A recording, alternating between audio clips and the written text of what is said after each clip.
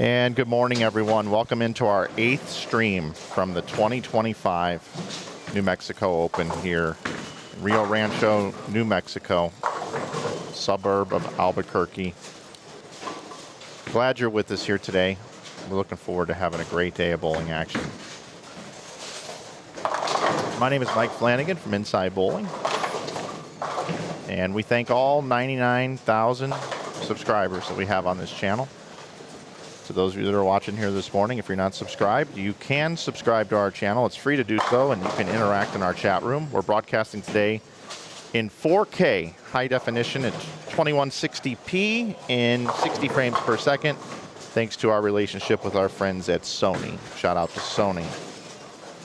The New Mexico Open is presented by Brunswick Bowling. If you are looking for a new bowling ball or bag or shoes or accessories, please consider checking out those that support this event, brunswickbowling.com. They have 7 brands of bowling equipment. You can check out all 7 brands at all of their different websites. Thank you so much, Brunswick. Without you, this tournament would not be possible, and the prize fund for the bowlers would not be as plentiful. So the bowlers thank you, we thank you, and the fans thank you. Also want to give a shout out to our other supporting sponsors here. Local food distributor, Shamrock Foods. Thank you so much. Because of Shamrock Foods, this bowling center is able to present some great offerings, very tasty treats. Been eating here all week, and the new menu is fantastic. I want to give a shout out to our cleaning partners here at the center, Jani King, for also being a sponsor. Our friend Brian Walczek, USBC Hall of Famer, works for a company called Western Bowling Proprietors Insurance. They provide insurance for bowling centers all throughout the country. Great company that supports bowling centers and supports this event. We want to thank Mike Flanagan, the new proprietor here at Tenpins More, for being so generous, giving the bowling center this weekend and providing such a great prize fund for the bowlers. And of course, we also are a sponsor at InsideBowling.com. You can get $19 t-shirts now through next Wednesday. It's a tournament special. We have over 900 bowling t-shirts, including all the ball manufacturers. We have licensing agreements with them. Funny retro novelty bowling t-shirts, kingpin shirts, we have it all. $19 this week. If you're watching this on an archive broadcast, you can always save 15% with coupon code YouTube. It's on the bottom left of your screen. And to those that are buying the $19 t-shirts, you can save 15% over at InsideBowling.com on all other apparel items using that coupon code YouTube. We have 192 entries. This was a re-entry tournament. 192 entries. We are down to the top 32 this morning in a bracket format. It's 2 games, total pins. And if you'd like to look at the bracket pairings, you can do so at the link I have posted at the top of the chat room that says results. Thanks to our friends at tournamentbowl.com. Tournamentbowl.com. Tremendous website. We've been running the event all weekend there. And as a matter of fact, this is what you will see when you go to tournamentbowl.com. There is the one side of the bracket, and I've got the other side of the bracket as well. I believe that's the right. And there's the left. That's what's available over at tournamentbowl.com. You can check that out. Get back out to the bowling here. Okay, so that's what we have for you here today. Francois Lavoie has won this event the last 2 years. He's looking to go back to back to back. And Zach Wilkins just came off of his first regional win, and then last weekend on this network won at the Springfield Doubles. The pattern, he's got the hot hand is what I was trying to say there. The pattern here today is the same as we've seen all week. I'll pop it up on the screen. It's 47 feet in length, 35 milliliters of oil. It's fire oil, 7 2-2s on there, which is very flat with a speed bump at the end of the pattern. We have a 1.81 to 1 symmetrical pattern here. We've got player over 60 years old. We got players over 50 years old. We've got a couple of females that made it. We've got two-handed styled right-handers. We've got single, put your thumb in the ball, traditional right-handers. We've got traditional left-handed players and and two-handed left-handed players. What I'm trying to say here, folks, is we have a variety of styles that have made it to the top 32, which means we give an A+ to the pattern design that everybody had a chance to make it into the top 32 here. Now that action is about to begin, I'd like to bring in my broadcast partner, who's been with me all week. He's making his debut on Inside Bowling this week, and it's been a pleasure. welcome in Jim Callahan. Welcome, buddy. Hey, Mike, good morning. Man, we're ready to have a great day. They're off and firing already. Zach Wilkins already has a strike. I think we got some great matches. You know, early we have Dio right in front of us. We got Steve Klemkin right in front of us. We have a bunch of really good matches coming up. We have the number 1 and number 2 seeds right in front of us, I believe, correct? Noel Gallegos and Dio Bernard, number 1 and number 2, are on the bottom of your screen on 23 and 4. Yeah, we've got 2 matches on every pair of lanes. It's very important to point out. So the match is A and C bowling against each other. So across from each other. B and D bowling across from each other, yes. And these are all winners bracket matches. 2-game total pinfall. Anything can happen with 2. You could be down 60 going into the second game and still win. And I'm going to tell you, with the way the lane pattern is, we're going to see some crazy things happen at the end. 8th, 9th, and 10th, you know, anything could happen. I mean, they're not easy enough where you don't throw it sharp, where you get penalized here. So on lane 17 and 18, we have Eric Jones versus Adrian Hare. That's a good match. Also on lane 17 and 18, we have Hector Pena versus J.D. Nance. That's a good match, too. Over on 19 and 20, we have Sarah Clausen taking on Andy Beyer. And over on 19 and 20, we have Zach Wilkins taking on Jackson Witt. Bottom right of your screen, 21 and 22, Jacob Gill taking on Brian Skidmore. And we got Steve Klemkin, USBC Hall of Famer, taking on Brandon Knowles. And then on lanes 23 and 24, bottom right of your screen, Noah Gallegos is bowling Frank Guccione. And then we've also got on 23 and 24, Dio Bernard taking on Mark Curtis Jr. Again, to see all the other matchups that are taking place on the other 8 lanes of the bowling center, you can check them out at tournamentbowl.com or click the link at the top of the chat room. There's another match in here that 2 guys that were touring players last year, Mike. Chase Nadeau against Nate Stubler. That's a really quality match right there. Anthony Simonson going against Mason Edmondson. That's another good one.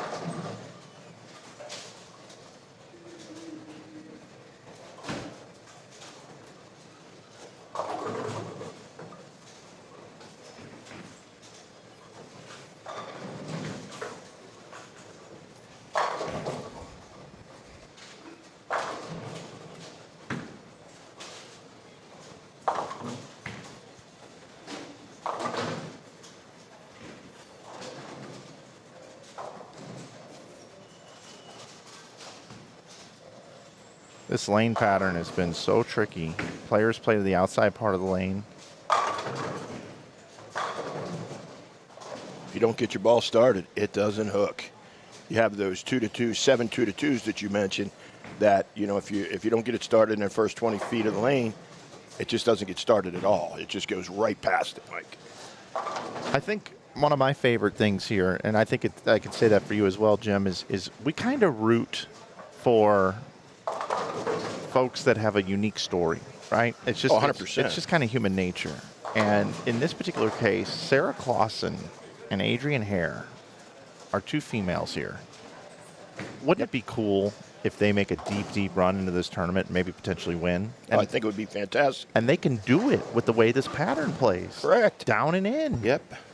You know, a 2-handed player with high rev rate, male versus a little bit lower rev rate, keeping the ball on line, picking your spares, female. Everybody's got a chance today. You are right. All the styles. And you know what? You missed one that you didn't really miss it, but we had the opportunity to have a 15-year-old make the cut last night. Just missed. On into the last game last night, young man had a chance to get into the cut, and we would have had everything covered from youth all the way. By the way, we have a super senior, Rick Bernard. Yeah. We have a 50-year-old. We got Steve Klempkin. We got it all. This was probably one of the fairest pairs that I've seen, and you and I have been to a lot of bowling tournaments in our lifetime. Everybody's just making sure they get off to a good start here. And we got some firepower here, too. You got Zach Wilkins, Anthony Simonson, Dio Bernard. You got Eric Jones, yeah. Stubler. I'm going to take a moment here, and I'm going to invert our stream so people can see the scores. That's what we'll be doing throughout the day here. We'll be picturing this. In the first few rounds, we're going to have half of the coverage for you. But then later in the event, all of the tournament's going to come down to our lanes. So once we get down to where we're only using 8 lanes, we'll have every ball covered for you today.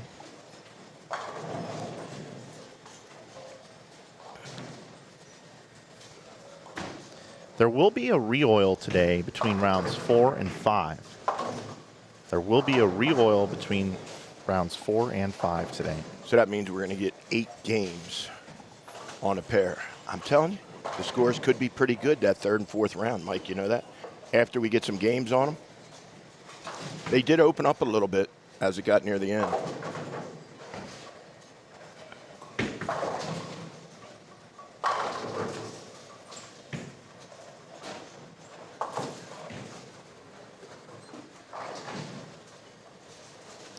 That's a good match, too. Klempkin against Knowles right in front of us. Brandon Knowles had good ball reaction yesterday.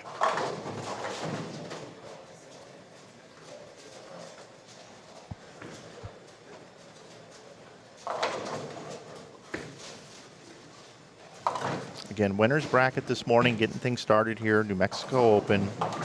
Glad you're with us here on Inside Bowling. I want to say hello to everyone that's participating in our chat room today. Michelle Clausen, glad you're here. Good luck to your daughter. Ashley's been here all weekend. Power Cord, Nick, Tom, Steph, everybody that's watching. Let us know where you're watching from and tell us who you're rooting for. Tell us who you like. This will help us. You know what I mean? Now we know, you got to jump all over with the brackets. Yep. So this will help us. I appreciate that. Yeah, no worries. I do it every time when we have brackets, and we'll do that all the way through. There are no pin count carryovers. Once you move on, you will have a new opponent in the bracket. I will say we are just getting our feet wet here this morning. There's a lot going on. We're going to do the best we can to bring you the coverage and keep you updated with what's going on. Klempkin's played golf the last couple days, he told me. He qualified how many hours ago? Long time ago. He qualified. Didn't he make it out of Thursday night? No, he made it out of Friday morning. I think it was Thursday night, man. I think Nadeau and Edmondson made it out that night. Oh, Nadeau and Oliveris made it out the first day. And then it was, what's that young kid's name? Hold on. Gill and Klempkin led on Friday. Remember Ontiveros bowled good on the 6th one? No, you could be right. That could be flip-flopped. Anyway, he hasn't bowled for a while. No. How about Chase Nadeau? He's been here 4 days. He bowled at, 9 o'clock in the morning on Thursday. Those of you that are looking for the bracket link, it's at the top of the chat room. If you click on that link, it takes you over to tournamentbowl.com, and you click right winners and left winners. Right winners, left winners, and you'll be there.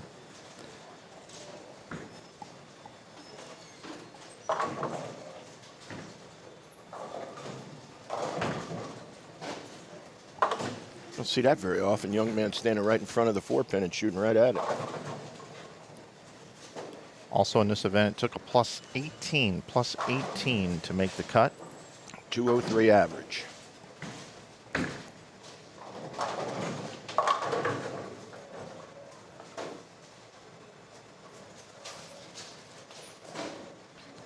Everyone settle in now just to make sure they don't get too far behind going into the second game.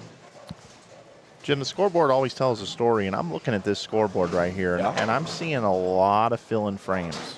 We've only got 2 opens. Yeah, you're right. For all the players on the screen right now. That's incredible. It's over on lane 24.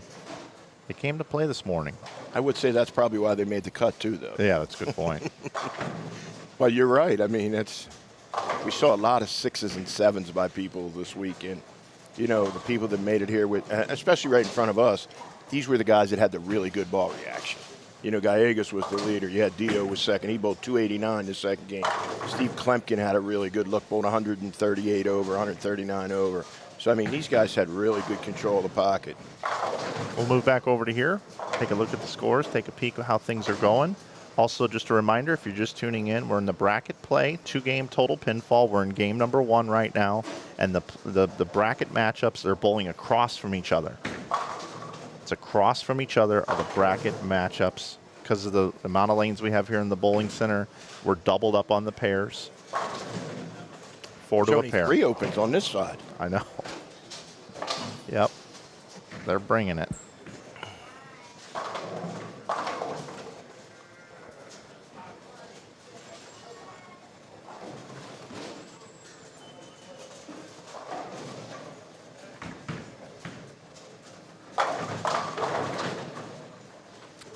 J.D. Nance is a really solid bowler. Just was in the number. Came back to last squad last night, you know, up to score. Really controls the pocket.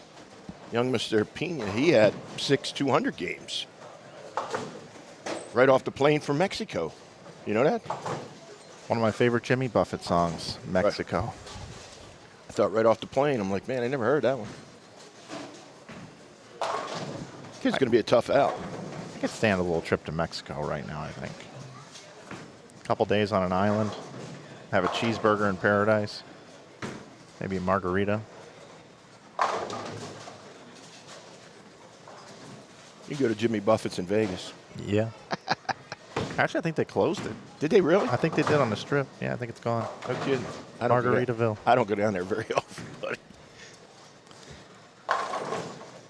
I'm going to be in really bad shape. They're building a casino right next to my house. Oh, great. Inspirada Station with lanes in it. Oh, well, there you go. That'll be your home house to do all your coaching. That way you are correct. Gold Coast is at now, but I'm going to probably change that to Inspirada Station. Maybe I could become the house pro there.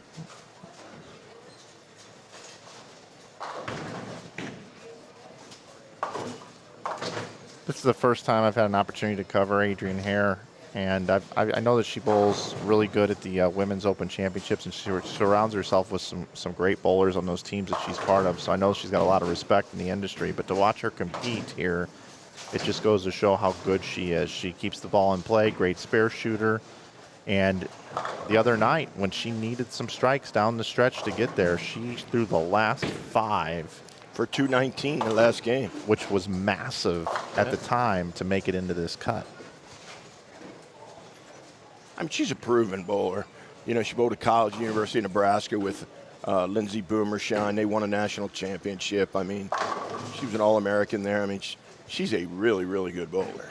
She's got a really tough matchup here, though, with Eric Jones. I would agree. I would think these two girls are going to be a tough out, Mike, like you said. They don't give away the pocket at all. Yeah, Sarah's having some issues on the right lane right now. But again, remember, everybody, oh, nice little 4-9 conversion over there.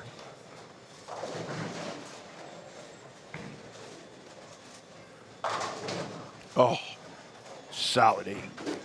Our man Gil picked the 4-9. But yeah, Sarah having a little bit of problem there on the right lane. But 2-game total pinfall. Filling the frames, though, you know what I mean? That's all she can do. If I'm Eric Jones, I don't think I would have wanted to draw Adrienne this morning. No chance. You know? Got the crowd behind her. You know, she's a hometown girl. Yeah. Oh, man. He's so dry, man. Yeah. He is so dry. I talked to him yesterday about, you know, just how he's been bowling. And he's been bowling really well.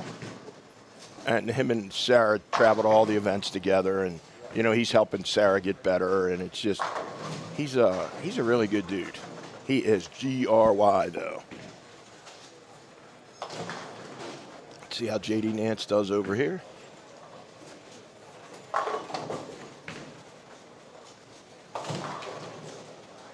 J.D. Nance, bowling a young man from Mexico, Pena. And then the other match is Eric Jones against Adrian Hare. The other lane is Sarah Clausen against Beyer, and then Wilkins against Jackson Witts.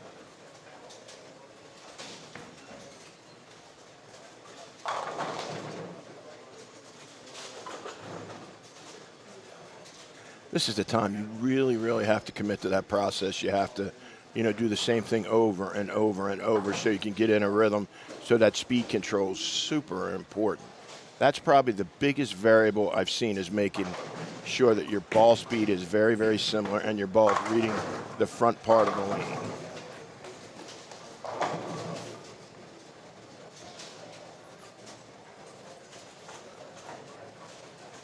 And one other thing we didn't add about Adrian Hare, Mike, her dad is PBA champion Mike Miller. So she's got the family roots behind her to help her be a great player as well. And her aunt is Dana Miller Mackey, who Steve Mackey used to own his bowling center. So, all the roots are very deep here in Albuquerque.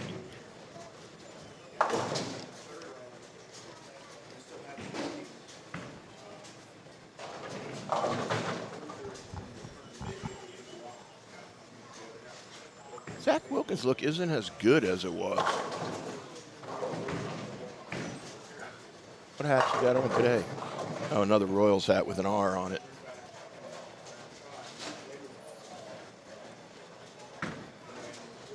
Steve Klimpkin, no doubles so far.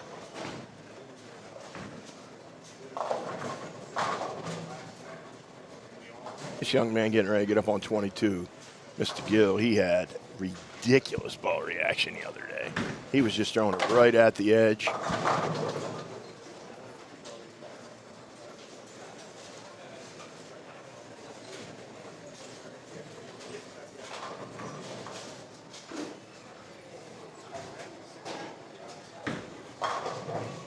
Must be tighter. That's a different ball than he used the other day. And these two pairs are tricky, got to tell you, Mike. And we've seen some characteristics. They are. 23, if you get it to the right, really doesn't want to come off it. And then 22 is interesting, has the same thing. But if you square up to it, then it wants to go high. So we could see some interesting things here. You saw there, Mr. Gill got it going up the lane, hooked instantly.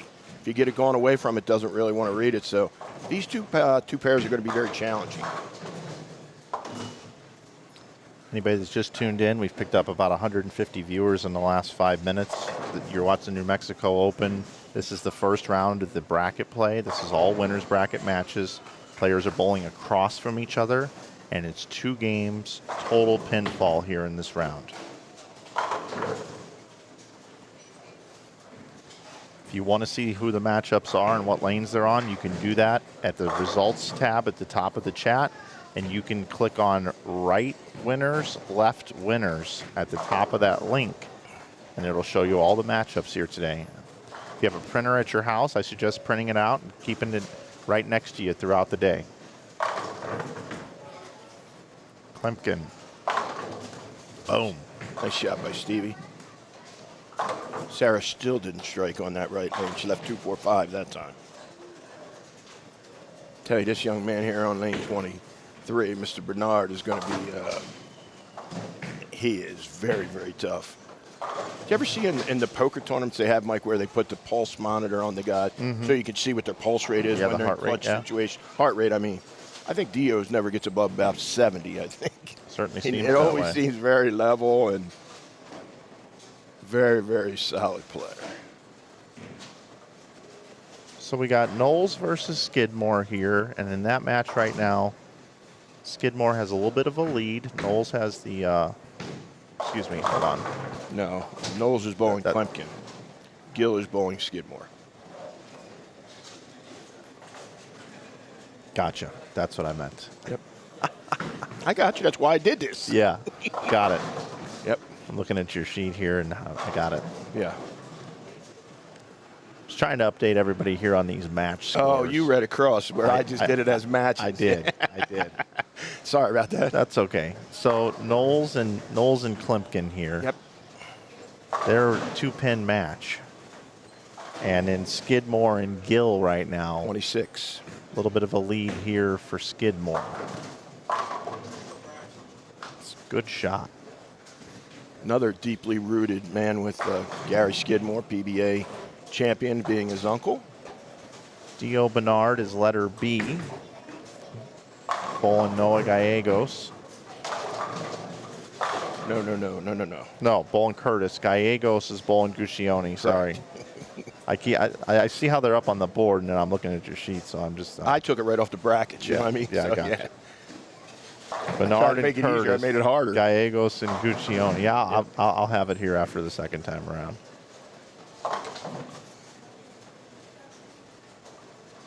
So Dio can bowl 228. Nice shot there. Tell you, I talked to Dallas Leong about Mark Curtis. He said his look at the beginning was incredible. He kind of limped his way in at the end. Games 3, 4, and 5, he bowled. He had 520 for games 3 and 4 yesterday. Got Noah here. Gallegos, our #1 seed. He can bowl 258, and Guccione can bowl 216. Now let's try this. Let's try this over here on these matches. Klimpkin, bottom right of your screen, getting ready to take a shot. Move over to lane 17 and 18. Stevie's first double. 97 in the 5th with a double up. Adrian Hare can bowl. Looks like 233. And bowling Eric Jones. Eric Jones, letter B, can still bowl 239. Yep. And then we've got Pena and Nance. Yep. 241 left out there for Pena, and Nance can bowl 234. These are really good scores. Oh, great scores. Over on 19 and 20. Clausen and Byer. Byer, I believe, is letter D there. Sarah is letter B. Letter D is Byer. Yep. Letter B is Clausen. So Yep. 216 left for Clausen, 191 for Byer, and then up top there, coming down to at the end of the first game, Zach Wilkins. Jackson's going to have a commanding lead against him. Jackson Wick can bowl 237. Now we got to keep track of these scores. I'm gonna write them right on. We're gonna do them here. Okay. I got you, brother. All right. Don't worry. Great game by Jackson. 236. Where we at?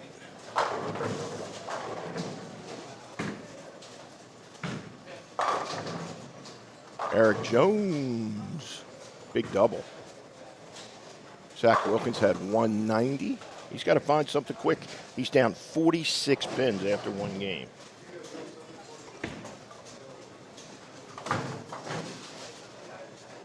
Two-game total pinfall.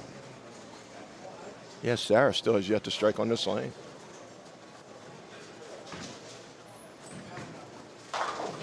Mr. Byer throws a nice.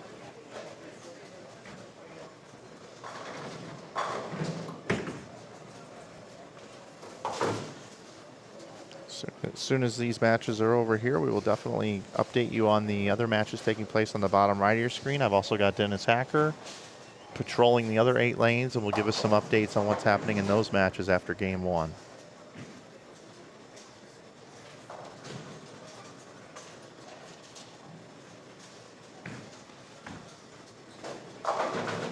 Great shot, J.D. Nance. Shoot 234. But Pena can still have 241. Very high scoring match. I think it's like you said earlier, Mike's a great point. We don't see any open frames here. Very solid games by all the players. That's a big double right there. That closes that match right down.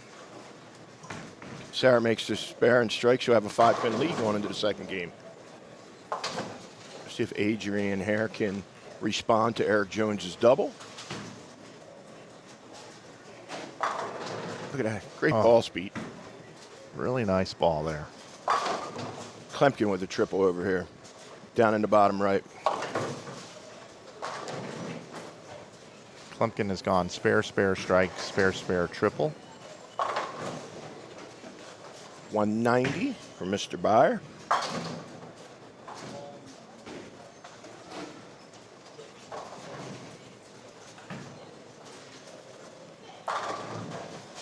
JD. Sarah Clausen with 196. She's ahead 6 pins going into game 2.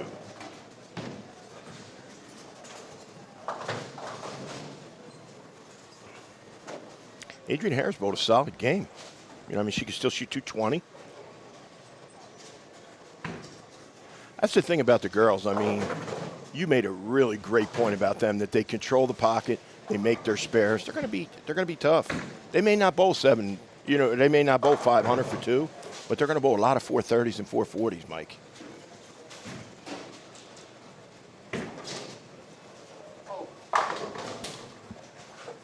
Ryan Skidmore with a little emotion. I like it.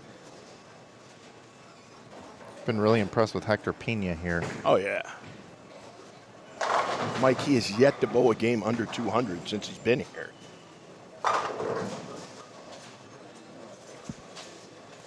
Pena's got 2 here. I got a sound effect loaded in for that type of statement. That's what it equals to, buddy. All right. You all right, my man?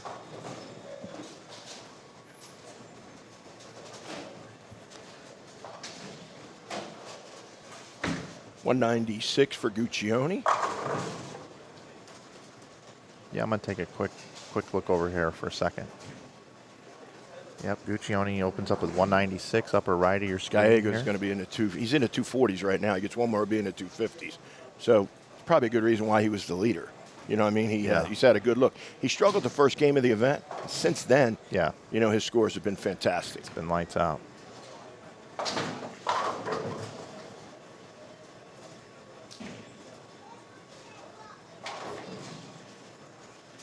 Steve taking a little bit of control against Brandon Knowles. I'm doing good today. I'm not going to call him Mooney one time today, Mike. I promise.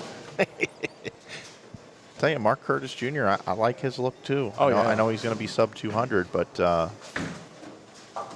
great look out there. All right, so it is 240, or excuse me, 258, right? 258? 258 in the 250. For Noah. For Noah. Bounce back over here. I'm texting you some stuff. Oh, okay, perfect.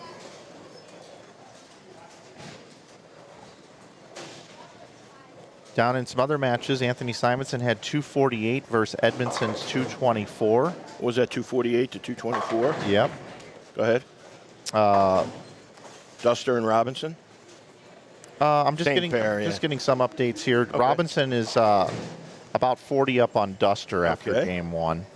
And Leong Zweig is about a 10-pin match between the two with Leong in the lead. Just getting some text updates from Dennis from the other end of the building. Perfect. I'll tell you what, it's a little shocking that Dio Bernard needs another strike for 200. You know what I mean? After we saw what he had at the beginning yesterday. Ryan Skidmore, great shot. 4-bagger for him. You got the 222 and the 220s written down. That was on the hair pair. 220 for Pena. 222.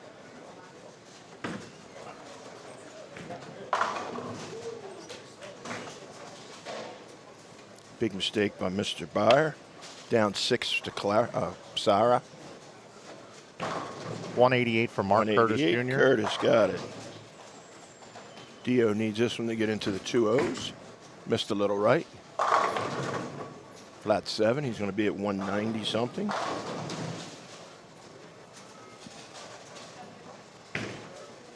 Some of the pairs are already into game 2. Zach Wilkins needs to start striking. Because Jackson Witt, he's not slowing down, buddy. And we've liked his look a lot. He had a hard time, you know, his misses were, you know, washouts. And so 195 for Bernard. He has a 7-pin lead over Curtis. Gallegos had 258. 62-pin lead for Gallegos over Guccione. 7-pin lead Bernard over Curtis. 46-pin lead Witt over Wilkins. 6-pin lead Clausen over Byer. 2-pin lead Nance over Pena. And we'll have 222 for Hare.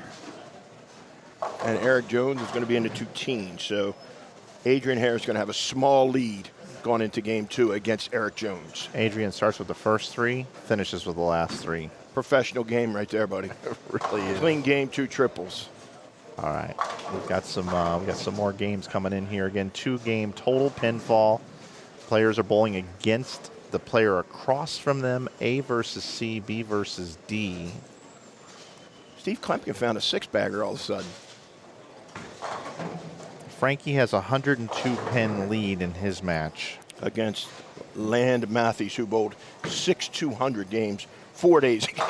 Ontiveros is up 36 pins after game 1. So that's just what the total is. You don't know what the scores were. That's just what it was. Correct. Yeah, I'm just getting updates to let people at home know what's happening on the other side of the bracket. And Frankie was up how much? 102? Yes. How much did you say Zweig and Leong was above that? Leong had about a 10-pin lead after game 1. All right, about 10. Okay. So Steve's going to be in the 240s. Knowles is going to be in the 180s. Steve has 2, 4, 7. Nice game for Stevie.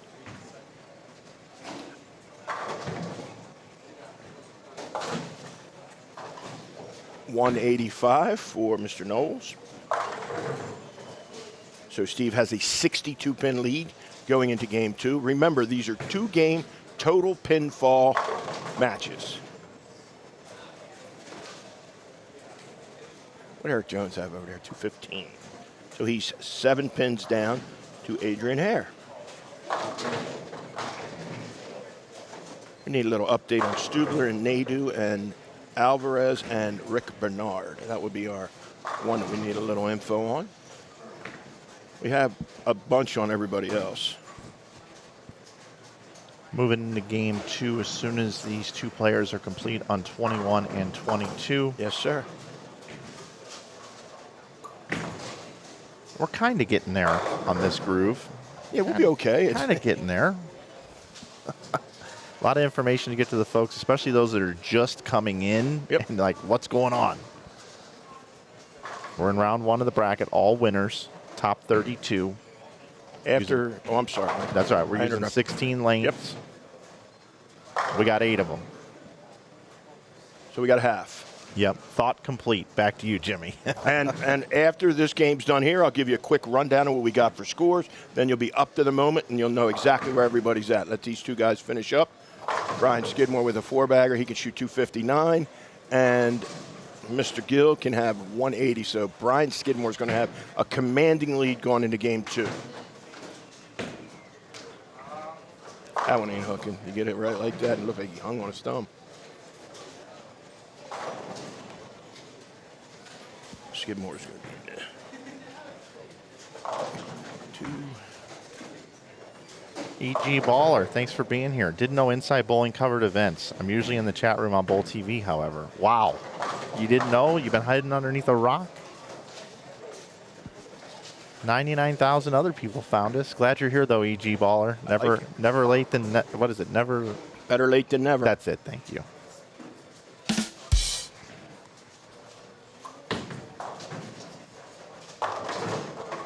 Dio just can't dial in. And if you are just tuning in, we've got some elite players here today. I mean, this is going to be an afternoon of bowling for the ages. We have major champions in the field today. Yeah. And the pattern gets harder the more it gets bowled on. Yep. And we are re-oiling after round 4 today. That'll be the only oil that we have. We might have an oil before the stepladder. I'm not sure on that. Big mistake by Frank. Starting to slip away for Frank. Gallegos was up 62 going into this game. Started with a double. I think we'll be calling that one soon, buddy. Skidmore. 191 for Gill. Looking to finish up with 236 here for Skidmore. Then we'll run through the scores we have for you. 232. It's a weird score. That is. We've had some weird scores this weekend. Okay, Jim. So take us around 21 and 22. 21 and 2. We got Steve Klempken, his 247 to Mr. Knowles, who had 185. That's a 62-pin lead. Skidmore against Gill is up 232 to 191. He is up 41 pins. 23 and 4 right next door. We got Dio Bernard against Mr. Curtis. He's up 7 pins. Gallegos had 258 to Frank Guccione's 196. He's up 62 pins. Move it over, man. Let's roll on, baby. 17 and 18. We got Eric Jones against Adrian Hare. Adrian Hare leads 222 to 215, up 7 pins. These two matches are really tight. JD Nance against Mr. Pena, up 2 pins, 222 to 220. Moving over to 19 and 20. Sarah Klassen has 196. Mr. Byer had 190. Then here's a bit of an upset. Jackson Witt, 236 to first game. Zach Wilkins, 190. Jackson Wilkes started with a double, but he has an open. Zach needs to start striking now. Some other scores we have. Anthony Simonson, 248. Mason Edmondson, 224. In the Ontiveros-Lopez match, Ontiveros is up 36. In the Lavoie-Matthews match, he's up 102. Leong against Zweig is up 10. That's up to date, everything we got right now, Mike. And 2 more scores just coming in. What do we got? Alvarez is up 31 over Bernard. Plus 31. That's Rick Bernard. That's his father, correct. And Stubler's 21-pin lead over Chase Nadeau. 2 touring players right there. We talked about guys with high credentials. Both of those guys bowl for a living. And you got the Robinson up 43 on Duster. I do not. There we go, 43. Yep. So you guys are right in where we're going. Everything's right in front of you. Remember, as we eliminate players, they're not going to go to the other place. They're going to converge into where we're at, and we're going to have all the matches right in front of you all throughout the day. Up to 676 viewers. Glad you're with us here for the New Mexico Open 2025. My name is Mike Flanagan from Inside Bowling, joined by Jim Callahan here this week. He's making his debut on our network. We're happy to have him here with us, and we're going to have the coverage for you all day long. This is a bracket format. Top 32 made it in today. We are in round 1, 2-game total pinfall matches. We keep saying it, but it's because we keep picking up more viewers. And we've got a wide variety of athletes out there today, and Zach misses the 10 pin. Zach is in serious trouble. Remember, he's down 46 pins in this match, and he's even through 5, so no more mistakes can be made by Zach. I don't think he can miss any more in that match, Mike.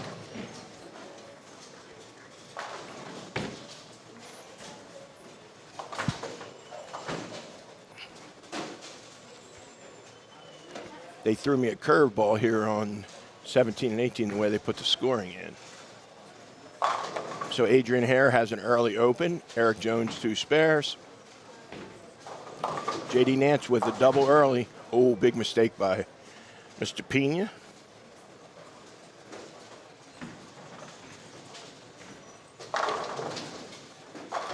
Good shot by Sarah Klassen.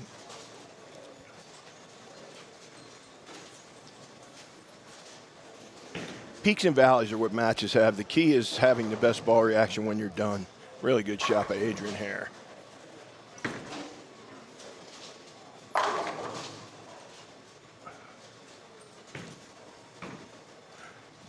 Look how they did the scoring on this one. Well, that's what I just got up about. That's kind of weird. Well, what it is, it allows us to see both games. So I just talked to Dennis and cool. and Rob and Mike and said, hey, let's do that in the next rounds. Let's make it consistent. Some are doing it, some are not. I never thought you could finish a game and start another game on the same screen. I've never seen that before. You just add another name and you can go in there. It's AccuScore, one of the old school AccuScore bonuses that you get. Yeah, I didn't even know you could do that. Jackson went with a big double against Zach Wilkins. No more mistakes for Zach Wilkins if he wants any chance. Yeah, and he's good enough to be able to pull this out. Let's see what he does here. Another little 4-pin. Jackson Witt's max score that he needs to win the match is 199 if Zach Wilkins strikes out. These pairs are a little bit further behind over here, so they will be our last ones to finish here that we will be watching. Like to give a glimpse of the scoreboards here.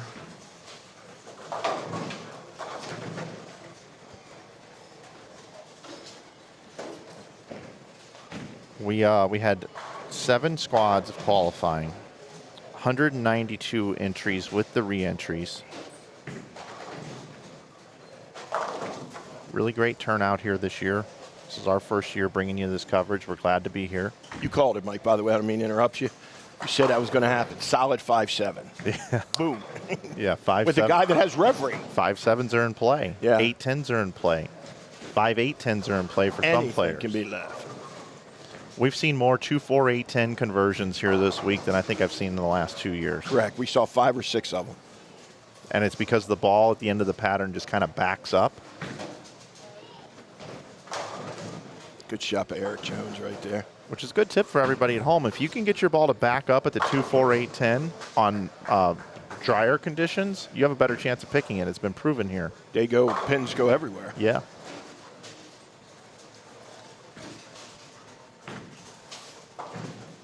Push. Big double Adrian Hare. By the way, I'm a huge Rocky fan, and you have no idea how badly I want Adrian to make it far in this tournament. Nice 5-7 conversion there, because I want to be able to later on say, "Yo, Adrian, you did it." Oh, big mistake by Sarah. That match is still very close, too. It's only 6 pins. It is. It is right there. By the way, it's still 6 pins. See Nadu off to the left side of your screen. He's down 21 to Nate Stubler going into game 2. That's one of the toughest draws here. That's one of the most blockbuster matchups we have in the entire round. Good strike by Zach Wilkins. And we didn't set up anything for our stream pairs. It's where everybody landed. Those are the players that we have. So if you get to watch your favorite player, it's just because they qualified properly. If they're not on the stream, you can yell at your favorite player for saying, "You should have qualified in a different position so we could watch you on the stream." Not really, but I'm kind of being half serious. All right, here's Sarah. She's starting to get into that crunch time now. 4 frames left in her match. That's a professional shot. Zach Wilkins is running out of time quickly. Our number 5 seed could be going down to a number 28 seed, Mike. So the upsets began.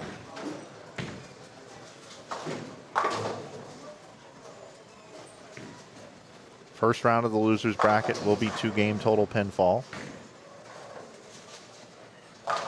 But later rounds of the losers bracket will just be 1-game eliminations. Yo, Adrian is keeping it right on Eric Jones, buddy. I know. Whoa. Big mistake by Pena. That's only a 2-pin match by Vance. Now you got, now it's in the 30s. This is the shutter outer right there. 35 minus 11. His score is 189 for the shutout if Zach strikes out. Eric Jones in trouble. Could see 2 ladies going forward here, buddy. Good. I am going to call the match in Wilkins against Witt. You can put Witt as the winner.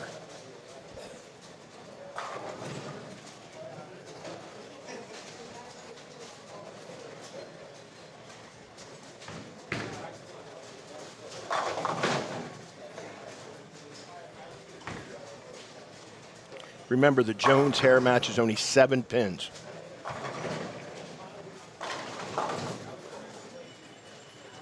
Mike, did you see the anaconda outside the front door today? I did not. Not today. Zach Wilkins going to go into the losers bracket. We're old school here. No contenders, no second chance. It's the losers bracket. We are in charge of putting the scores into tournamentbowl.com for our pairs, so this is very important for us to get the totals.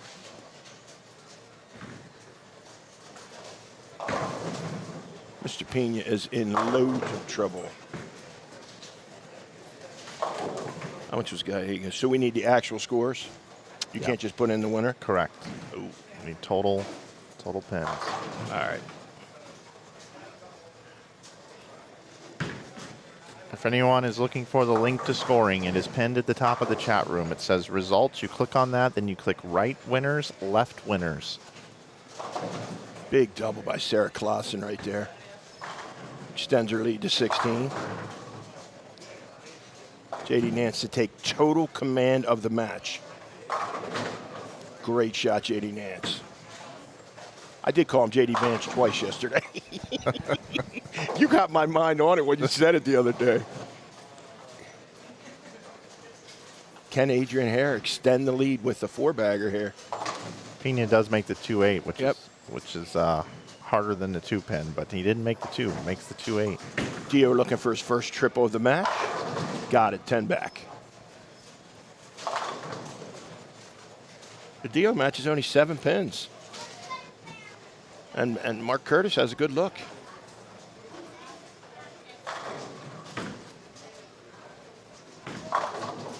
It's crazy. You go up and on that lane, it goes away from it. If you get it going away from it, it never hooks. 4-bagger, Adrian Hare. Eric Jones in a world of trouble.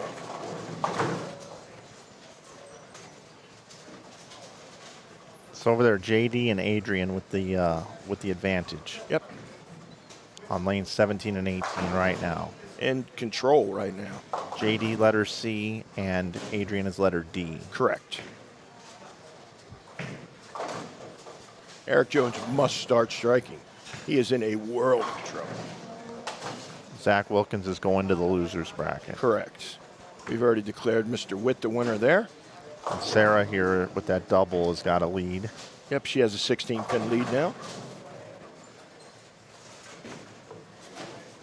All right, we're going to go over here. Both of these matches have Big's lead. Skidmore against Gill is 41 pins, and then Klempkin against Knowles is 62 pins.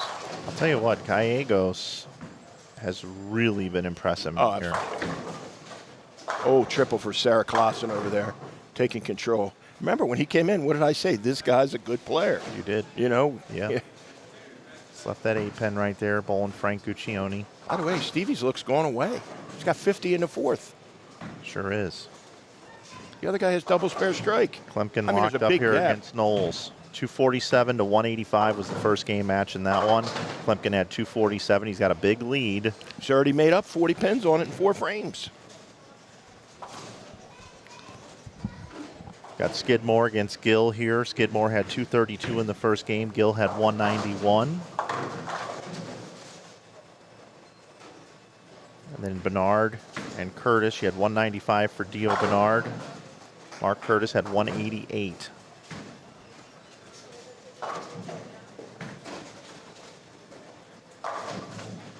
Stevie got to get his look back here. Tell you what, Brandon Knowles grabs a double here. Gets it down into a 20-pin match. We'll stay here with SK, and then we'll move back over to the other pairs. You see just how far right Steve is. I think he's looking at about 4 or 5. He was a little left of that zone when he got his score. Oh, that was a huge 4-pin. I think that was in a little for him, too. Yeah. They're finishing up on the other pair, too. Let's see what Dio can grab a 4-bagger and take complete control against Mark Curtis. Oh, that was really right off his hand. I'm going to tell you what. Right here, we got a match, Mike. Knowles against Klempkin is down in the 20s with half a game to go. Jackson Witt, congratulations. Yeah. Witt bowls 236. Against Zach Wilkins. Tough draw this morning. Jackson can bowl 211 here. Zach Wilkins, best he can do is be in the 190s. Wilkins is looking at about a 380 total here. Yep. Witt's going to get the win. Adrian. And she's just hitting the 1-3 over and over and over again. Yep. That's a song too, isn't it? Over and over again. I think that was Tim McGraw with Nelly. Yeah. It's all in my head. Jackson ends up with 210 for 446. 446. And Zach gets a double. This will get him the 190s.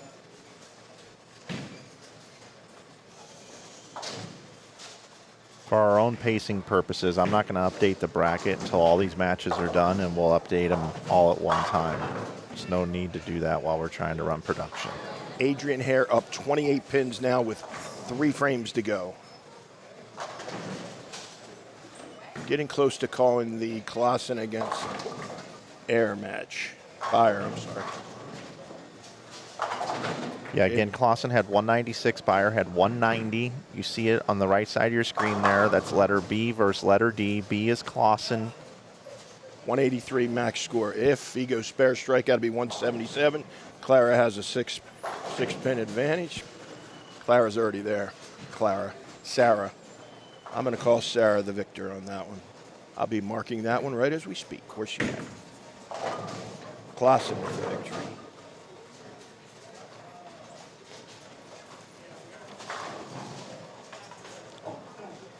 Dio getting closer too.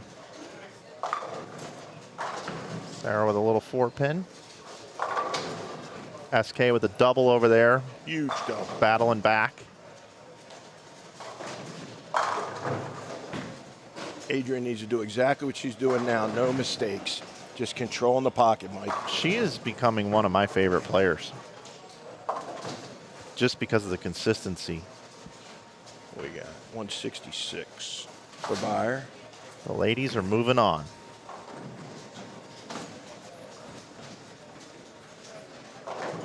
Great work there, buddy.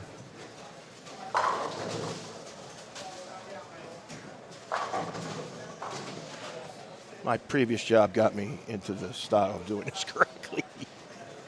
Sarah's got 200. Wow, what'd she do? Just throw in the gutter? I didn't see her miss that. I didn't either. She's gone, no 396. Winner. Winner Clausen. Head back over here. Yep. Gallegos. 258 in game number 1. Guccione had 196. He strikes here, we're going to call it. There's 8, that's 161. He's up 58 and 62. Max score 213. We're going to call it right now. Dio Bernard over on lanes 23 and 24. He is letter B. Yep. Gallegos is going to be the winner in that match. He bowled 195 the first game. Mark Curtis had 188. Both players are striking and bowling big games here in game number 2.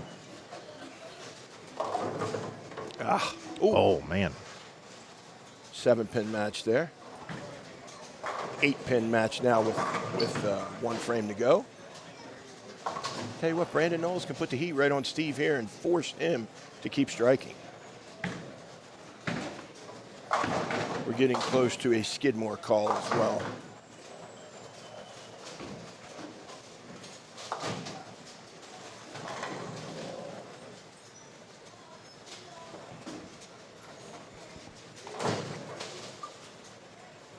Eric Jones in a world of trouble, my man.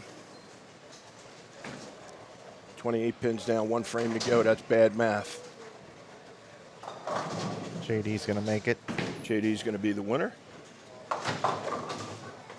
Nance is the winner. Going into the 10th frame here in our couple of matches here on lanes 23 and 24. Again, the players are bowling across from one another. We're in the winner's bracket, round number 1, game number 2 of a 2-game total pen match. Dio Bernard up here in the 9th right now in a close one. Massive shot for Dio. That's huge. 195 game Takes 1 for Bernard. Pin lead. Curtis had 188. Yep. 17 pin lead with 1 frame to go. No more room for mistakes by Mark Curtis. Adrian Harris, she strike there? Or flat 10? Flat 10. Not making any mistakes.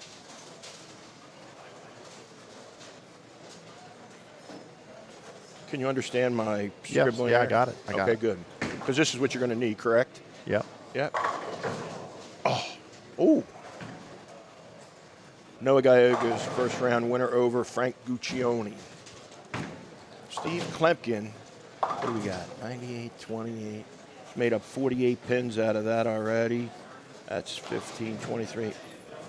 It's a less than 20 pin match with 3 frames to go in the Klemkin match after being up 62 pins after the first game. Yeah, that was Klemkin's 247, Knowles 185. So Steve's got quite a bit of a lead to play with, but right now Knowles is bringing the heat. It's down to 20, and Knowles has a 4-bagger.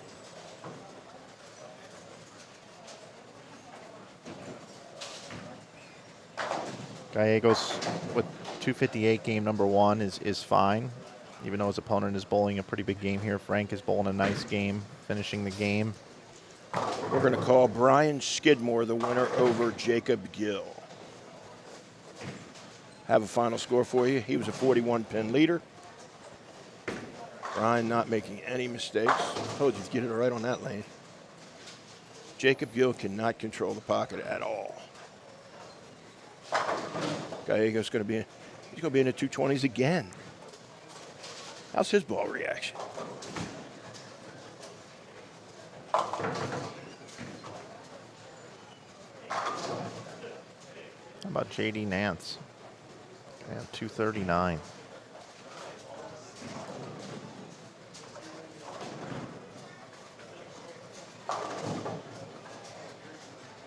Going to be in the 170s this game, Mr. B. Makes a spare.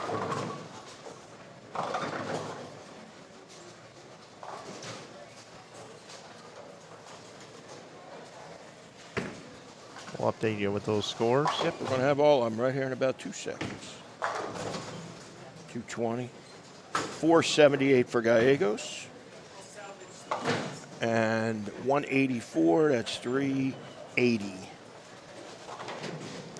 Tell you what, Gill has just not had good ball reaction here. And his was the best almost I saw the whole week the other day when he led the squad. He had really good ball reaction. Ball's hooking in a different spot now. So Gallegos was 478 To 380. 380 over Guccione. What did Zach Wilkins have game 2? I'm going to need that score. Go back over there and it'll still be up there. Go there right after Dio's shot. Oh. 193. Good call there. Sorry I missed that. No problem. So Bernard 195, 188 game 1. 7 pins. Hole 225. Yeah, that's going to pretty much do it. Most he can have is 2-1. Dio's beating him this game. We're going to call Dio Bernard the winner.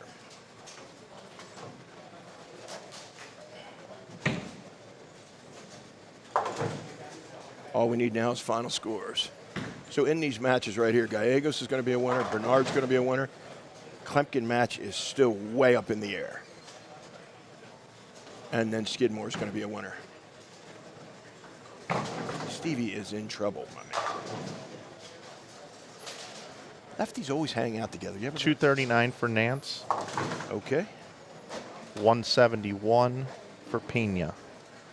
71. No, that's not here. That's up there. Yeah, 171. my fault. I did what you did. 391. Huge shot right here on 22. Trips the 4. Stevie's in trouble.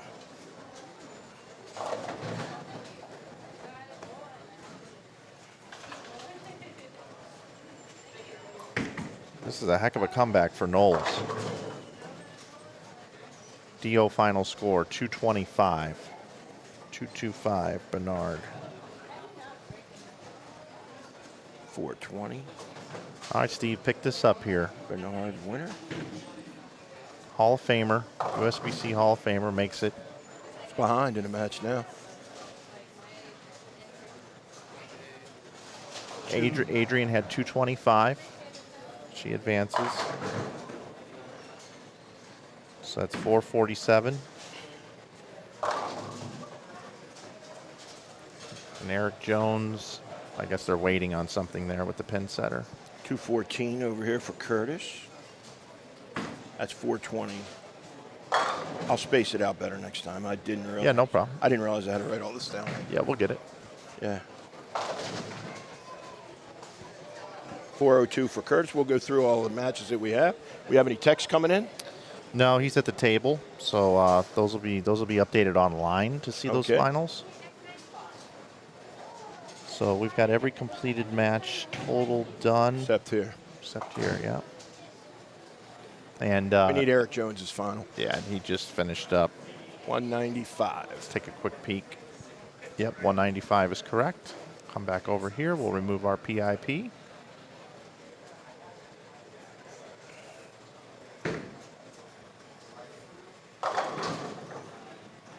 No 9-pin interactor. There wasn't a 9-pin? There was not a 9-pin on 21? Yep. Was not a 9-pin.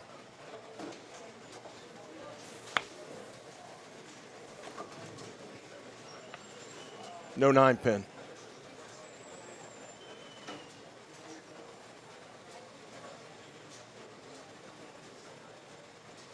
Nope.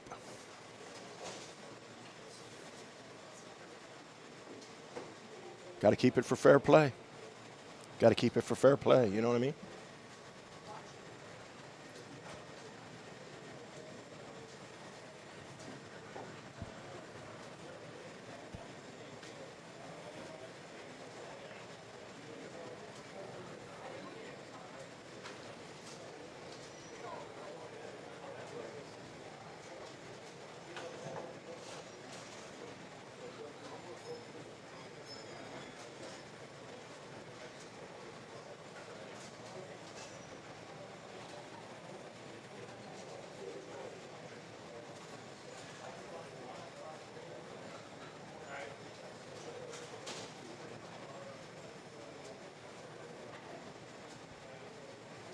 Winding down while we're waiting for the correction.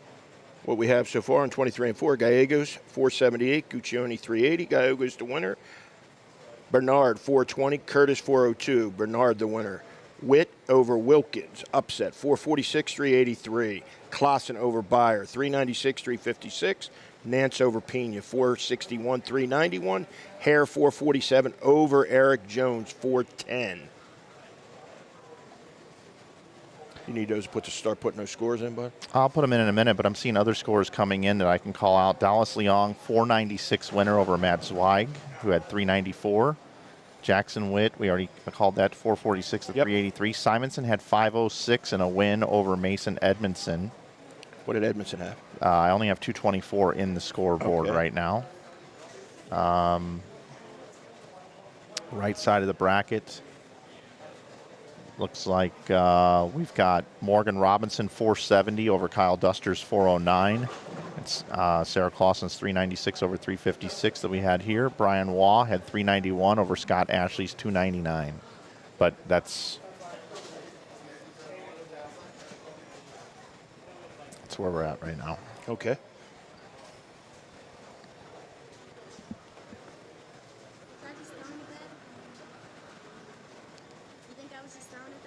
No, you're worried about the score instead of making good shots. Period.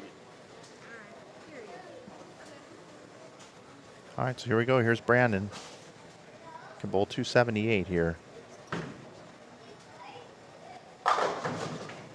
Ring 10. Same result. Yeah. Good. That's you like to see that happen. Wouldn't want to see the match affected by a pin default. 57. So he says 62.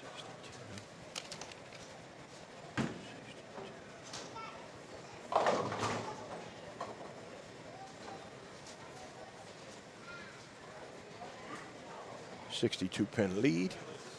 Steve's max score is 185. So 247 is max would be spare strikeout. Still have a chance. Stevie strikes out, he forces him to get a mark in the 10th. It's amazing how Mr. Gill's ball reaction just went away. Now you don't have anything. He's got one mark in 8 frames. May not bowl 100.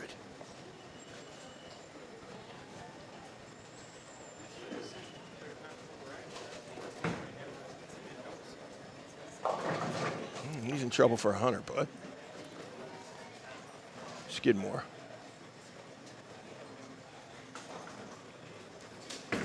It's interesting. He's using a little shinier ball playing out there to try to create a little bit of hold.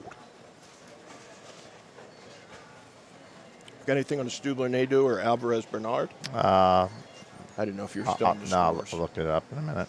Okay.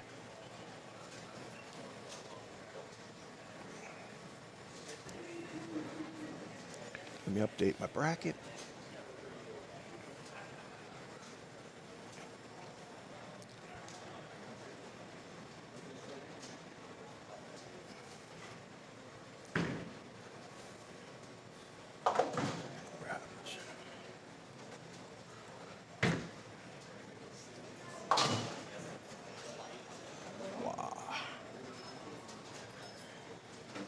So again, Steve Klimpkin here had 247 game one. Yep. Brandon Knowles had 185. 62 pin differential. So if you add 62 to Steve's score, he's got 197 in the 8th. He is down 10 pins going into the 10th frame.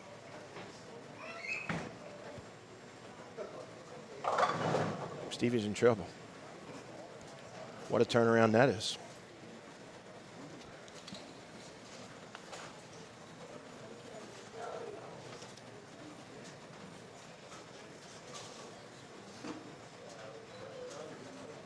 We got some really good second round matches coming, buddy.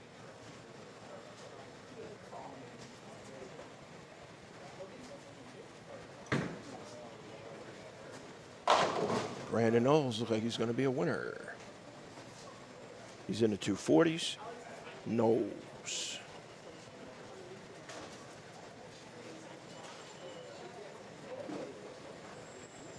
What a comeback.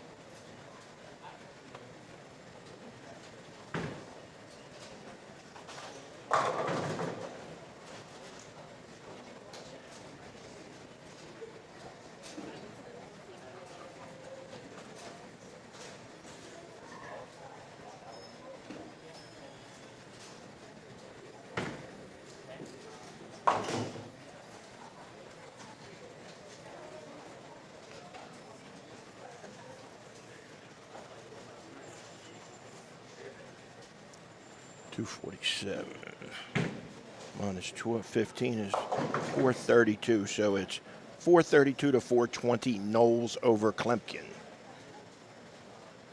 Sure of that. Got to give a little more room next time.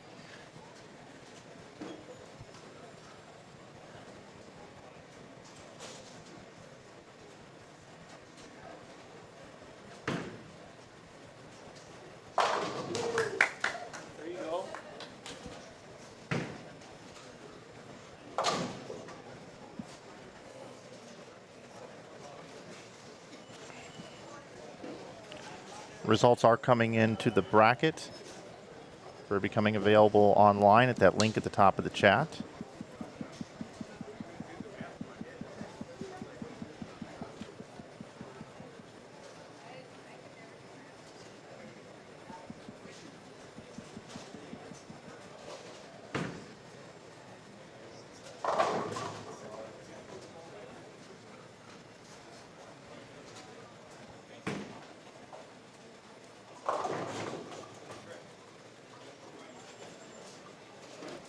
Skidmore 445 over Gill, our last shot of round one.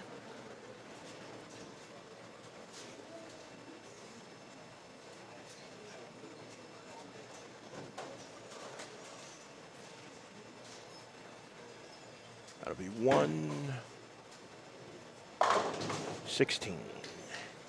That gets into New Mexico Open Bowlers at the end of round one of our double elimination match play bracket. We're going to start just in a few minutes here. We're not going to have a break, so please. Let's go through what we got here. 23-4, Bernard over Curtis. Gallegos over Guccione. 21-2, Knowles over Klimpkin with a big comeback. Skidmore over Gill. 19-20, Klassen over Beyer. Jackson Witt over Zach Wilkins. 17-18, Adrian Hare over Eric Jones. Nance, JD Nance over Pena. We have Robinson over Duster on 13-14. We have Simonson over Edmondson on 13-14. 9-10, we have Wall over Ashley. Leong over Zweig.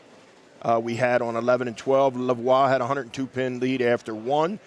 Ontiveros had a 36-pin lead after one. 15-16, you had Alvarez with a 31-pin lead over Bernard, and Stubler with a 21 lead over Nadu. So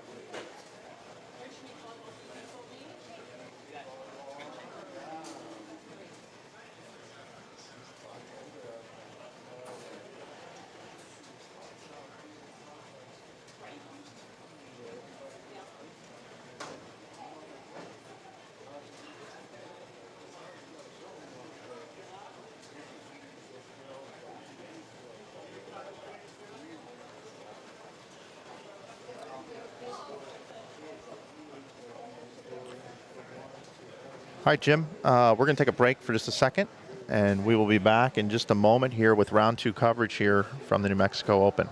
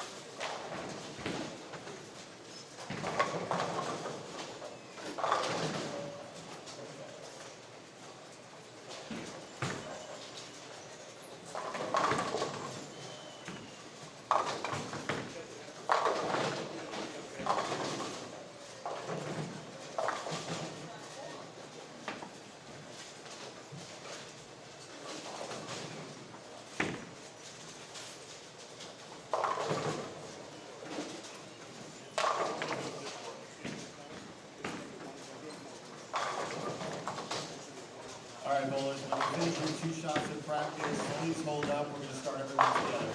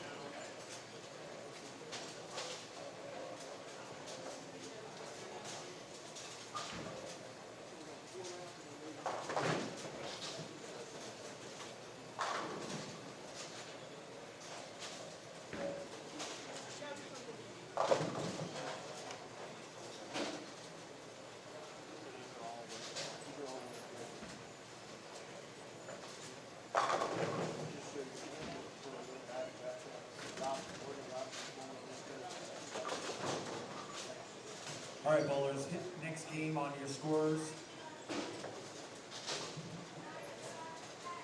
Good luck and good bowling.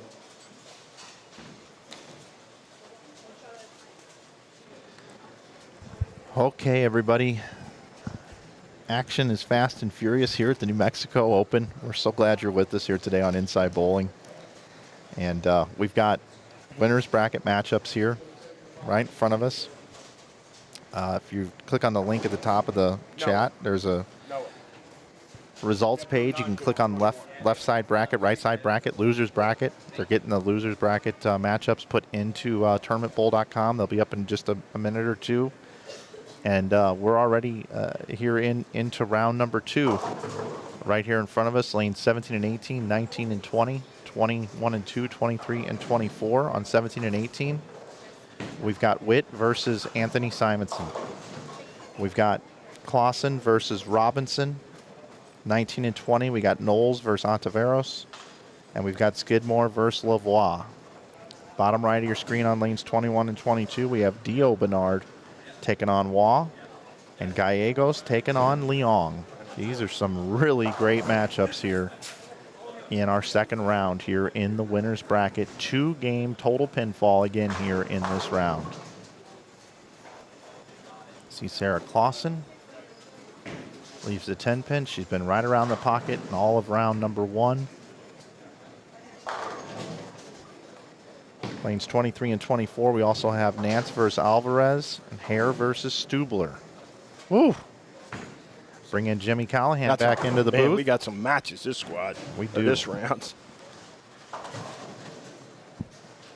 Then we've also got our losers bracket matches taking place on the other 8 lanes of the bowling center. We'll get you updates from those throughout the events. About halfway through this round, they'll be able to give us some updates via text from down there. Yep. Lavoie looking to go back to back to back. He is the poster boy. He was on the thumbnail here today for this event. Took him 2 entries to get in. Bowling on some burn here. Bowling on some burn. As Jimmy pointed out here, lanes 19 and 20 had 2 lefties in the last round. And then 23 and 4 where Stubler's bowling, that's where Dio bowled. Yep. So there's going to be a little transition there, so we'll see how that plays out for the lefties. Anthony Simonson in reactive. Playing a little left of the way outside zone. He's playing like the next zone over. Yep, which is, that's 8, 9, 10. Which, by the way, there's nobody on the planet better than him on that little shim where he can get it right at 10 there. Had a really strong first round. Simo had 5.06 in the first round for his victory. For those of you that are just tuning in as well, if you're watching, and if you're watching in some sort of definition that isn't 4K, you can get it in 4K at 60 frames per second, 2160p. Looks really great on those big screens out there by clicking the gear icon. And you can get our broadcast in 4K. Sometimes it doesn't default to the highest quality. Make sure you're watching in the highest quality today. 5-7 spare by Dallas Leon. It's so easy. Just move it. Remember, there was 2 of them. It's both on that lane. That's the one that's a little tight to the right. Dallas had a big 496 in his first round, Mike. I'm going to tell you, Dallas is very good when he can stay to the right. Dio goes to a fresh pair, too. Dio struggled a little bit getting a look on 23 and 4, but he's going to be dangerous.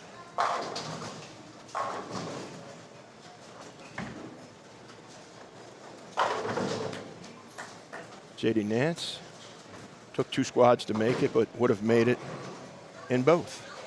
No, he was 11 over. He would have missed in the first one. Uh-oh. 6-10 whiff. Brian, wow, in that different zone than everybody else is in. Mike, he did it yesterday. And, he was right in that 9, 10, 11 the whole time, where everybody else is definitely right of that. He had 391 the first squad with a win over Ashley, who had 299.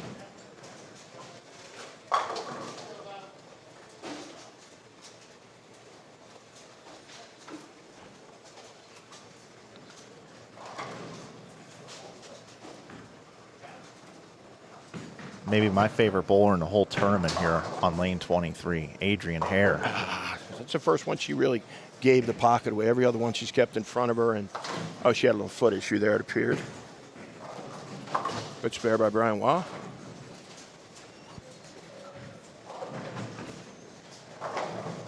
Back over to the other pair. Jackson Witt with the upset of Zach Wilkins the first round. Yeah, and I like what Theory versus Skill Pro Shop here says. What's that? Poor Jackson Witt, 18 years old and has to bowl a top 3 bowler in the world, and he just came off a bowl in Wilkins. Beat him down, too. I will tell you this, if he can get past Simo here, this will be a memory he'll have when he went into his 50s and 60s. He'll say, I was 18 years old. I was 18. Mexico Open. Back in the day. I beat Wilkins. I beat Simo. Didn't matter. It could bring them all on. I knew he was young. That's good to know that he was 18. So we have our youth. Remember we were talking about having all the categories. And Simo just slid right past the 10 again. Yeah. I'll tell you, this down lane speed bump is not Simo's friend right now. He does not like it on spares. He doesn't. He missed 2 spares on the left side of the lane to the right, and he missed 3 to the right on the right side of the lane. Towards the end of his qualifying block. He bowled 790 or whatever it was. 797. His first 3 games, and then bowled 490. Yeah, he didn't bowl very much. The he was last fishing 3. a little bit, obviously, but he still missed a lot of spares. Yeah, he did. And he came up to us and told us, it's interesting that, he was listening the day before, and I had commented how tough the left side spares are, because if you're not right in the middle of it, it skids right by it. We watched Sarah Clausen miss 4 7-pins and just skid right by it. So you got to pay attention on your angles on the spares. Speed bumps have more purpose than slow you down from striking. They can slow you down from sparing, too. I think it's going to be very interesting here what Dio did to the lane for J.D. Van, or Nance. I did it again. There's my first one of the day.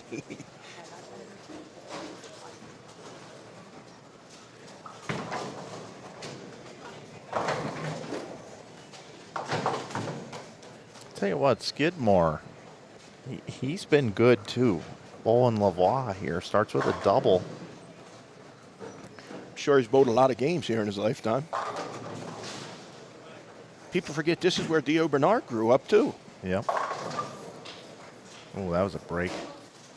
I'll tell you, Simo right now too, man. His ball roll is perfect right now. His speed and roll. Let me ask you a question. We have, what, 2, 4, 6, 8, 10, 12, 16 winners. How many of them have really bad ball reaction right now? You know, sometimes you get people to sneak through. Nobody snuck through here. No. They all got in for the win. Think about it. You got Dallas Leong against Gallegos, who was the leader. Dallas Leong just bowled 490. I know. And Dallas, he's a road warrior there. He'll go to Florida Bowl, regional, Texas. He don't care. Adrian off to a little bit of a slow start this squad.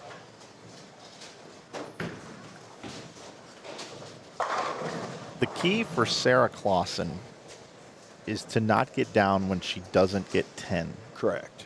She needs to continue to make good shots, get the ball into the 1-3 consistently, and take her chances in a 2-game total pinfall match. She worries about the score too much. She doesn't know how to bowl match play. You know, I mean, it's a deal where if you fall behind, you just got to keep grinding and making good shots. You heard what I told her when she came up to me. She goes, were they bad games? I go, no, you were worried about the score. You can't. You have to be process-driven instead of results-oriented. Well, maybe in this round here, she'll take that advice and she'll be able to persevere here in this round. And maybe by the end of this tournament, you'll be able to say she's a great match play bowler. Yep. You know what? She hasn't bowled a lot of them, to be very honest. She's only 25 years old. I think that's a big tip for everybody. You have to be, process-driven instead of results-oriented. As soon as you start worrying about the score, it takes away your ability to repeat.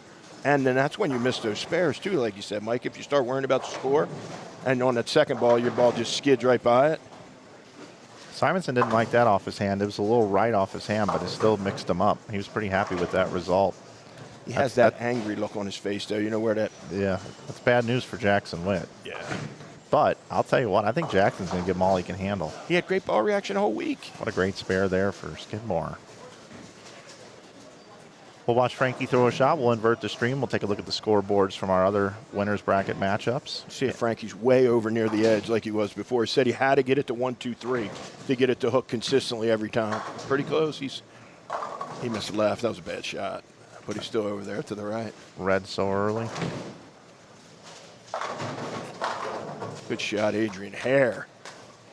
And she knew that was a big one. Give me a yo, Adrian. Let me hear one. Yo, Adrian. That's great. I love it. I'll tell you what, Dio's ball will not go through the pins today. Think about it. He had 195, 220. He had 420. We have an impossible job of talking about 32 players and giving them their flowers, as they say nowadays. Yeah. But Nate Stubler starts with the front four, and in the last match, what he bowled? Stubler had 512. 512. Was he high in the building? I think he was. Yep. And Stubler starts with the front four right here. He may enjoy having. Now there's 2 lefties here, and Dio bowled in front. I think Stubler's probably a little bit better bowling on transition. You know, he does it as his job, where JD might have a little bit of struggle with that. But he's got double spare strike, too. Now, I want to talk about Stubler for a second. Sure. I was shocked to see him here. And the reason why, he's a Midwest guy, and he normally bowls the Greater Iowa Bowling Association tournaments. There's a big tournament happening this weekend. Shout out to the 11thframe.com Open and my peeps up there. Emil Williams Jr. streaming it on BowlStream. Go check that out if you want to watch a couple streams at one time. But I said to Nate when he walked in the door, I said, why are you here? I'm glad you're here, but why are you here? He goes, well, my girlfriend lives in Arizona, and I've always wanted to bowl this tournament. And he said, it's a good answer. There's a lot of money up top. And he goes, this would be a big one for me to win. This one would mean a lot to me if I could win this tournament. So bravo on Nate Stubler for showing up to this thing. Think about it. Look at the winners that have won this tournament going across. Chris Barnes, Francois Lavoie, Rookie of the Year, Cortez Schenk. You've got, I have my list right here, as a matter of fact. Guys that are proven winners. Nathan Bohr, Lonnie Wallachek, Wallachek, Craig Nideford, Jacob Buttriff. You know, so there's been guys that are really established players won this tournament. Vern Peterson, the list goes on and on. Andrew Kane. Yep.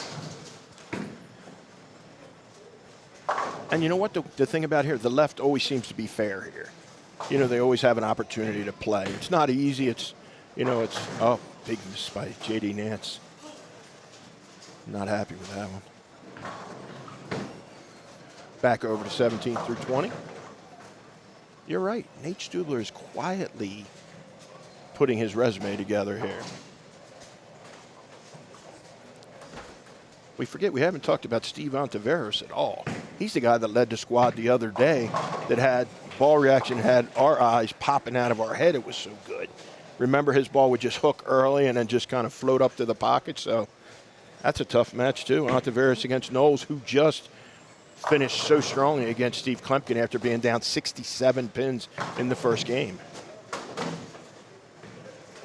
Our chat room is the third member of our broadcast team, and I love all the little tidbits and information that we get from folks. I want to give a shout out to Dale, who's been feeding us a lot of information, knows a lot about this event, also talks about J.D. Nance, is a top 3 bowler here in New Mexico and has taken second in this event twice. Oh, he's a solid player. There's no doubt about that. Simon got a little to the right. Yep. No chance. 2-4-8-10. Now, will we see this made for about the 6th time at this event? We've seen it made 5 different ways, too. It isn't like where it just goes across and slides over normally. There's been pins bouncing all over the place. Do want to welcome in. We've got another couple hundred viewers that have come in since we've started the stream today. Mike Flanagan, Jim Callahan are here with you for the New Mexico Open 2025. It's the 21st edition of this event here at Tenpins More in Rio Rancho, New Mexico, and just outside of Albuquerque. This event's presented by Brunswick. We want to thank Brunswick for their sponsorship, along with Shamrock Foods, Jani King, Western Bowling Proprietors Insurance, Tenpins More, and of course us here at Inside Bowling. They're bowling on a 47 feet in length pattern on fire oil, 7 2-2s on the lane, 1.81 symmetrical pattern, 35 milliliters of oil. It's been very flat, speed bump at the end of the pattern. I'm going to give you a little tidbit here, Mike. Simo just backed up his ball to shoot to 2-4-8-10. And he just got to 2-4, but when he came back, he had a look that I've seen on his face, that thinking face. Do not be shocked in this match if you don't see Simo back it up. Don't be shocked if you see it happen, buddy. I'm going to give these to you. Yep. Well, we'll keep an eye on that for sure. Not saying it's going to happen, but I've been around Simo since he was a kid, and I've seen that look a lot of times.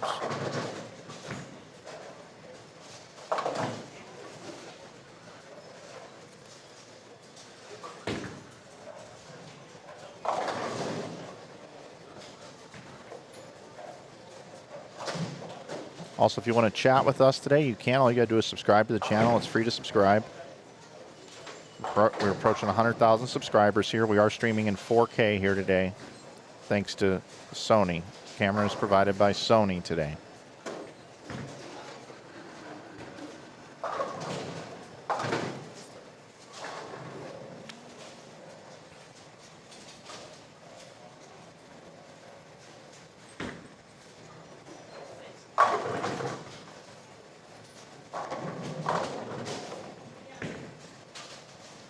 Nate Stubler, front 6, after shooting 5-12, highest score in the building. Tell you what, Jackson's got a real opportunity here. He's got a better ball reaction than Simo right now. No doubt. This could really be something. That's what's great about these amateur events when the pros show up. You can get a guy like Jackson Witt, 18 years old, can come into a tournament like this and have to bowl against some of the best in the world. What a great opportunity. What a great learning experience here for him. Lifetime memory.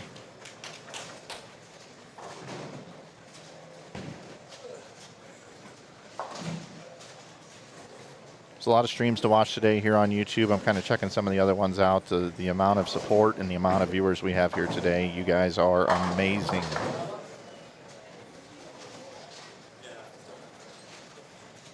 Jones Nadu in this second, or in the losers bracket. That's a good one. You guys just keep showing up here on these streams. It is much love to you. If I could send you guys your favorite snack right now into your homes, I would.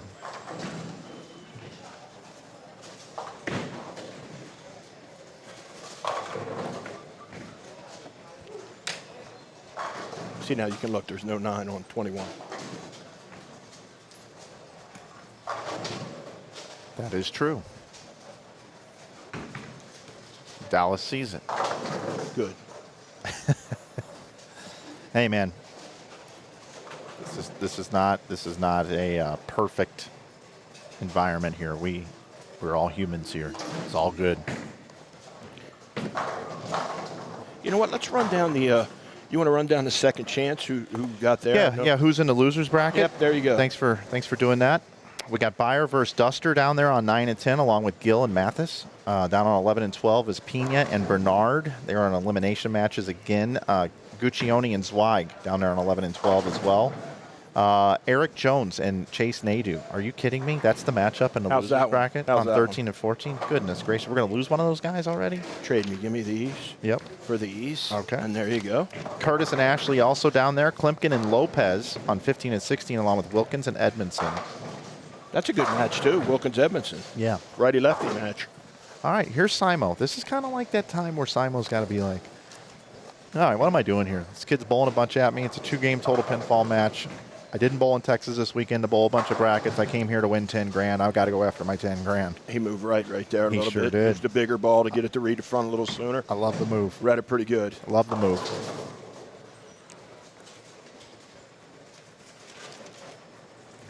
Nate Stubler finally missed.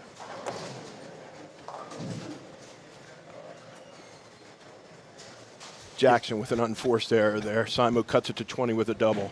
I try not to interact with the chat too much when we're trying to call this action and make it about the bowlers. But you got to give a shout out to Gid Rash, who's here in the chat room right now. He's got this monitor up right now, and he's playing poker in 8 separate tables simultaneously. So he's definitely here for the radio call because he ain't watching much bowling. Shout out Gid Rash. Excuse me. You made me laugh. Always good to see you in our chat room and all you do for bowling. His wife gave me some kick-ass pins back in the day, by the way.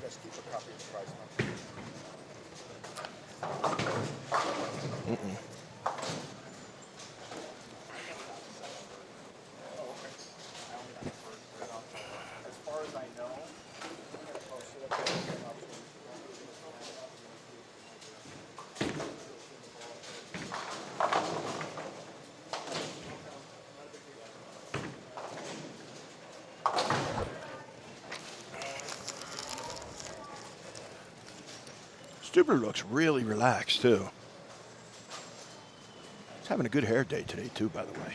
Looks like he just got a haircut. Oh, yeah. Just like you, nice and nice and cleaned up on top. I love getting a haircut before these events because my hair gets wrecked anyway, the little bit I have left of it with the headset. I got to tell you, the headset is very annoying when you wake up and I look like Dennis the Menace with my hair sticking You nailed it there. You know what I mean, where it sticks right up? I keep trying to make it shorter so it won't happen. I didn't know Brandon Knowles coming into this event, but he just took down Hall of Famer Steve Klimpkin. Yeah. He came back in a big match. He could have just crumbled, but he didn't. He never gave up. And he's bowling good here again. Against Antiveros, who obviously still has good ball reaction. Sarah Clausen's taking your advice. Got a 4-bagger on the top there. I told her she's got to not pay attention to the score. Well, here we go. Simo. This is big. Cuts it to 20. Really massive. He doesn't have. Break. Hello. There's one for Simo. By the way, Jackson. That. He had a little. It's going to be interesting how Jackson comes back after seeing that after an open. Yeah, and the best players in the world, whatever Simonson does, it doesn't matter. You still go through your process. You make your shot. You can't control what Simo does. See, that's 18-year-old right there. Well, that's him making a better shot than Simo, but paying the ultimate penalty for creeping in a little high on a 4-6. But the thing you'll see, too, I use a word we use it on tour a lot. It's called the word parlay. What you will see is when you get a break like Anthony Simonson gets there, the great ones like Anthony Simonson, next one is 10 back. And then they get those free pins, you know, from that parlay off of the shot that they got lucky on. I do think this right lane's a little bit more difficult, though. We did see the 4-6 pick by Brian Hare yesterday. Just fell over. That speed bump helps you make some of these splits that you don't normally see get made. So they got a possible 211, 210 matchup there. Simo grabs another double. He can take the lead. He was just down 40 pins. Just shows. I mean, we saw it with Knowles against Steve. I'm telling you, the comebacks are there to be had. You can't ever get down. Dio, 4-bagger. What's that writing on the top of that screen? That yellow. Oh no. Yeah, it just keeps. Yeah, I've seen that throughout the weekend a few Okay. times. I'm not sure what that is. It's my man Gabe. Don't count Gabe out. He's going to have a commanding lead in that match. Got to hand it to Stubler here. He's got the front 6, spare. Looking for another spare here. But you know what? Adrian Hare grabbed the triple. She can still shoot 220. And he missed the 7. And he missed the spare. Think about this. He goes, strikes spare, she strikes out. It's an 8-pin match after being ahead 60. Yeah. You're right.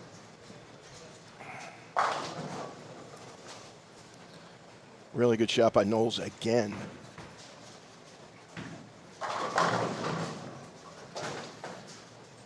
They're finishing at the same time. Are we going to have it where they put the score underneath, like you talked about? Well, I put in the request. We'll see if we get there this round. Okay.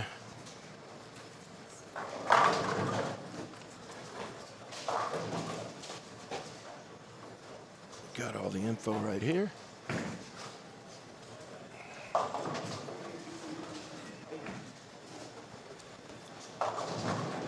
Gabe's going to be in the 220s if he strikes. Nance needs to get a double here. Gallegos has gotten off the gutter and moved into the track.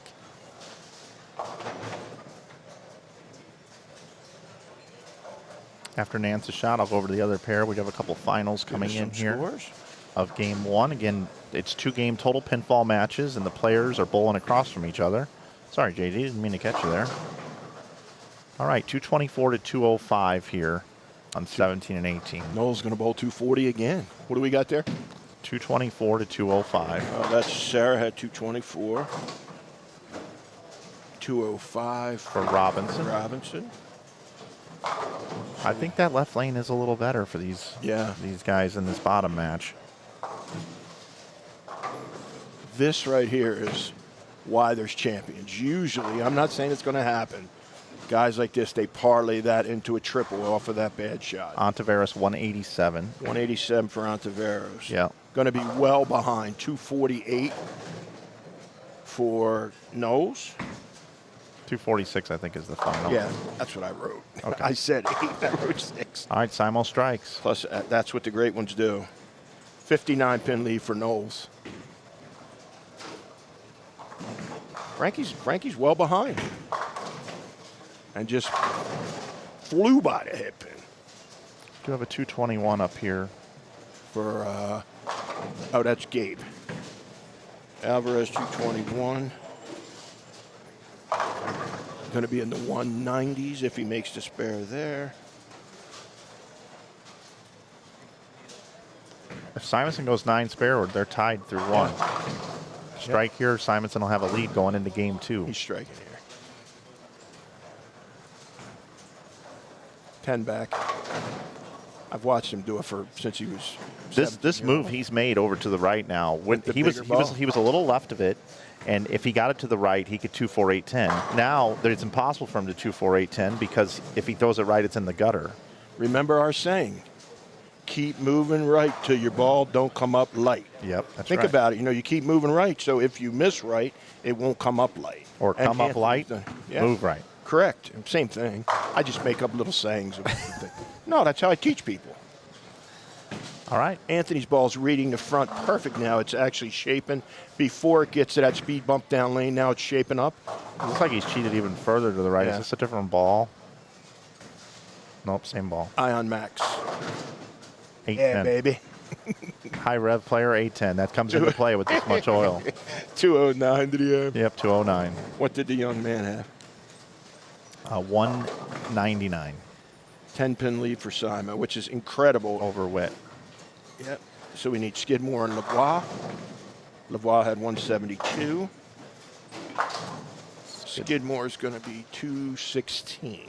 All right, we'll flip over to here then. You got the 221, 194. For Nance, 194.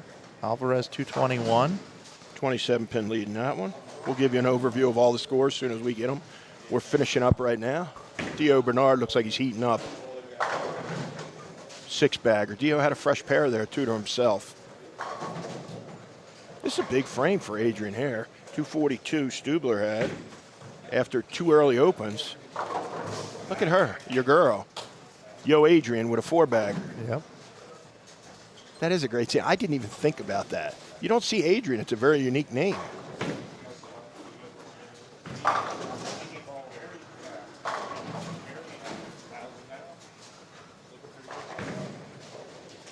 I got to do this.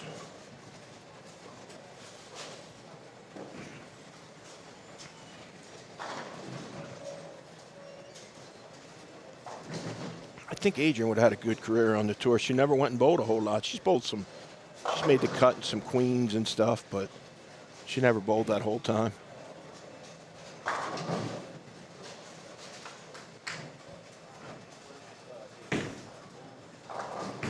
She lofted that one a little bit more. 258.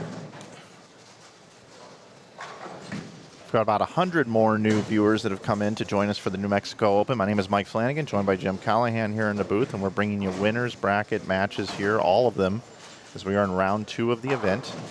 We do have 16 players in the losers bracket competing down on the other 8 lanes. We don't have stream for you, but the standings are updated online with the link at the top of the chat room. You can click on left side of the bracket, right side of the bracket, right side winners, left side losers, all of that. So it's all there for you.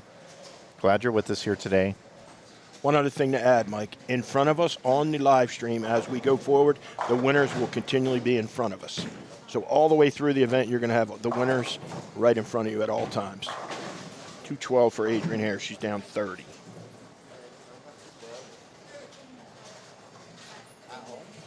Dallas is going to be in the 2 teens. Gallegos with a splasher. That's a big hit. That gets him. He gets the next one. He takes the lead. Zuber says, just give me a drink. When we starting again? I shot a little 752 for the first 3. That's on 2 pairs.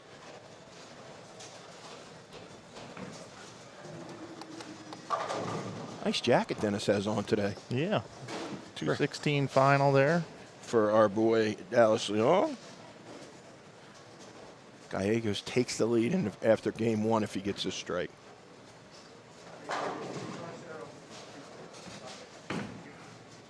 Playing a total different part of lane. Look, that's the third 5-7 we've seen on lane 22. Remember what we said earlier, there's 2 lanes down here that are a little tricky. 22, if you get on to the right, it doesn't pick up. But if you try to square up, it goes early. 23, same thing. If you get it going right, it will not hook. But the good thing about 23, if you get it going up the lane, you can create hold there. 22 is very tricky. Nice shot. Brian Wiles going to be in a load of trouble after game 1. Dio's starting to get comfortable. Remember, we have 2 more rounds before we rerun them.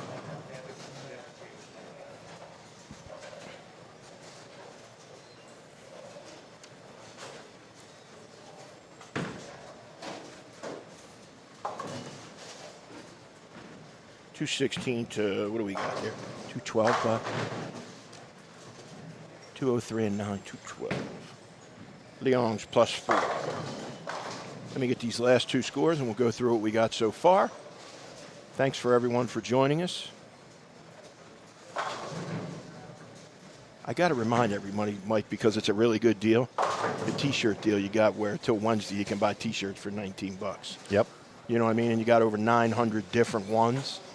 And if there's any other thing they want in apparel, look at the bottom of the screen. Coupon code, use YouTube. It's good for year round. Yep, 15%. Little gift for coming in. We're moving into game 2 here. Game 1 just finishing up here in this match here. Dio Bernard has got it going on right now. Commanding lead. This pattern's really difficult, and I want to commend all the players for as well as they're bowling right now. You see a lot of 200 games up there. This is the best of the best currently.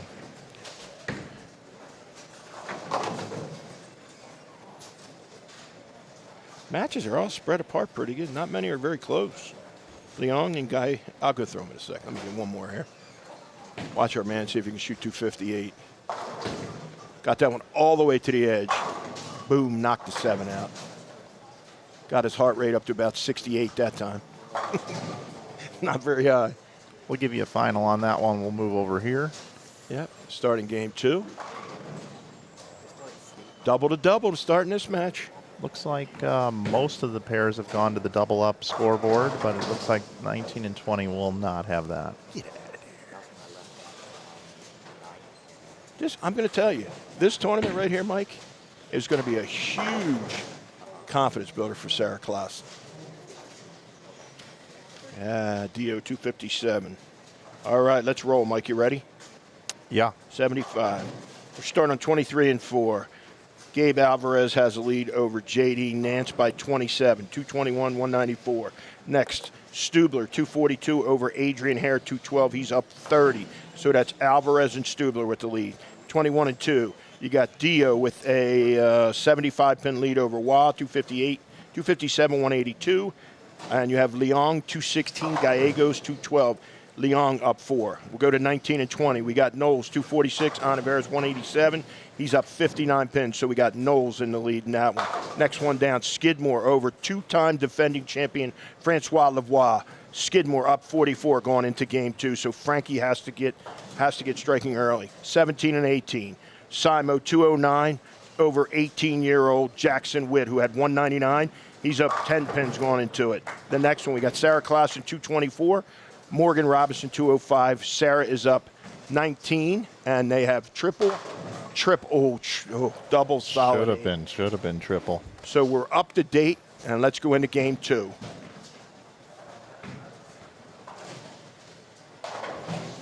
That's growing on me. You know that double thing like that? I kind of like it.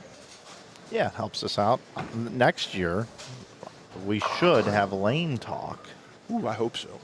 We should have lane talk next year. I have become very affectionate with lane talk with our job. Simo comes in high now. I do want to talk about Jackson Witt here for a second. At the end of the game last game, you were kind of mentioning about how he's 18 years old and he's bowling one of the best bowlers in the world and how the nerves can come into play, yeah, right? Absolutely. Well, we got some fans of Jackson here in the chat. And, they're sticking up for him, saying, hey, this kid's bowled for it a lot. He's bowled for it a lot, and he's got a lot of experience, and he's been here before, and the nerves won't get to him. I understand. My point is it's nothing against Jackson. Historically, when you look at it, he's bowling one of the best bowlers on the planet. He's never bowled one of the best bowlers on the planet. I understand that he's done a lot of things positive, and I'm one of the guys actually that has said he's had unbelievable ball reaction. It's just natural when you bowl against somebody that's maybe a hero figure to you as you're bowling, that it's got to affect you a little bit.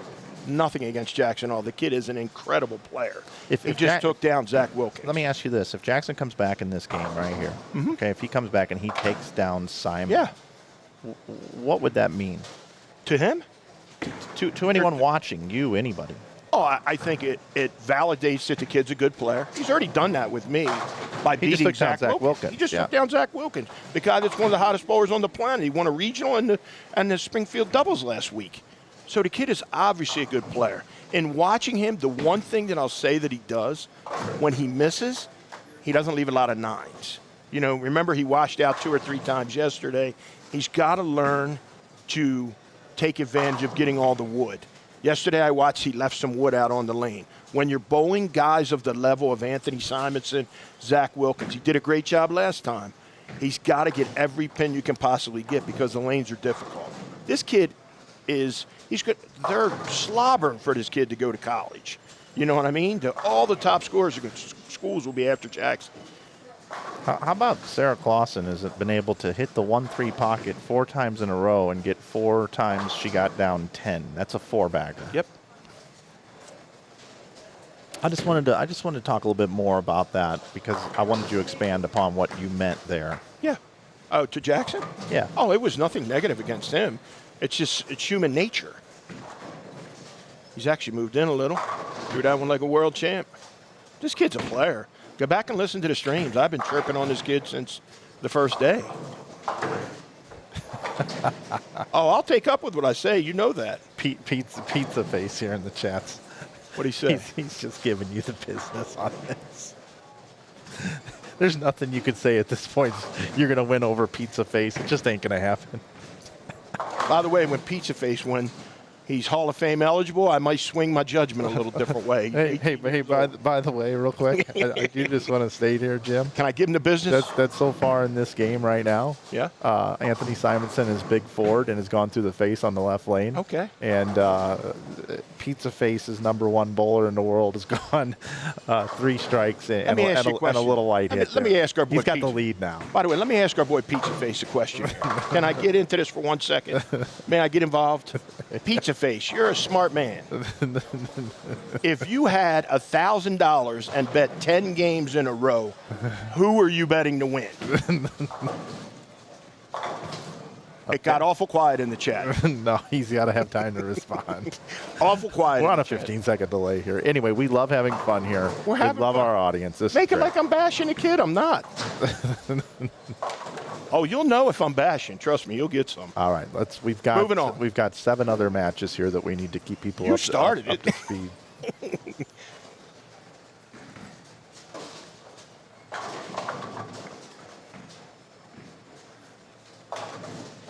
Morgan. Oh, that's a weird leaf. Oh my gosh. 167. I think, yeah. Wow. 1-6. You don't see that every day. That's what not at speed all. bumps give you sometimes. Oh, you leave things all the time. Oil down lane at your break point is not good. Look, what he wrote. Simo leaves a little 4-pin here. Look. I guess that's your answer. We have just surpassed 1,000 viewers.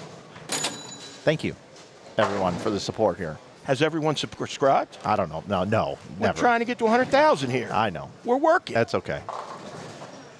Look at this spare. Shoot it. Oh, baby. That might be the first time I've ever seen that converted, ever. I got to tell you, I don't think I've ever seen it left. Hey, real quick, let's watch it again. This is beautiful. Man, we got some players here today. West Coast bowling at its finest. Move over here, give you a little update on what's going on in these matches. Dio didn't strike. It's like a news flash. You're right. By the way, Pizza Face, I respect your opinion very highly, my man. Passionate fans, dude. That's what we want. By the way, what am I? Mike, you know me. What am I? I know. Same thing. Gosh, never mind.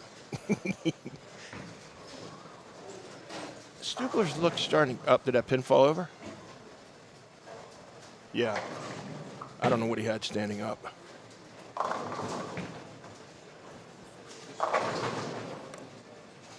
So we have some big advantages. Down the end, we got Stubler's up 30. You have Alvarez up 27. You got Leong up 4. You got Wild down 75. You got Lavoie down 44. You got Ontiverius down 59. You have Robinson down 19, and you have Witt down 10. Jim, we got a scoring situation going on here. I want to see. Let's look at this. Oh, not my best replay attempt there. Let me try it again. Wait a minute. Oh, what were you saying? If it was going to knock it over? Yeah. Did I have it? Yeah. Okay. It was getting Sorry. ready to roll around. Let's watch it again. Yeah, right here. Okay, there it is. That's what I was looking for. So does the pin setter? Okay, so the pin setter did knock it down. It has to completely fall over before coming in contact And with they're the pin respotting setter. it. Yep. Yes, sir. Okay, just want to make sure we got it right. Just want to make sure you had it. I mean, you saw Exactly. it. I knew Yep. what you were looking for. Yep. It's one of the tools we have up here.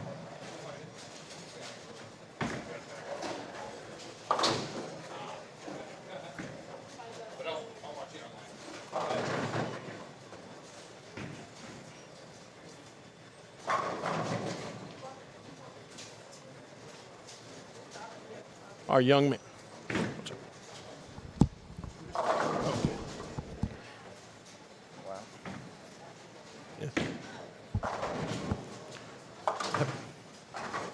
We'll have this for you every round too, sir. You All like right. my thing too? I like it. Yep. Simo leaves a little 7. We've seen that hit a lot here. Less than a 10-pin match with 5 frames to go. Yep.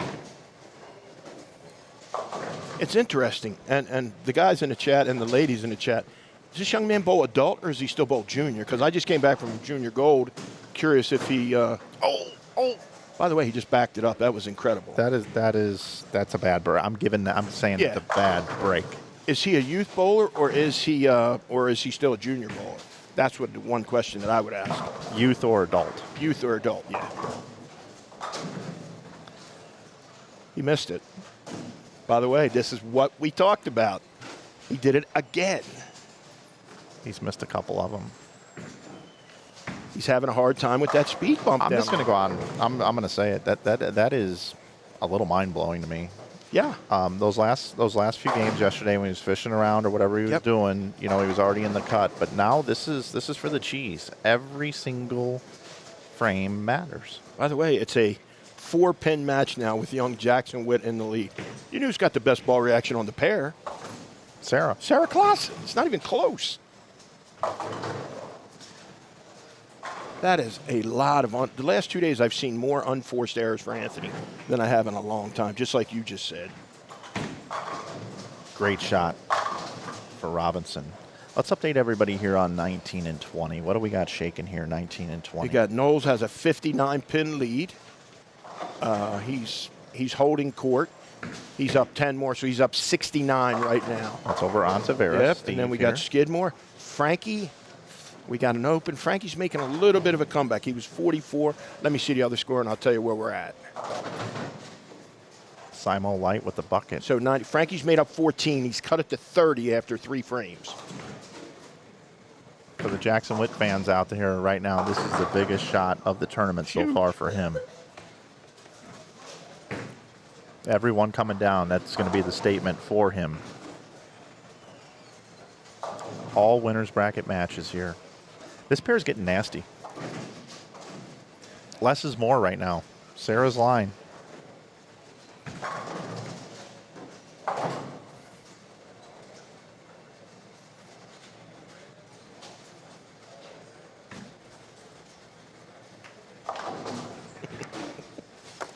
Simo spares it.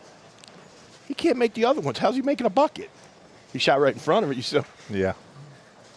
It's a big shot for Frankie. He's already cut into the lead 14. Sure is. If you're just tuning in, he's won back-to-back years, looking to win again. Flat 10.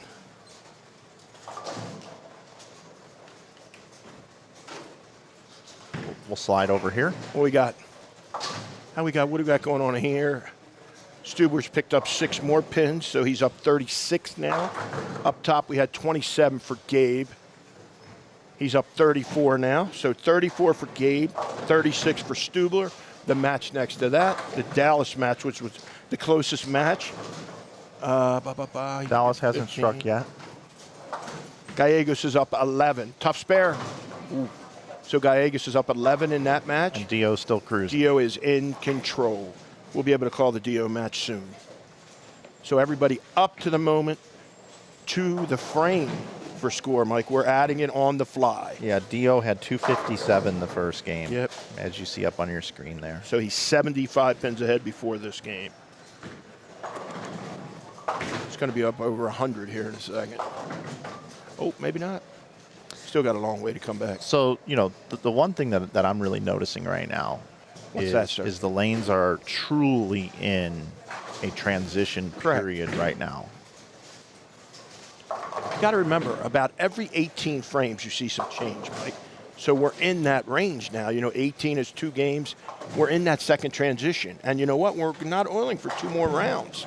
So you're going to see another transition as well. I think that's very observant on your part to realize that you're seeing the changes.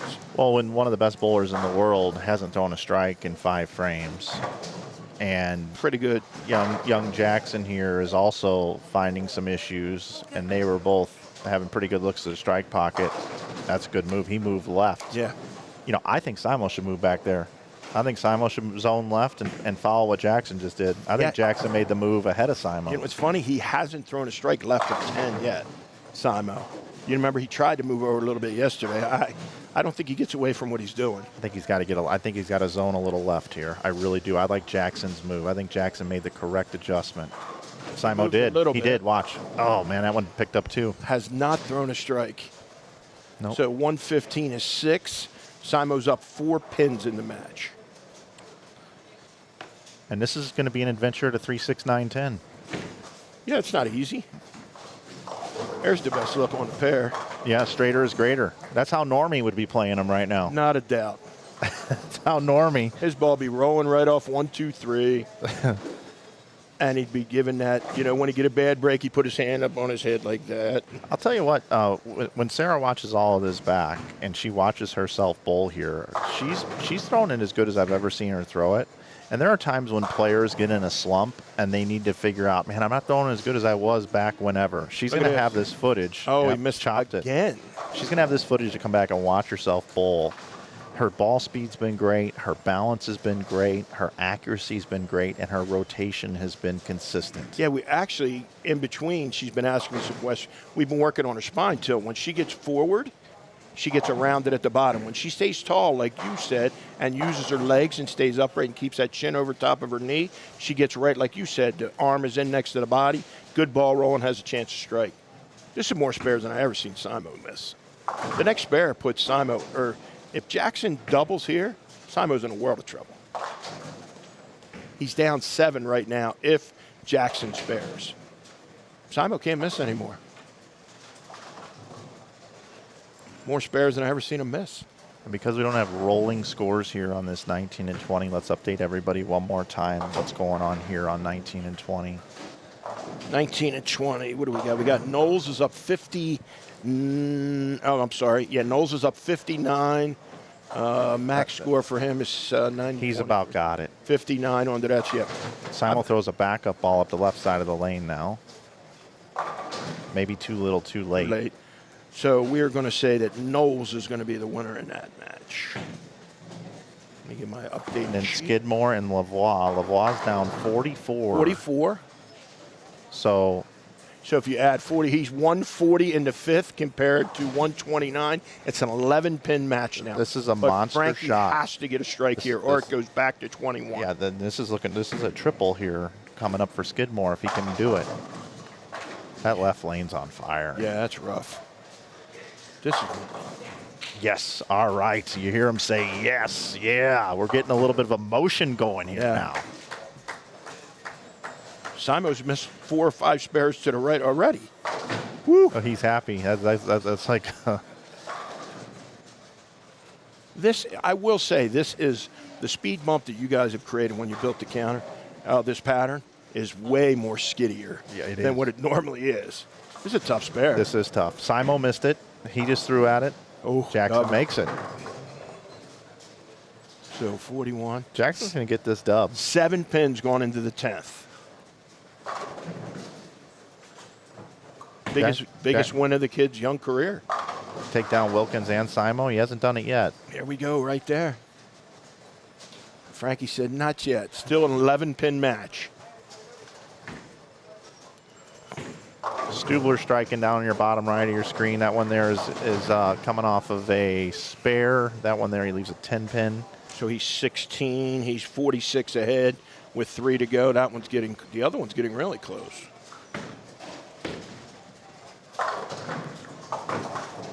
She just missed a spare. Yep, Adrian misses the spare. 30 pins with 2 frames to go. Brandon Knowles is a sleeper guy in this tournament, by the way. Yeah. He's had really good ball reaction. Looks like I can put a dub in the books for Miss Clausen. Moving on up. What show's that? Jefferson. Oh, my man got it. He's strong. It took me a second. I was looking at something on the screen. All right, so you got a 206. 220. Where are you looking at? For Robinson, 206. All right, so what do we got? He's got 411. And Sarah Bold, 223 for 447 and a win. 447 for the win. Yep. Solid ball by Sarah Clausen. Here we go. The advantage coming into this game 7. was, Oh, 10. was 10 pins. So he's down 7 going into the 10th now. This young man is up 7 pins over multiple champion Anthony Simonson. Count is huge. He's on the better lane, too. All right, a 2-8. Yep, 2-8. So he just gave 2 back. So there's 149. It's 5 pins now. Simo needs a double to win. Can Simo double in the lane? That's been impossible. That lane really hooked. Yeah. What's he going to do? Is he going to back it up? Is he going to just go up the middle of the lane? We've Tell you what, I've seen him back it up and win a title in Delaware. I was sitting right there. I've seen him grab a plastic ball in a position round at the World Championship. I remember. And bowl 220. He's taking a re-rack here. He's waiting to see if he makes the spare. Yeah, of course he is. It's what he's supposed to do. It's called game. This kid should not be bowling. You know, he should say, by the way, Anthony, you're up. Well, it depends. It depends on, you know, I think everybody's different. Some people want to get up and just go through it like it's no big deal. Some people don't want to have to sit there and think about making this spare. But I would have gave it right back to him. Good spare. Whatever. Oh, no. That's a bad break. Yeah. I thought he executed that very well. You know why? The speed bump did that. He covered the spare perfectly, and the speed bump. So what's the total here? 10. So Simo needs a spare. So you 168. Write down the total. We Yep. got the 168 and 199. 168. So Simo's magic number is 159. Yep. Needs a spare. Threw it 100. Got it right. Not. Oh no. Man, 367. This pattern is just. Simo needs 159 to win. So he gave away count. He needs 9 even if he gets this. That's not a given. Oh my. Young man may steal one right here. Well, these lanes are just this pattern is tough, which just magnifies how good Sarah Clausen bowled. Oh yeah. On this pair. Simo got to have it. Backed it up. Nope. Goes around it. Winner. That's a bad break for Simo. I'm giving Simo a bad break in the 10th frame. I thought he executed that well, and I'm giving Jackson a bad break for not making the 2-8 when I thought he aced it. But Jackson moves on. Jackson 367 to 358. Jackson with 18-year-olds has beaten back-to-back Zach Wilkins, one of the hottest guys on the planet, winning back-to-back events, and then he just beat multiple-time PBA Hall of Fame eligible Anthony Simonson as an 18-year-old. So we got Witt. Oh, that was Simo. Knowles gets the win there. We'll come back over. JD. 217. What was he before this? 27. He's got 200. He was 27 down, 27 right? down. So yeah. he it's over. Yeah, it's over. Yeah. Alvarez is going to get the win. Gabe Alvarez. And down on the bottom, Stubler is going to get the win. Stubler had a 30-pin lead coming in. Let me mark my sheets up here. So what do we got? We got Witt versus Knowles. Alvarez. Nice bowling to Alvarez. Yeah. 224 the first game. Can be in the 230s this game. By the way, real quick, what's going on with the Lavoie Skidmore match? Skidmore's jumping up right now. Oh, ringing. Frankie opened Oh, the it's night. over, yeah. Yep. Frankie's going to the losers bracket. Yep. Skidmore's moving on. Did you get the, you got all the finals from the left No, there? I'm Yep. getting them right now. So what do we got over here? What time is it right now? What do we got? 223 to 206. Which pair is that, bud? 17 and 18. We got that already. We got that one already. 19 and 20 is I what need you 19 and 20. We got 199, 197. Who won that one? It was 197 for Ontiveros. Ontiveros, 197. 199. 99. So 445. So it's -3, -16, 384. Then we got Skidmore, had 213 Yep. for 429 winner. And Frankie's going to have 2-1. You had 217 for Nance. For whom? Nance. All right. 217. 217. What did Alvarez have? 411 for him. Alvarez bowls 232. 454. That's Yeah. great bowling. 453. 453, excuse me. Yeah. Still great bowling. What did Lavoie? Did he shoot 214? 212 for Lavoie. 12 for Frankie. 384 for him. 429 the winner. Stubler. This Dallas match is taking a long time. Sure is. 4-pin lead for Dallas, so you add that, it's 107. 21 pins down, Dallas is with 3 frames to go. And the numbers I give you are to the moment. You understand what I'm saying, Mike? That's right up to the frame. Stubler, another solid round, man.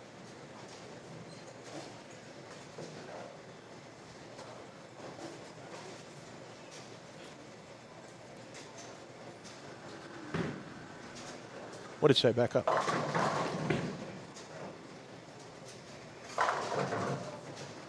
Too keen for hair. We'll go through all the results when we're done. We're just rapid fire getting them all in the house right now. Let me shut that off.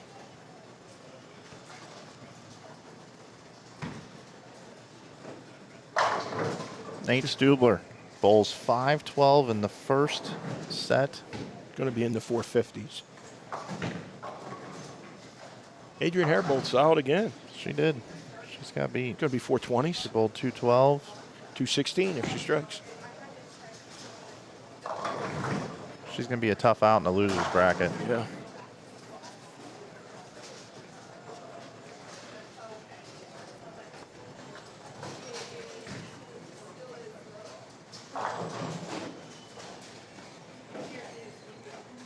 Gallegos and Leong in a close one here.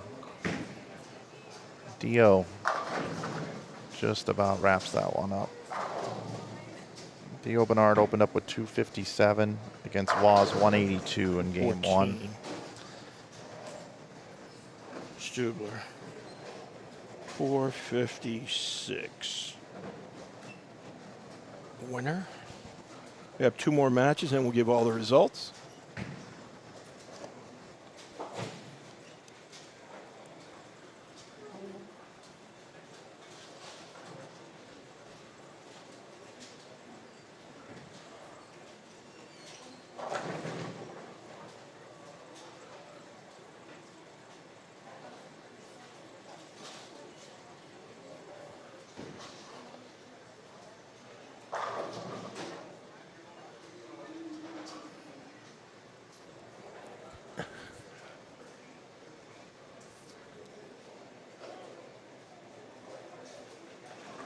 Couple matches finishing up. Dio is going to be the winner over Wah.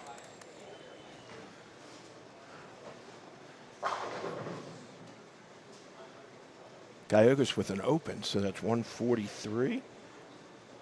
147. The match is 6 pins with 2 frames to go right in front of us with Wag. Gallegos with the lead, stepping up on lane 22.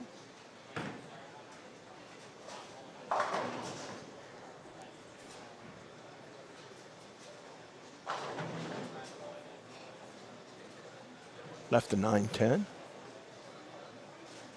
Let's see what. Big double right here for Dallas Leong. Bang, 10 back.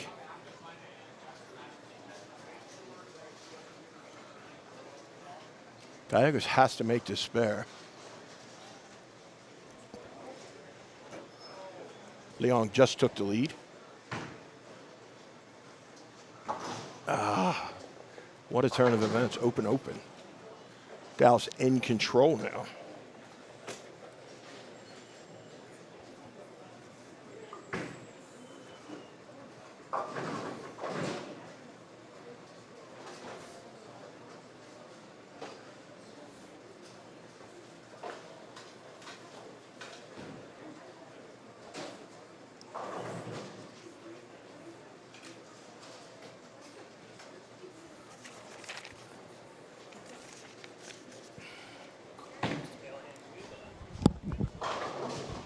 They're going to rerun after 2 more. Yeah. Good bowling, buddy. Man, I got to tell you, Mike. I got to tell you. I'm very depressed, Mike. You know that? I wait till you get on.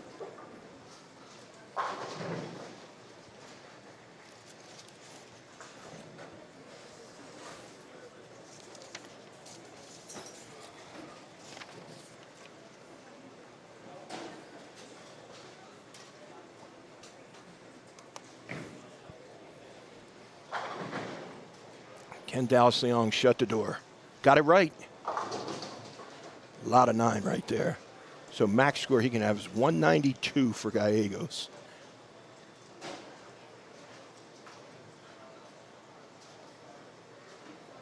So Leong needs spare and 7. I got to tell you, I'm depressed. What happened? Stubler come up to me and said, Mr. Callahan. Oh, boy. So depressing. Is that respect or is that? That's respect. Okay, good, man. Thanks for making me feel better. What's going on with Dallas here? He needs to make the spare and get 8. 7. He's up 4. And right here, if Mr. Gallegos, these are what your matches are. I'll give this to you in 1 second. Then you can read this. The wife pacing back and forth for Gallegos. Must strike to have any chance. Dallas Leong's moving on. There's your matches for the next round. Pattern has pushed. There's your winners for next round. Okay, and I believe they have a break. I believe the winners don't bowl for a couple of rounds. I'm not sure. I'm pretty sure. Well, there's your winners. But when the winners bowl next, it will be Leong versus Alvarez, Knowles versus Witt, Bernard versus Stubler, woo, and Skidmore versus Clausen. Those are your winners that are alive. Again, Leong, Alvarez, Knowles, Witt, Bernard, Stubler, Skidmore, Clausen are 2-0 to start the day. All right. You want to run through these real quick what the scores were so Yeah. just everybody has an idea? Yep. Okay, we'll start. We'll let him finish up. I can get through and come back to that. 23-4, we had Alvarez with 453 over Nance 411, so Alvarez moves on. The other match on that pair was Stubler versus Hare, 456 to 428. Nate Stubler gets the win. So it's Alvarez and Stubler with the victory. 21-2, you just watched Dallas Leong win the match over Noah Gallegos, 407 to 392. They're finishing up right now. It's going to be Dio Bernard with the decisive win over Mr. Wah. 19-20, you have Knowles, 445 over Ontiveros with 384. So Knowles gets the victory. Skidmore, 429 to 384 over Francois Lavoie. So Frankie, the 2-time defending champion, now goes in to the second chance bracket. 17-18, you have young 18-year-old Jackson Witt shooting 367 and getting the win over Anthony Simonson, 358. So Jackson Witt, 18 years old, has beaten Zach Wilkins and Anthony Simonson back-to-back. Sarah Klassen, 447 over Robinson with 411. So Sarah goes on. Sarah's had very good ball reaction all 4 games, Mike. We're just finishing up the scores for Wah. He had 341. can you give me some numbers? I'll put them into the. What Dio Bernard have? Dio Bernard, he's finishing right now. Oh yeah. Yeah, I got everybody else but Bernard. Yeah, that's the one guy I asked for. What Wall have? Wall had 341. What did Adrian Hare have? Adrian Hare had 428. What did Stubler have? 456. What did Skidmore have? Skidmore had 429. What did Lavoie have? 384.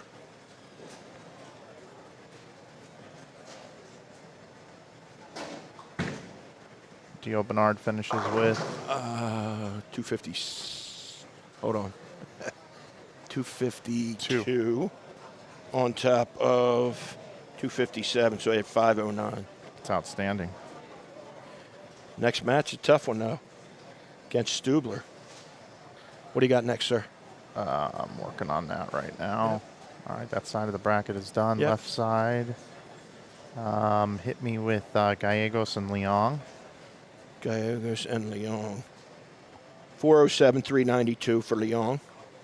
407. 407 for Gallegos. No, 392. I'm sorry. 407 for Dallas Leon. Moves on. Okay, JD Nance. JD Nance. 411. And Gabe Alvarez. 453. Alvarez moves on. All right. All right, bowlers. And Those still alive in the Knowles contenders portion of the Knowles, bracket are 445. on the lanes, and Ontiveros. in about 384. 8 minutes. We'll start practice at 10:50, 10:50. In 8 minutes, we'll have practice. Okay, what else? Anybody else? That's all I needed from the winners. Yeah, I don't have any scores from the losers bracket. No, and I'm going to look at right losers and see if I can update people on what happened. Yeah, okay. I don't have that yet. I'll look at the left losers. Here's the matches. I don't right have here, that yet either. We So have the matches right here. those are all rolling in right now. Yeah. They're also trying to get a second chance tournament going as well at the same time, so the tournament office is a little busy. There's a lot of stuff going on right now. We're trying to keep you as updated as possible. So I'm going to add a new overlay here. I'm going to add a new text overlay. And I'm going to put round 3 at 10:50 a.m. Mountain.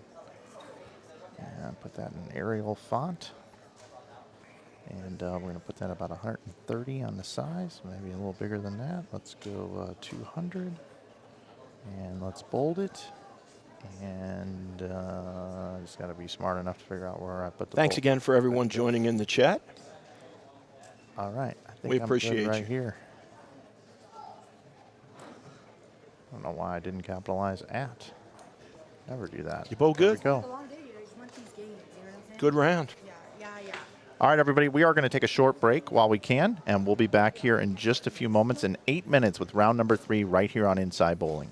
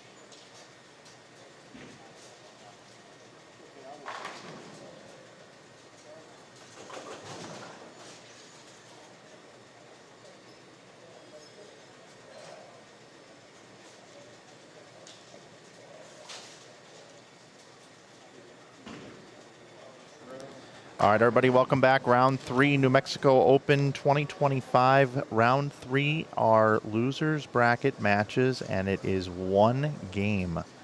One game matches here in this round. Oh, wow. Almost left the 6-10 on a pocket hit for Simonson. Simonson is taking on Kyle Duster. Looks like we've got Steve Ontiveros over on 21 and 22. Taking on Mathis.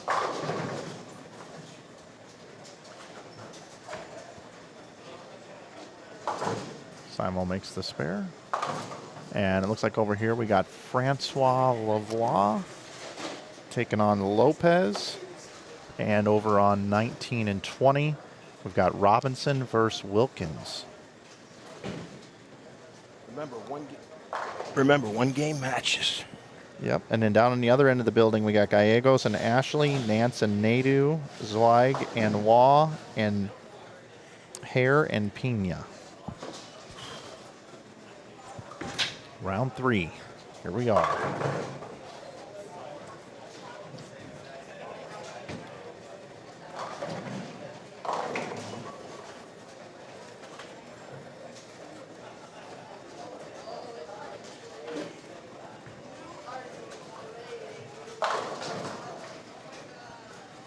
Wilkins starts with a strike.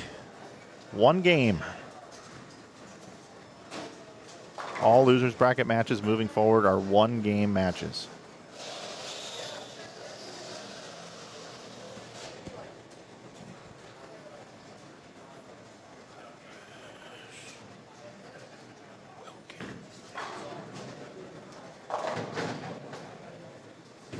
Lopez leaves a 7-pin. Zach Wilkins looking to open up with a double here against Robinson. Gets it. Kyle Duster with a spare. He and Simo are even through 1. Ontiveros and Mathis here. Ontiveros started with a strike, looking for a double here. He'll be up on lane 22. Gonna bounce around a little bit more here in this round.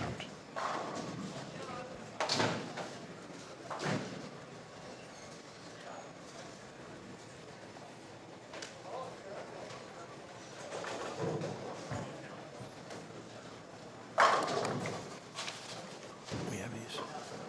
You have every completed bracket right in front of you, up to date, current. Cool, thank you. Roll. Now let's go. Let's get to work. Steve with a double.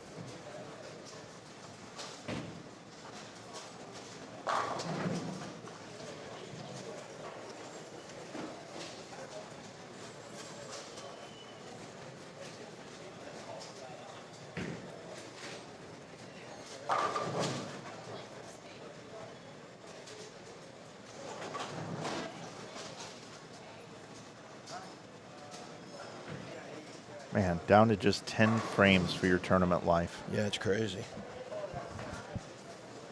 Think about if you haven't had a very good look and you're down to your 10 frames. Like Frankie didn't bowl very good last round.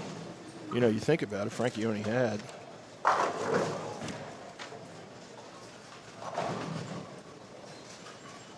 Kyle Duster with the strike against Simo. Yeah, Frankie only had 380 last round. Yeah. You know, so this is a guy that's 2-time defending champion. But you know what? He's a major champion. Here's a guy that, you know, he can definitely do it. Mathis with the strike, bottom right of your screen. I've been really impressed with Morgan Robinson this weekend. Very good bowler. Missed a few spares early in the week, but you know what, has gotten better as the week has went, and that's what you try to do in these events. Simonson leaves the 10 pin. In the first frame, Simonson almost left, or had a pocket 610, I should say. Had a pocket 610. Zach Wilkins. It's a new spare ball for Simon. He uses Big the triple. breast cancer ball, the pink one.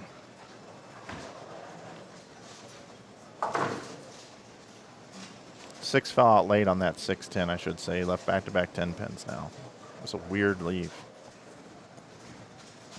Speaking of weird, oh, that's a machine gun. I'm like, he didn't leave the 1, 5, 7, 8, 9. One game matches here. Got to get out quick in these kind of matches. We'll have round 3 and round 4, and then we'll be re-oiling. Nice shot there from Simo. Zach Wilkins off to a quick start.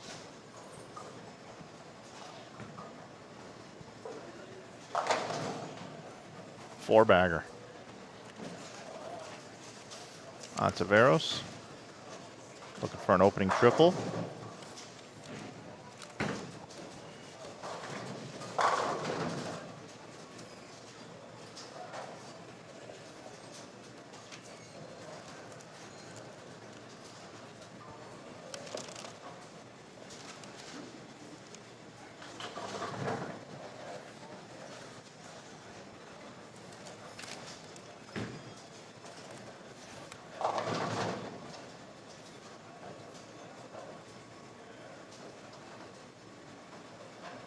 Robinson spare strikes spare against Wilkins four-bagger here. Got Duster on the bottom right of your screen, 3, 6, 9, 10s. Man, how many 3, 6, 9, 10s have we seen this weekend? You know, where the ball just gets offline and it's high. Percentage has been pretty good at making them too, you know that? And it's a really, really tough spare. Our scores are being updated on our link at the top underneath the results on the left side bracket of the losers and winners.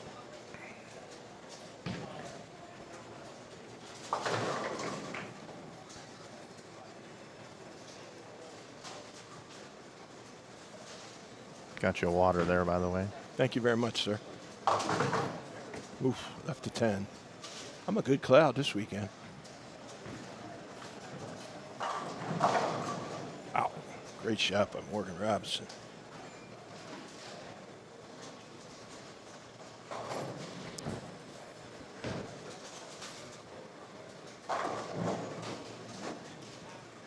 Got some really good starts. Ontiveros started with a triple.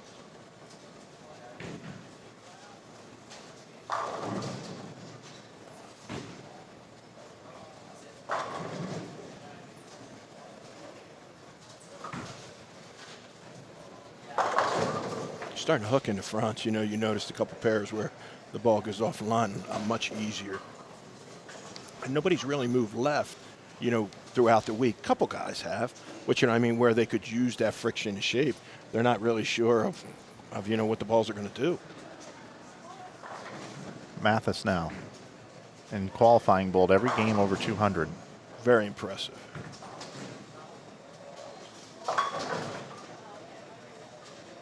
In some early trouble against Mr. Ontiveros.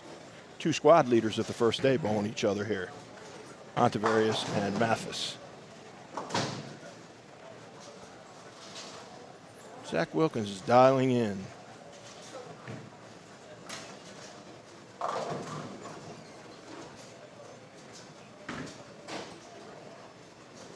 Thought that was a Christmas jersey he had on. It looked Christmassy.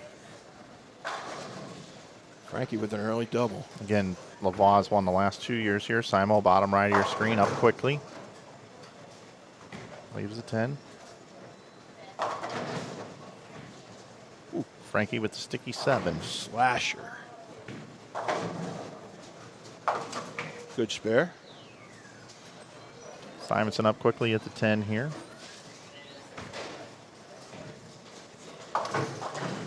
Got it.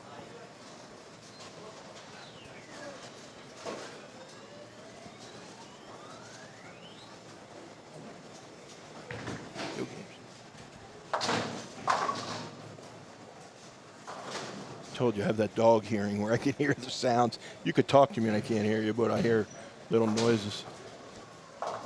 Got a game room right behind us. Yeah. Brooke. Simo crosses over. He'll take the break. Oh, Messenger didn't quite get there for Robinson.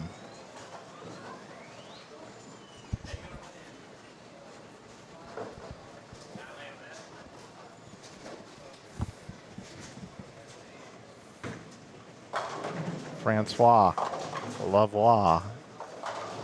Brooklyn for him. Frank to tank for the big strike.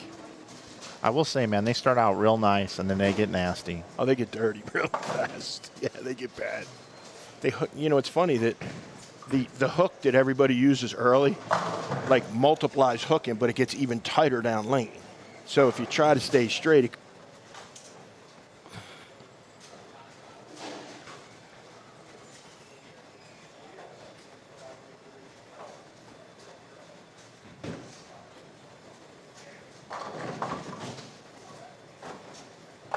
ooh.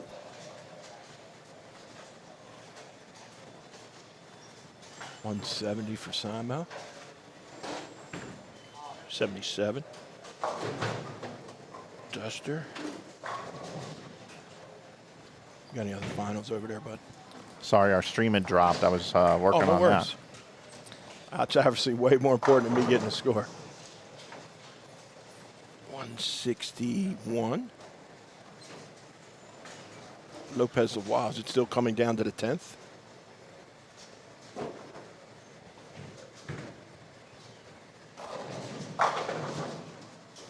If you're just tuning in, Simonson wins 177 to 161 over Kyle Duster.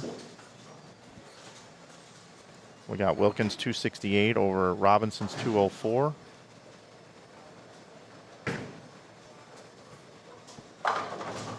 That's a winner for Ontiveros.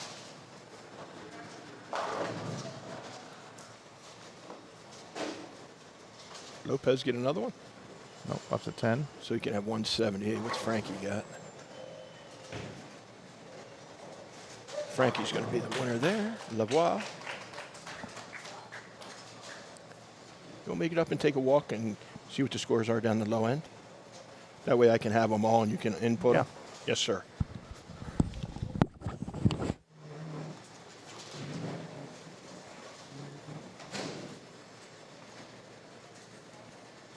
Antonio Lopez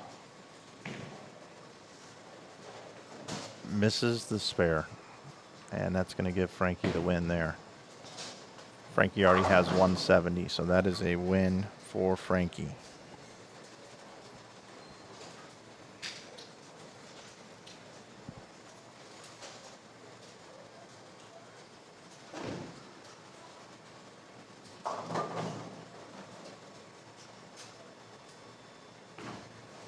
Ontiveros getting the win here over Mathis. Glad you're with us here on Inside Bowling. Sorry for the droppage there. Like I said, it's the first time we've had that happen the entire event. We are streaming in 4K at 60 frames per second. That does take quite a bit of bandwidth to be able to do so, and I'm surprised we haven't dropped at all. It's the first time I've ever done 4K. We're using 20 meg upload right now, so appreciate you guys hanging in there with me on that one.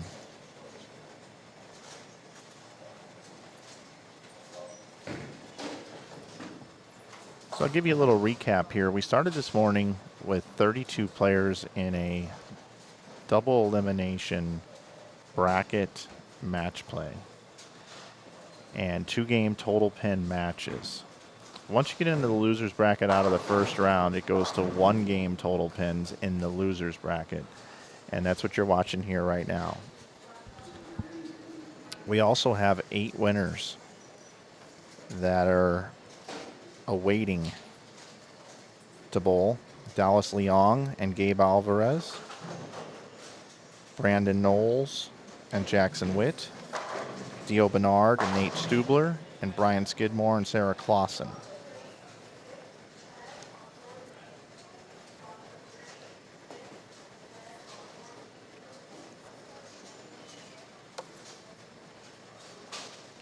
So round 4 coming up next.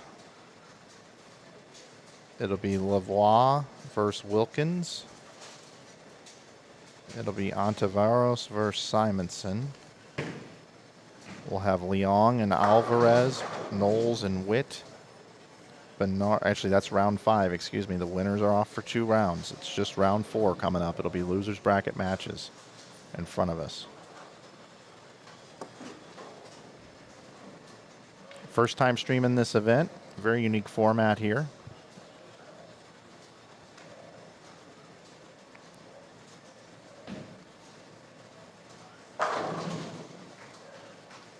We are going to strip and re-oil between rounds 4 and 5. I will leave this stream up and running.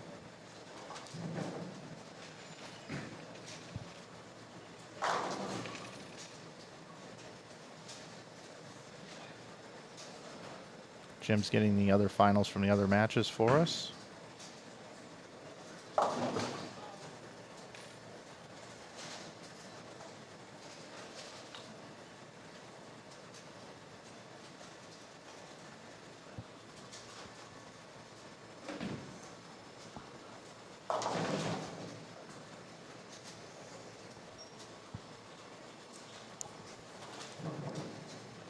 So Lavoie, 199.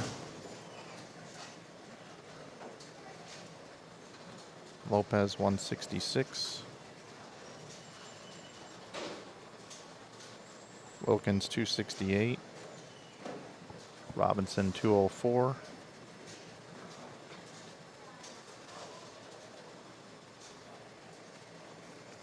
Simonson had 177. And Duster had 161. Steve Ontiveros had 211. And Lan Mathis had 148.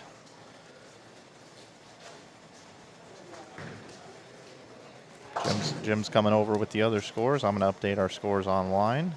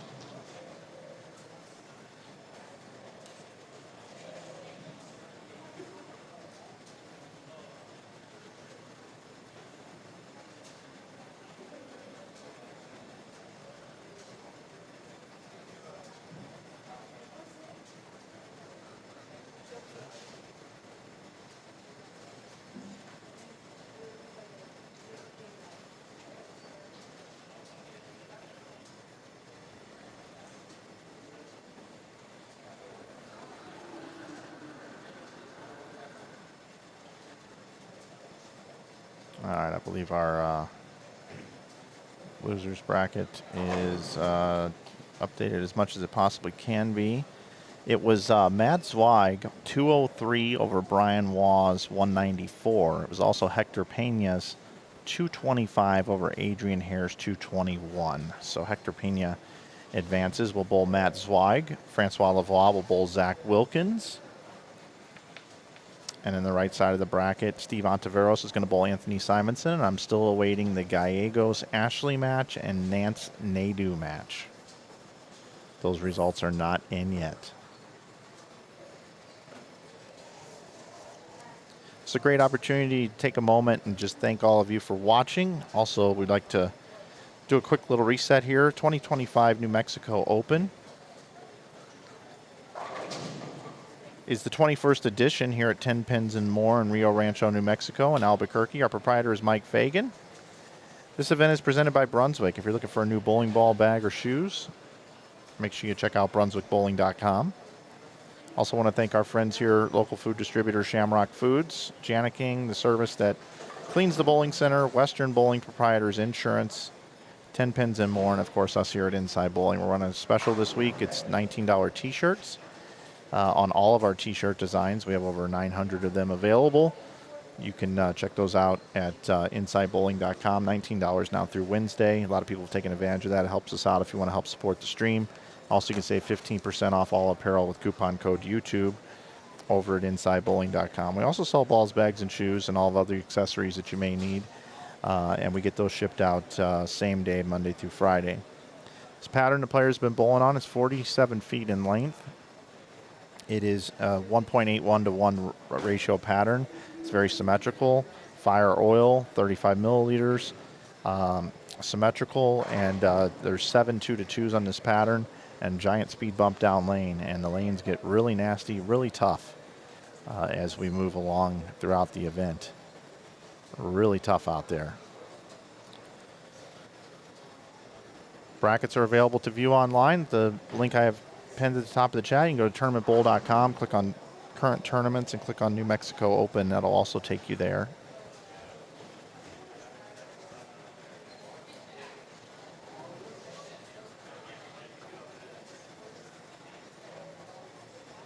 Can I update the match on 11 and 12? Don't have the scores yet.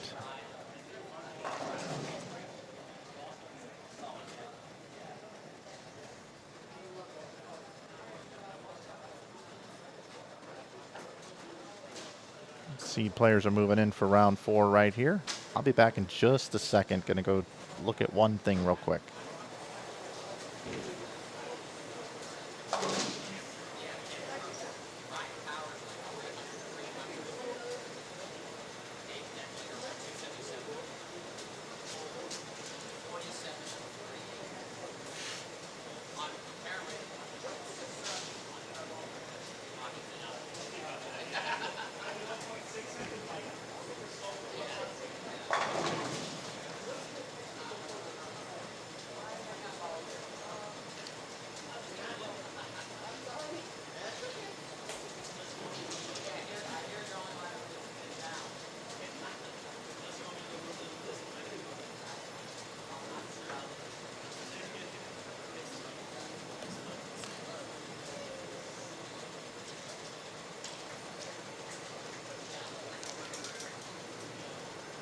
Thank you, bowlers. That concludes our third round of match play.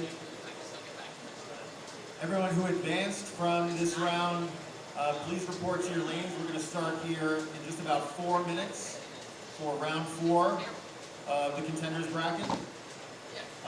Those who are eliminated can see me for payment. Those who are interested in our sweeper, it's going to start here in just a few minutes on lanes 1 through 8. Please see Rob at the front counter to sign up for that. It's a $100 entry fee. It comes with brackets and pots, and $48 of that goes into a prize fund as well. So a lot of ways to win. See Rob at the front counter for our sweeper there. Thanks.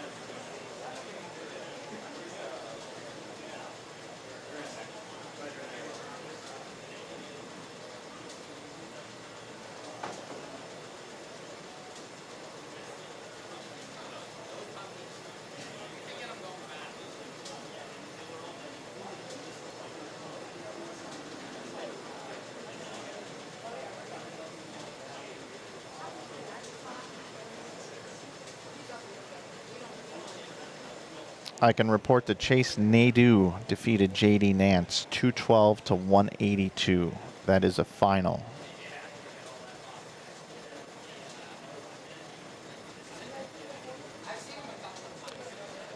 '17 and 18 is going to feature Anthony Simonson against Steve Ontiveros. 19 and 20 will be Nadeau versus the winner of that match. That took place down there and just wrapped up. I do not see a player coming down yet. Will the winner of the Gallegos Ashley match come up here to the desk, to the table, please? Looks like Gallegos won.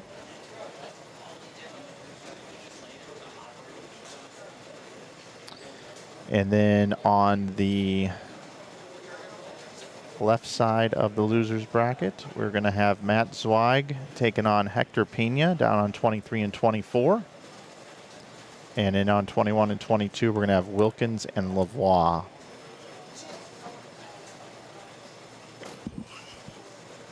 Last call for sweeper entries. Last call for super entries. So Nadeau and Gallegos.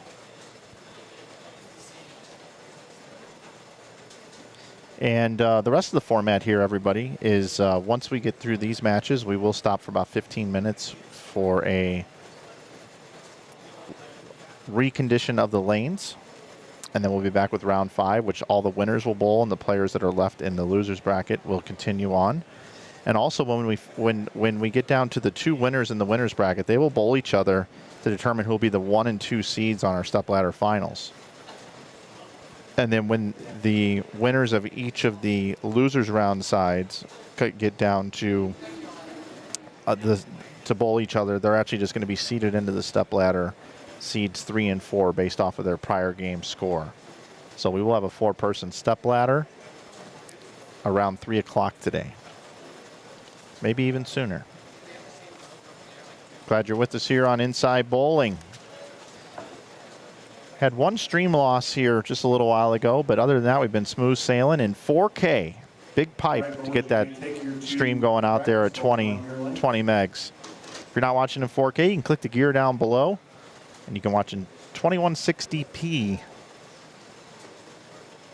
at 60 frames per second here. I want to give a shout out to our friends at Sony once again for making that happen. So here we go. We have the poster boy of this event. He's on our thumbnail, and he's got a bull, Zach Wilkins.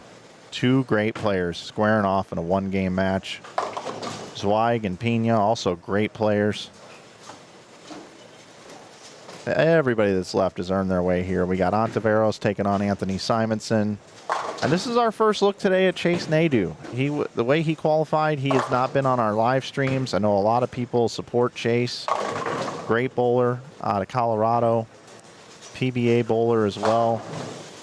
And Chase is taking on Gallegos, who was the high qualifier coming in. Welcome back, Jim Callahan, to the booth. I got to tell you, 2 of these matches, they went down to the 10th frame. I watched the Matt Zweig match, and Wall got up in the 10th and needed to make the 6-10 to win the match, and he left the 3-pin, so Zweig won 204 in the 190s, and then Pena bowled against Adrian Hare. Adrian Hare bowled 221. 221, and the young man got up in the double in the 10th and made a fantastic double, and then he ended up winning that match. So 2 of those matches came down to the 10th. Pena's been very impressive.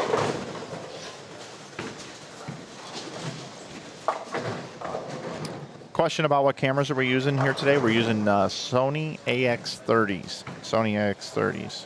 I don't know the lens that's on them. I'm not a lens guy, but they're very good lenses. It's unbelievable that Sony helped you out to make a better presentation. That's cool. Yeah, very cool. You had a kind of a try before you buy program, hey? Yeah, try before they reward a creator with some new gear, because they like to support creators that are out there doing the work. Really, that would be great. Yep.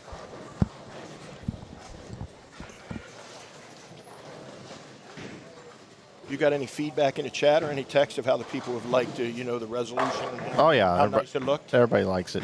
Everybody likes it. A little disappointed our stream went down for a little bit. I didn't catch it right away either. I couldn't have done anything about it. It popped back on once we came back up, but I would have liked to have at least known. I would have said something in the chat room.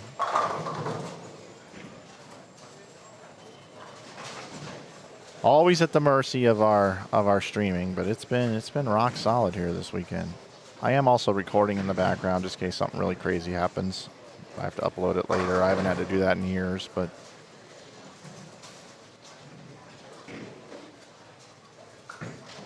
Simo's on about his 8th ball. they get 2 balls on each lane, so he's out. If that's the case. I know. I mean, I know. bowling over all the games. He threw 3 over here, and then when he bowled the kid, Oh, he yeah. 2 or 3 there, and then he threw a different one there.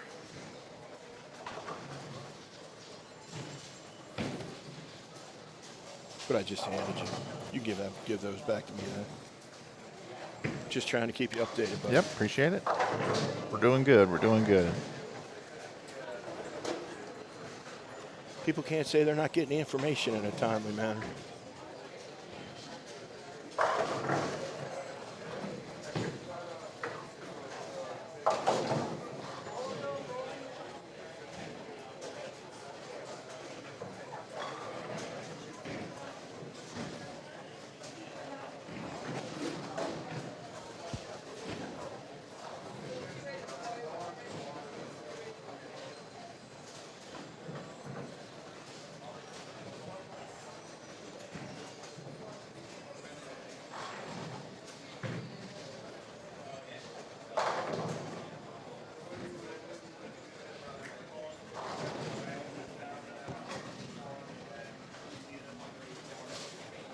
All right, here we go.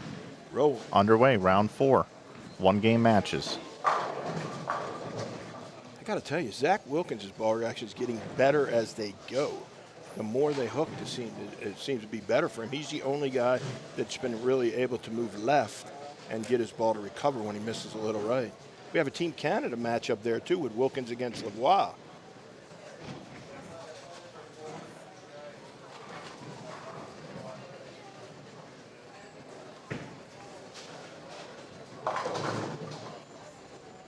Pena's ball looked like somebody kicked it when it got to the middle of the lane. Has a look on his face, too, like, wow.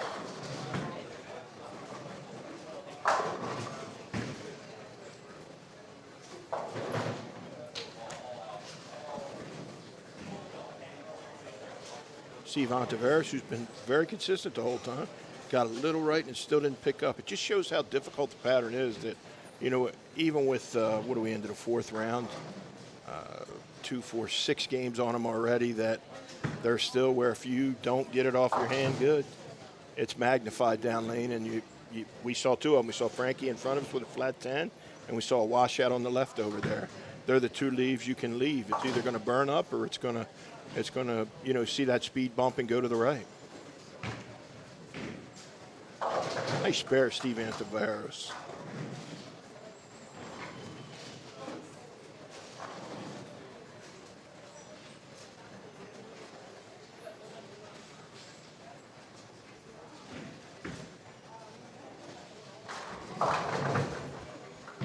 I think both these guys on 23 and 4, Mike, Matt Zweig and Pena, cannot believe how much your ball hooked. Yeah, no 9 on 21 right there.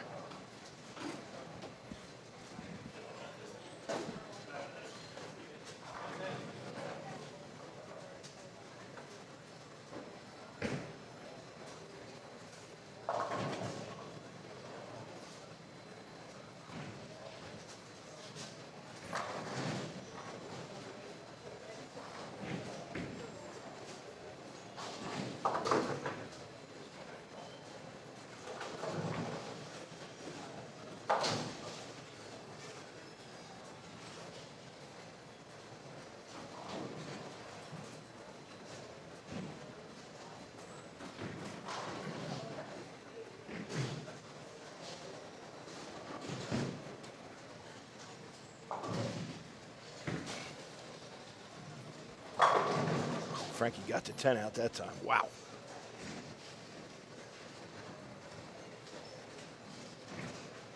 Is there some point here, Mike, that Simo turns it back on and has good ball reaction again? Because we're getting ready to rerun him here in a minute. Oh, he'll have. He's back in action. Yeah, he'll bowl 250 every game. Yeah, he's back in action. For 2 games. Just has to get through. He's going to get through this game, I believe.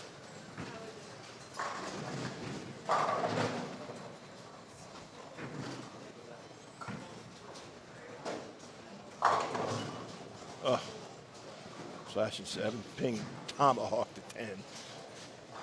Got to tell you, I like the Royals hat that Zach has on today. I'm a big Bobby Witt fan. How about you? I think he's good. Yeah. Not one of your favorite players, though? Or you don't see him? Oh, you're a St. Louis guy. You can't like Kansas City. I like all the teams. I don't really. How about Cubs? Not a diehard. I can appreciate the Cubs. I enjoyed them winning when they did. I thought that was cool. So you're not that guy then? I'm not that guy. I don't ever let another sports team that wins upset me in any way and change my demeanor. Do you call it your team? Or we? Are you a big we guy? We didn't get it done last week. Not really. No, I'm not a we guy either. I bet too many sports to. Sometimes that team just won me some money, so I like them. That's how 8-10 in the pocket here for Gallegos. Too, yep. Wow. Ken Wilkins, come back. Man, he's got a great look on 21. 22's tricky again. Frankie flat tanned on it, and his ball, and Zach's ball didn't quite read the same exact way. These are 1-game elimination matches, folks. Yeah.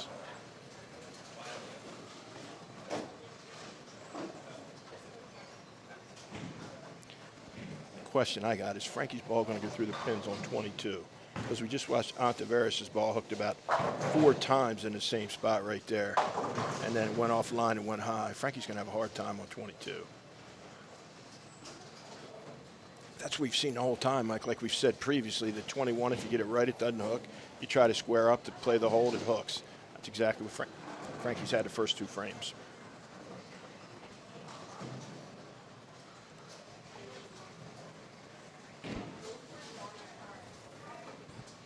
I think it would be interesting if you just kept bowling. You know that? I think the matches would get really, really crazy.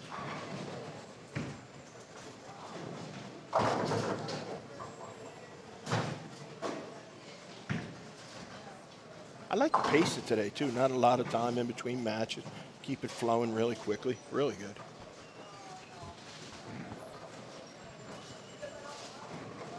Chase Nadeau.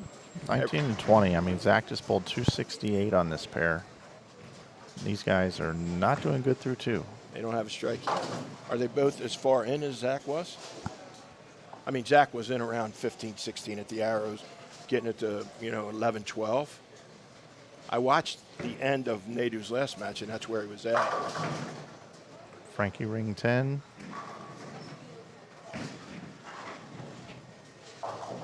Man, that lane 17's been hooking 3 matches in a row. Lane 17 just hooks. If you get it a little left up the lane, it's just going. Just going.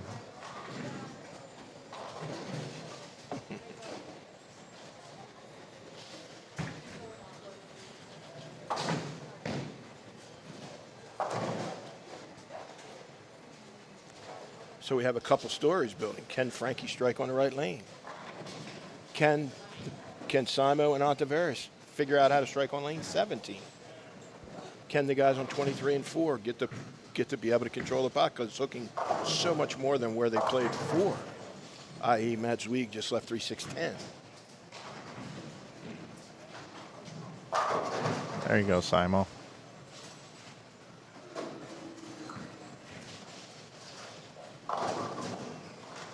Splasher by Zach, get a double.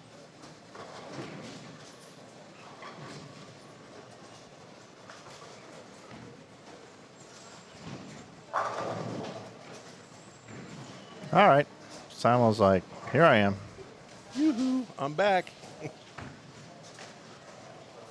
Nice spare by Matt. I tell you, Gallegos just bowled 247 down on the low end. So, I mean, he only had that one game against Dallas Leon where he lost his ball reaction a little bit. or he'd have still been in the winner's bracket. He's had great ball reaction the whole weekend. Ringing 10 for Zach.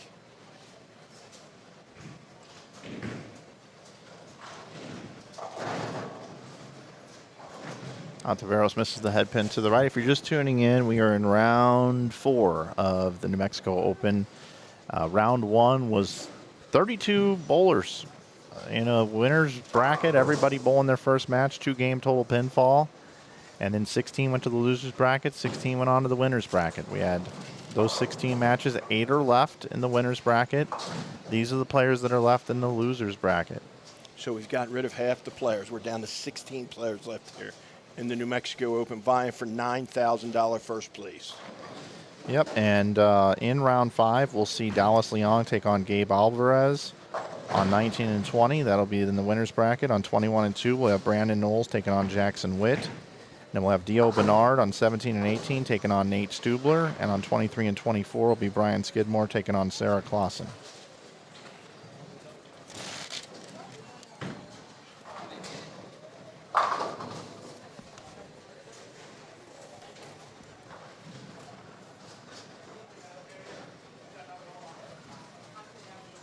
Two-game total pin still in the winner's bracket. Loser's bracket, 1 game.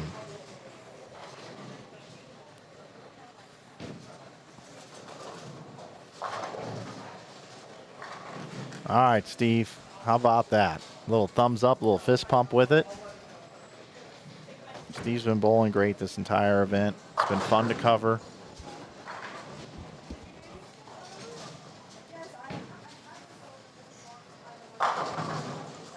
Frankie doubled up. Big double. He caught the one on 22.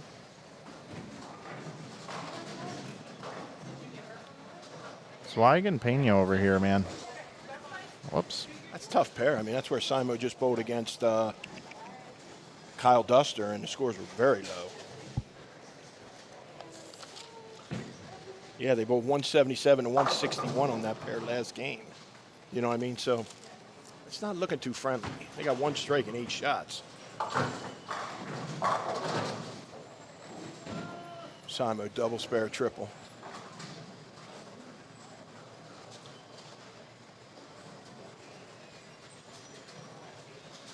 He's working quick, too. He's using a different ball on each lane. He's already on the approach, getting ready to release the ball. Yeah, he is. Wow, that was really fast. I cut over to Wilkins to get his shot in, and Simo delivered just at the same time. Yeah, I turned my head, and he was walking back, and next thing you said, he's up on the approach.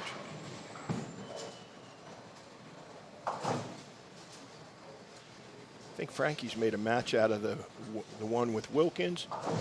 Who's going to figure out 23 and 4 between Pena and Zweig?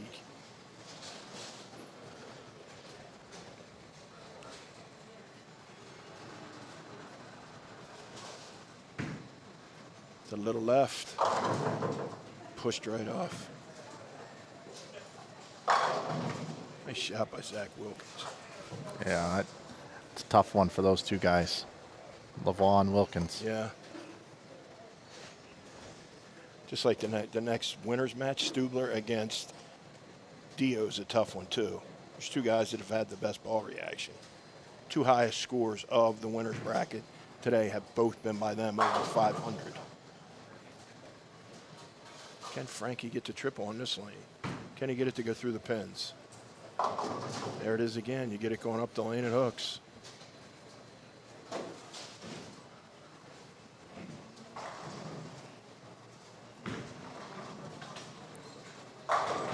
Steve's a solid bowler, man. You know that? He can still get to 225. Yeah. He's not out of this. No. Mental mistake by Pena down here on 23 and 4. Just flagged the 2-pin. Yep. 84 in the 5th. Still in the match, though. Yep. Only down 15. Gallegos. Ooh. Frankie frustrated after that when he thought he made a good shot. The 2 times he's missed in at all, it both went high and split. Hadn't broken it down either time.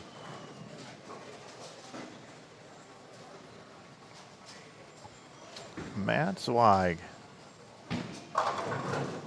10 pin. What's the over-under on the amount of strikes for that match? Probably like 5 5, you think? Yeah. at this point. What do we got on the other pair? Simo caught a spare. That's a 43-pin match on into the 7th. Ontiveros can cut it to 33 with another strike.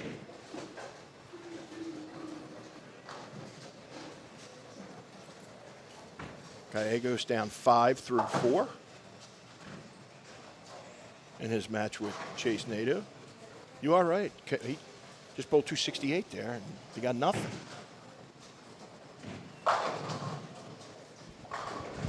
Another stuffer. See those when they're tight in the back of the lane, you see a lot of those.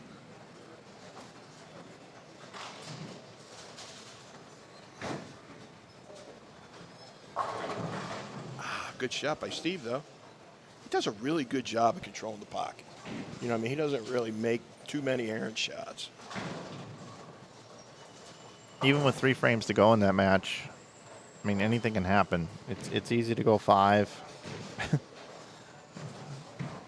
I've been waiting for and I saw it last round. You know, as we had it against him last, Wah left a 3-6-10, needed to make it to win the match. Boom. 6-10 done. Missed the spare. Simo looking good. He is now. Yep.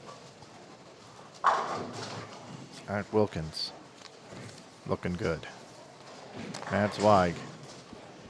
2-4-8-10. I think your 5 might be a little high. Coming up here. Ooh. Seen it made twice on that pair, too. Nadeau looking for a double. He's in there where Wilkins was at.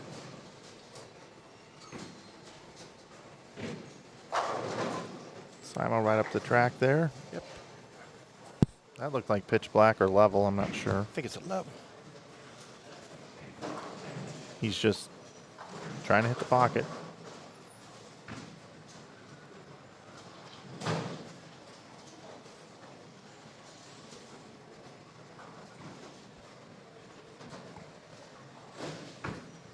Not much to say after that one.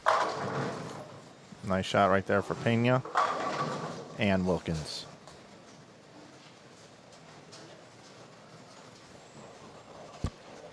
Huge triple for Chase right here. I've done good not calling him Dan.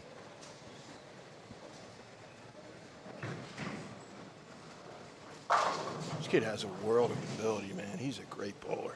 Just could never get started on tour this year. Simo a little shaker 7. Go spare. He'll be in the 2 teens.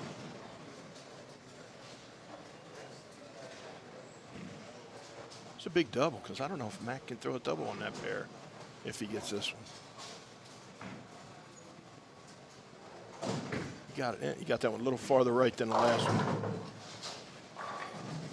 Read the front and went backwards on the back. Frankie has been an outstanding champion here at this event, winning the last 2 years. It's a pleasure to cover him, have him in the field here this year as well. The best he can do is 203. He's going to be defeated here in round 4. And this is a tough spare, too. A little bit apart, too, if you look here. Pena's bucket looks like it's separated a little bit. Looks very choppable. Gallegos. Oh, an 8 pin. Slasher 8. Left an 8-10 earlier in the pocket. Good shot from Frankie.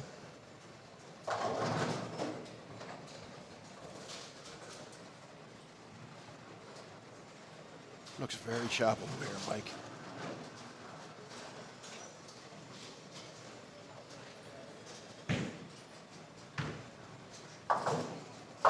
Woo. Got them all. Covered it up.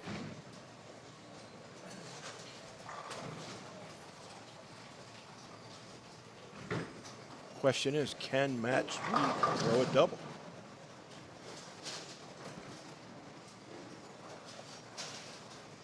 Frankie just said to Zach, should have been a little bit more zoned to the left.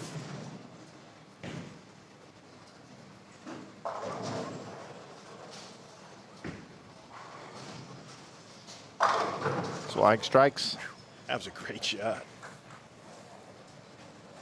I get nervous when you use that much shape when they're this hard. You know what I mean? It's hard to be able to repeat it. Frankie found it a little late in that match. Yeah, I think he's mad at himself. Yeah, I saw him talking to Zach. Get his score. Frankie's got 203. Wilkins is going to be the winner. Any other scores done? No, not yet. Is Dennis putting it in right there? I think so. He really got that one right. Yeah, it doesn't hook back on that lane. That's the thing with hooking. It's hard to get 9 when you hook it. You know what I mean? It is. All right, Nadu here, looking for a 4-bagger. Looking to shut the match down. Looking to close the door. 189, the magic number for Nadu. 189 or better would get it done.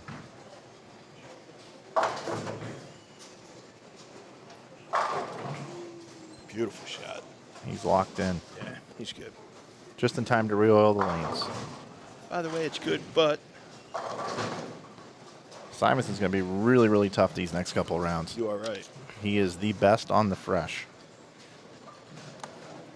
That's what past history has told us. Yep. See 2 teammates right there, Zach and Frankie, talking about, you know, how the pair played.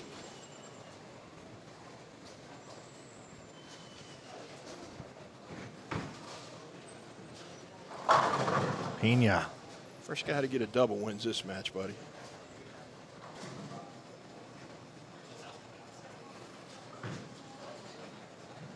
I think you said a good number. 5, would you say 5 or 5.5? 5. Yeah, I think you're going to be right on the number. First guy to doubles wins this match. Well, I'm going to say it right now. I thought Anthony Simonson bowled a hell of a game there on a pair that's been pretty tough. It's fun covering Steve. Guess actually I should be over here.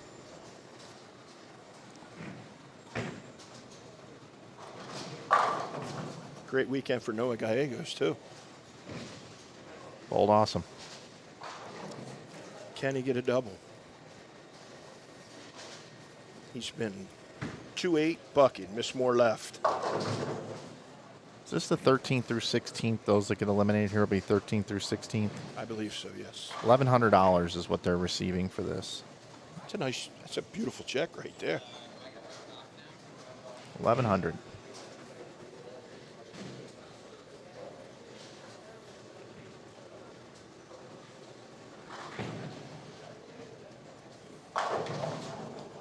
Those eliminated in the next round receive $1,300, then the next round $1,500, then $1,900, $2,100 for fourth, $2,400 for third, $4,800 for second, $9,000 for first. Big spare. Swig has to find a double to have any chance. You figure if he stays clean, he's got 184. Swig's going to have to find a triple. Yep. I don't know if it's there, buddy.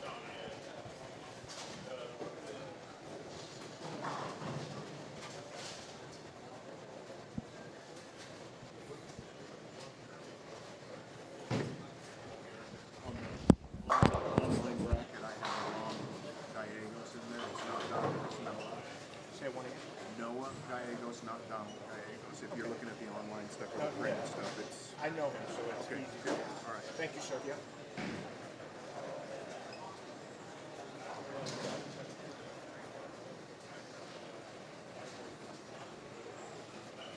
In a must-strike situation. Great shot. There we go. It's back-to-back strikes on that lane for Matt. I think 23 has been the problem. That's a problem for a lot of people. I don't think hooking. I think Matt's got to throw it a little straighter here on 23 to have a chance. If he gets it right hooking it, it's not going to hook at all. Chase could be a factor in this event. Yep. I don't know how great his look is on the fresh. Let's see what he bowled the first round. He bowled 468 and lost to Stepladder. So his look is good on the fresh, Mike. So, yeah, you're right. He could be a factor. He'd have to bowl Simonson in the next one. He may need more than 468. Well, it'll be one game. Hey, one little straighter. Lane's brutal. That lane's rough. Yep. So what if he spares it? What if he gets the 210 here?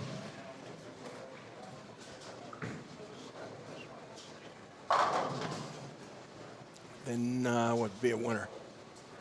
8 would be 170 for a tie. 9 would be a winner.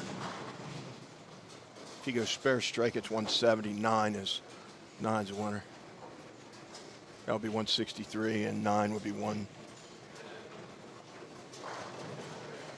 8 would be a tie. 9 would be a winner. Shooter. Covers it. Yep, shooter. Good call, Mike.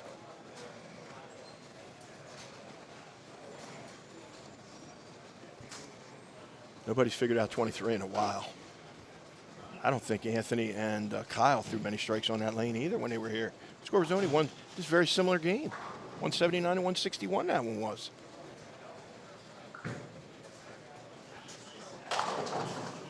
Chase Nadeau, very nice back half of that game. Certainly earned that one. Sure did.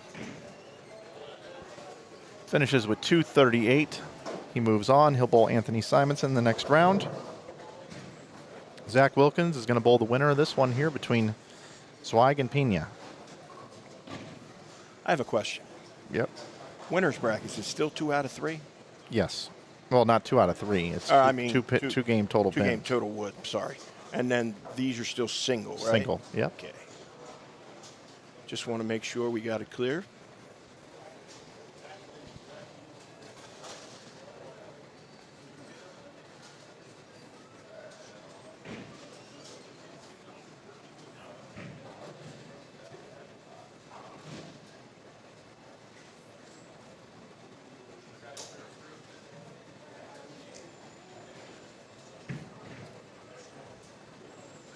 Mike, I'd like to do a little contest. Can we do that?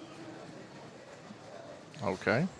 I would like to purchase 5 T-shirts from you with any logo. You make up a question, and the first 5 people to get it right in the chat, I'm going to buy a T-shirt for each one. How are we gonna implement that? That's what you're the logistical guy. Yeah. Let me think on that one. We'll figure that out. Yeah, I would like to give, back to the chat for being so, everybody being in here all weekend. How do you usually do a giveaway? I don't do giveaways here, typically. Oh, my fault. I thought you did. No. But I'm trying to be generous. I'd like to give. The problem is here to be able to do that is everybody's got their screen names and their YouTube channels here. I don't have a way to get their actual information. Yeah. Okay, I mean, if you can't do it, you can't do it. I was just trying to be generous. But like you say, if it logistically can't be done. I mean, it kind of can be done. Sorry to put you on the spot. I was just. It's just it would require some extreme integrity.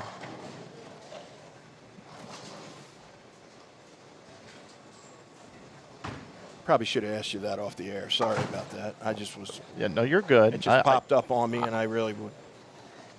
Yeah, I'll have to look into that. We still have time. We are going to have a little bit of a break. Yeah, we still have time. Sorry to put you on the spot like that, bud.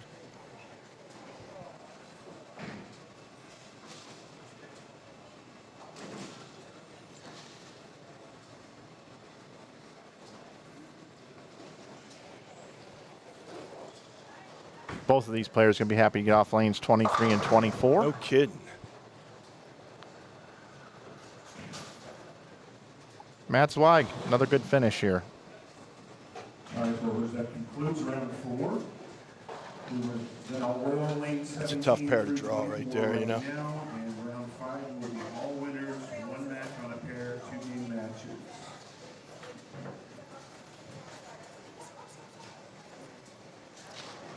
Okay, let me see something.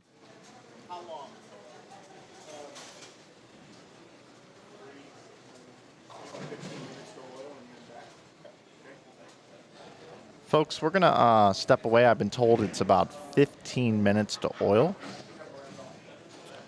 So round 5 in 15, I'm going to say 12:20 Mountain. That's practice starting, correct? Yeah, 12:20 p.m.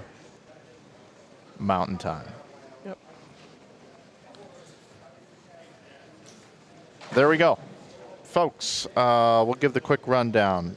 Hector Pena, Hector Pena advances and will then bowl whoever loses in the winners bracket from here. So Here's the other. take that back.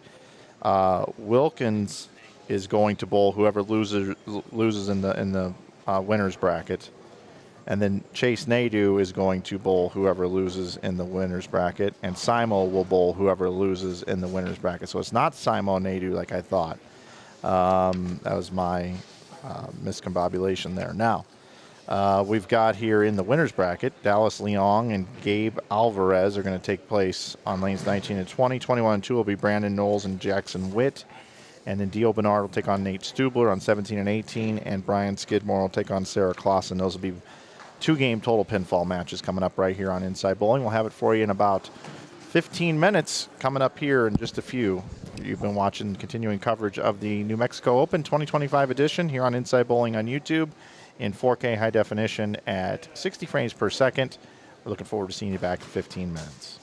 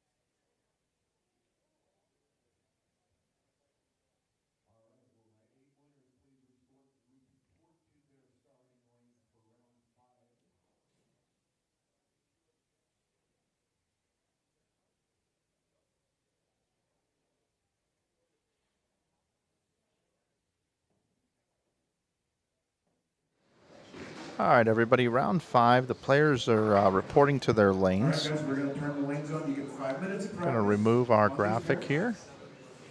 And then when you are finished with your practice, Going to move you we'll have over to here with our picture-in-picture.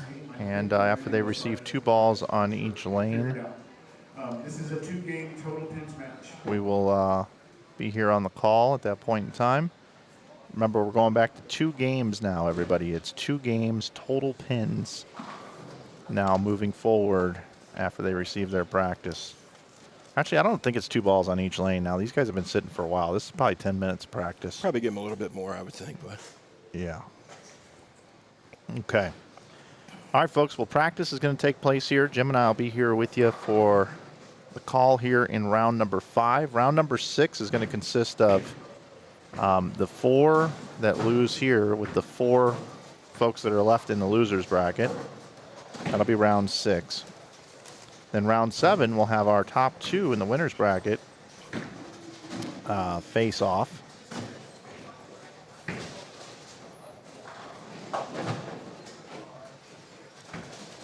Basically, we're going to have 8 rounds, and then we'll have a step ladder with the top 4. That's what we got for you on tap. I'm going to step away. Jim and I will be back with the call here in just a few.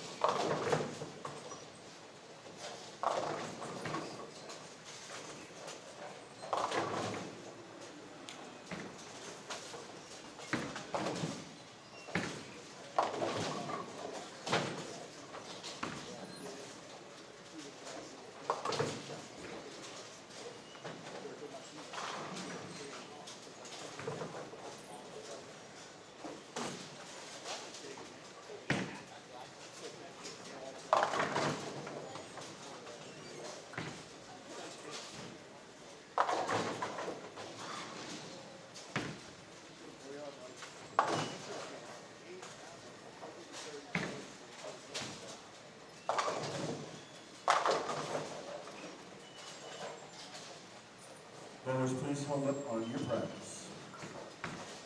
No more shots.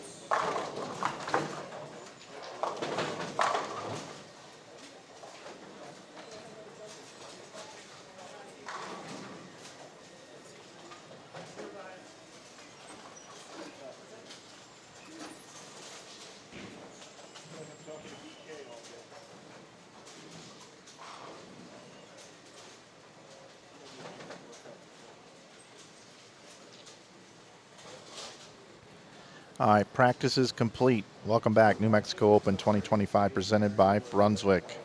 Here at Tenpins More, in Rio Rancho, New Mexico, here in Albuquerque. I'd like to thank our other sponsors, Shamrock Foods, Jani King, Western Bowling Proprietors Insurance, Tenpins More, and us here at Inside Bowling. We had 7 squads compete. We narrowed it down to 32. We're in the 32-person bracket. These are the winners right here. These folks have won a couple of matches. They haven't bowled in a couple of rounds. And now they're bowling 2-game total pinfall matches right here. Dio Bernard is up on lane 17.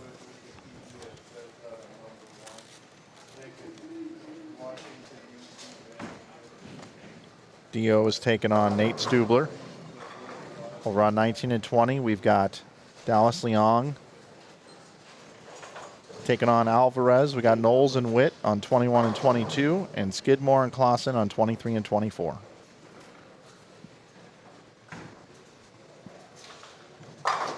Back to 2 games, Jimmy. Yep. Just want to get out, make sure you got good ball reaction to be able to close strong. Remember, we have seen some matches with big comebacks, so nothing is out of the realm. Remember, the lanes are tough. So it's a deal when we come down to the 9th and 10th. I've seen a couple misses that have caused people to lose, so I think we have some exciting matches ahead of us. I think we've had some surprises, too. That lane don't hook you get it right at all. It's terrible.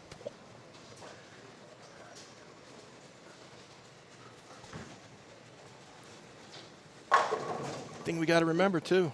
Dallas Young had 496 that first round on the fresh, so very good at throwing a straight.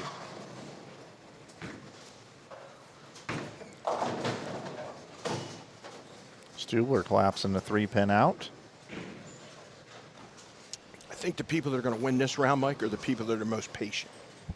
I think, everybody now wants to get out and they need to be process driven. Don't worry about the score. Just keep making good shots. If you throw a bad one, be like that cornerback in the NFL that gets beat. You know what I mean? You just come back up and you throw a good one again. Fresh oil. Not a lot of traffic either. This should hold up for a couple of rounds. Yeah. I would say rounds 5, 6, and 7 will have a good look to the pocket. Scoring pace will go up. Yeah, they get bad when the fronts start to hook a little bit more and that oil gets pushed down lane and they just get... It's good to see good shapes again.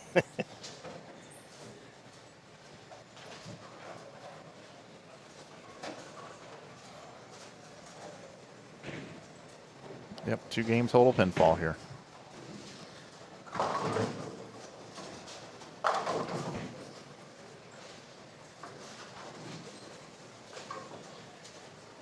I really like now that we can show every single match. You know what I mean? Yeah, it was hectic earlier today. Oh. Man, Jackson's got good ball roll. Hand right under it, rolls it down his hand.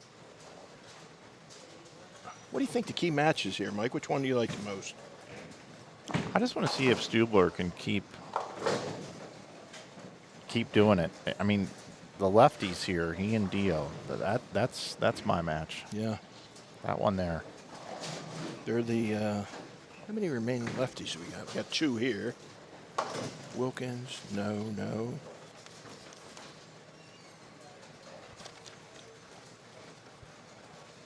Yeah, we don't have many lefties left.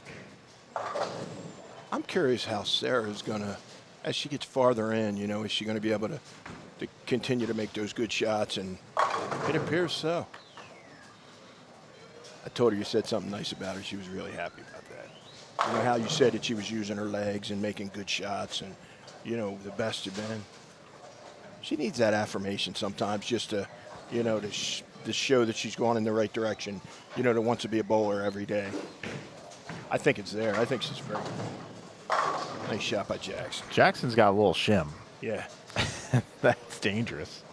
I'll tell you, this might be the matchup here between Knowles and Witt of the two guys that I got to learn about in New Mexico this year. Right? Fact. Like, if I go to some other event and I'm ever streaming, or these guys decide to try the tour, or maybe they're in a PTQ or something somewhere, then, thanks, brother. Then I know more about them, and I know they can play. I mean, Steve Klimpkin's out of this tournament, and Brandon Knowles is one of the biggest reasons. I didn't even get a chance to say goodbye to Steve. I know he got bounced early, and if Steve's on his way home, or if anybody's watching, if we get a message to Steve. Be careful on the way home, yeah. Be careful, buddy. And it was great covering you here this week, and he bowled phenomenal. Just got bit by this elite field. He was down 67, or wait a minute, 47 and 15. 62 pins he was down, and he came back to win the game. Yeah, and you're talking about USBC Hall of Famer. Yeah, but you're talking about Knowles was down. Yeah. Knowles was the guy that did the comeback. To Steve, yeah. Nice spare by Sarah. Bucket with a handle.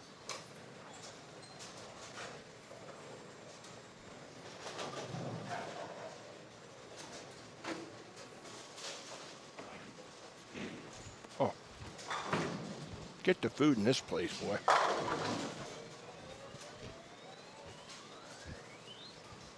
Great shot.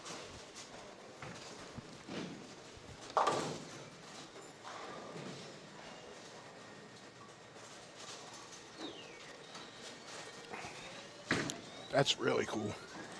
I know we're early in the match. I was just looking up. Julio Rodriguez was sliding down the hill with the kids at the Little League World Series on a piece of cardboard. That's cool, man, when they can get back. You're right. Remember, that lane's got that spot that's a little funny where it doesn't hook in the right spot. He definitely has shim on 21.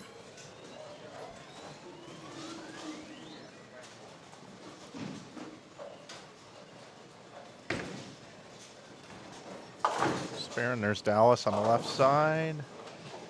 He's just the two. I want to welcome in all 843 viewers. Glad you're with us here today. We've had great viewership the entire event. Just checking out some of the other streams today. You guys are really awesome for choosing to watch this here. I encourage you to also check out the 11thframe.com Open today on Emil Williams Jr. Bullstream TV network. And if you haven't subscribed to his channel, make sure you do. Emil does great things, and we're really happy to be partnering with him this weekend, as he used to stream this event and has done a great job over the years. And we've just kind of traded events, as he said on his network yesterday. So thank you to Emil for being cool. And you guys should go subscribe to his channel. True professional. Yeah, No he's doubt awesome. about it. Had a chance to work with him. He's fantastic to work with. Yeah. Our independent streaming network, so to speak, we work hand in hand together and are very transparent with each other. And there is zero animosity ever between Bullstream TV and Inside Bowling.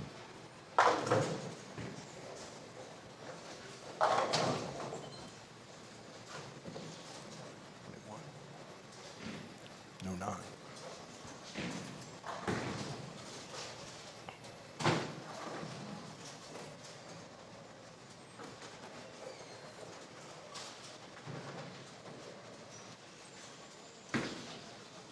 There is no 9 there. Guaranteed there is. Tell you what you're paying me this week, I'll bet you it's there. Yep, no 9.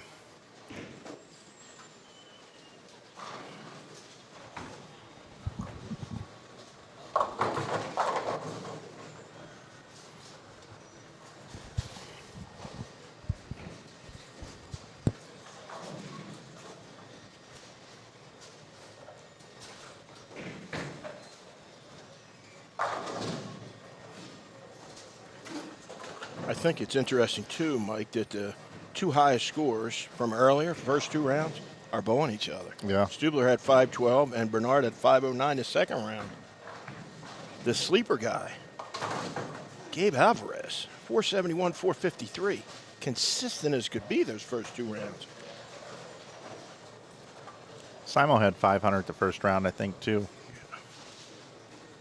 506 to be exact.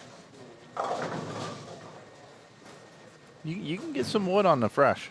Oh, there's no doubt. If you're lined up right, have the right ball. That's why Jackson, he put that upset on Zach Wilkins, and he started out quick. When you look, he bowled 230, 210. Can Sarah Clausen get her angles right?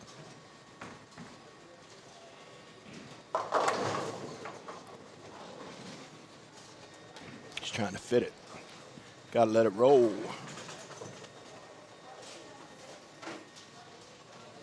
I wonder if anyone out there knows, I know there's a lot of Jackson fans. What college is Jackson going to go to if he's going to? If anybody knows, if you could put that in there, that'd be awesome. I love college bowling. I'm just curious maybe where he's going. If he's going. He may not even elect to go. That's up to him. But if anybody knows, that would be awesome. Because he's probably, if he's 18, he's probably just graduated high school.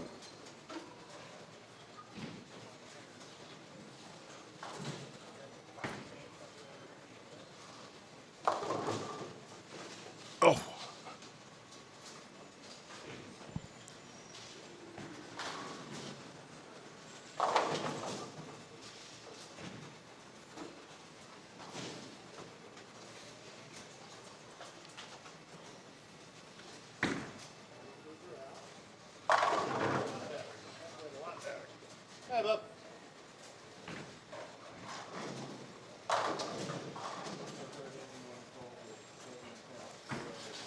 Oh, hold on.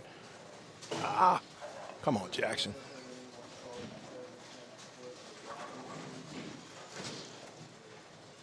That's 94 in the 5th, down early. 94 in the 6th. We have a fight over here on 23 and 4 between Sarah and Brian Skidmore. They're both don't have a great look early. This pair's been very difficult. Scores have been really low on 23 and 4, Mike. Being told here in the chat room from Stephen Wood Bowling that Jackson is going to stay home in Lubbock, and he's taking a gap year this year. Okay, cool, awesome. I'll tell you what, a lot of colleges would want that kid. Probably going to be a weekend warrior, I would guess. Yeah.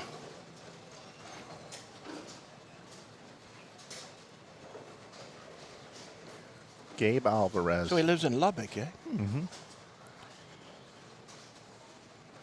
Got to keep an eye out for his name. He's definitely opened our eyes. Like you said, he's the one of those two guys bowling each other. Both have opened our eyes. Yeah, I was just going to say that Alvarez has bowled phenomenal as well. This match against Dallas Leong. Alvarez, another player I've gotten to know a little bit here this week.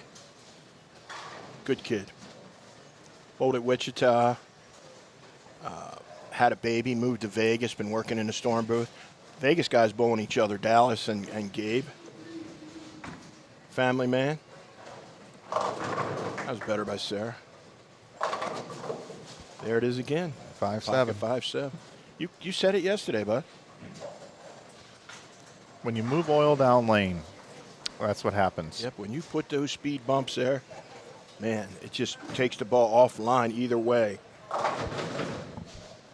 If any of you are watching and would like to bowl on something like this at your local home center, and I know that there might be some proprietors here when I say this that might cringe a little bit, and I apologize for that, but if you've got a good relationship where you practice, and if you could talk to the proprietor and say, hey, is there a time, let's see if Dallas makes this. Yep, easy peasy. 2 for 2, by the way.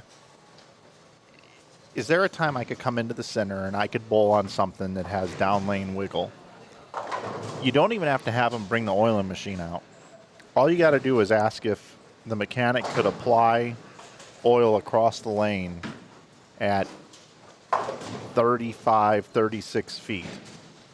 Or just have them spray one squirt at your break point, okay? And some proprietors might do that for you. Now, obviously, there can't be anything coming in behind that's important. It's got to be like a practice time. But that would give you a true understanding of what this is like. You could take a house condition, put oil at your break point, and then you could see what these players are having to deal with. To some degree. It wouldn't be exact, but anytime you apply oil at your break point, it creates havoc on your ball reaction. It's good. Havoc's a good word. It's true. Even the best players of all time, they don't like speed bumps, buddy. Because you know what's funny with speed bumps? You either figure them out or you have no clue by the time you're done. You know what I mean? It's an either-or scenario. Obviously, these players we have left right here, they figured it out. The last 8 remaining winners. How's the Stubler-Dio match going there? Sorry, I was looking the other way. We're going back over to Skidmore. 94-81. Got our, what do we got here if he strikes? Going to have a 7-pin lead. Stubler can bowl 248 to answer your question, 245 for Dio. Snowplow for Skidmore. Here's his chance to parlay. And when they're hard like this, when you get that parlay, it's big.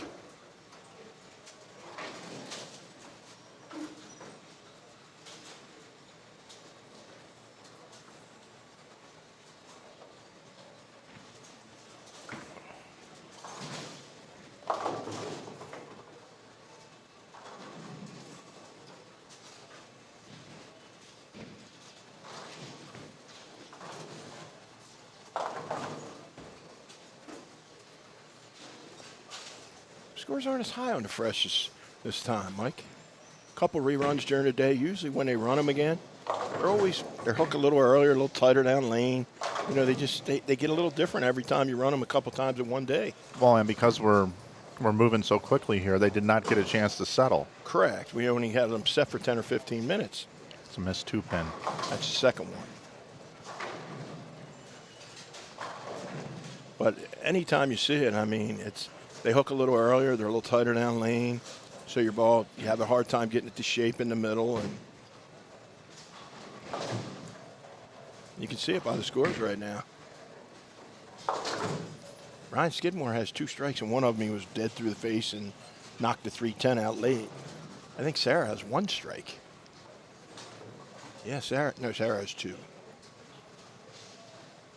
I think Jackson has good ball reaction. He's just got to step back, take a breath, and go forward. And it started out really good for Knowles, but kind of settled down a little bit.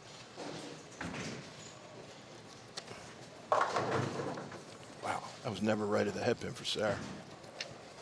See what Stubler getting a 7 out. I feel like we're watching a tour match right there. First place in this event this year is $9,000, $4,800 for second, $2,400 for third, $2,100 for fourth, $1,900 to the 5th and 6th position finishers, $1,500 for 7th and 8th, 9th and 12th, $1,300, $1,100 for those that were just eliminated, $900 for 17 through 24 and 25 through 32nd, $700 apiece. Total prize fund this year, $47,500. See Sarah cover the spare, bottom right of your screen. And now here's Stubler stepping up in the 10th frame, can still get to 248. And gets it. First one. Dio and Stubler. A couple of really great young lefties. One more traditional in Stubler. More power with Bernard. But right now, Stubler with the advantage in game number 1. Remember, it's 2-game total pins. This is winners bracket matches. Leong next door gets the first one in the 10th, can bowl 225, 214 left out there for Gabe Alvarez.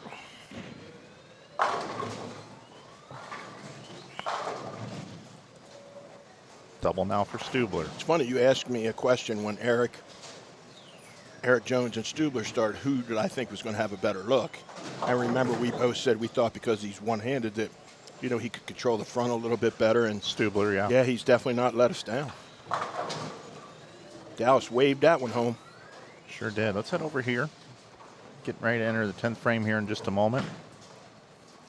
Knowles can bowl 209, 172 is all Mr. Whitkimball, and that's because we missed a couple of spares there, not being able to find any doubles. Next door, you got Sarah. Staring at a spare here, can bowl 179, but this is a low-scoring pair to get things started here.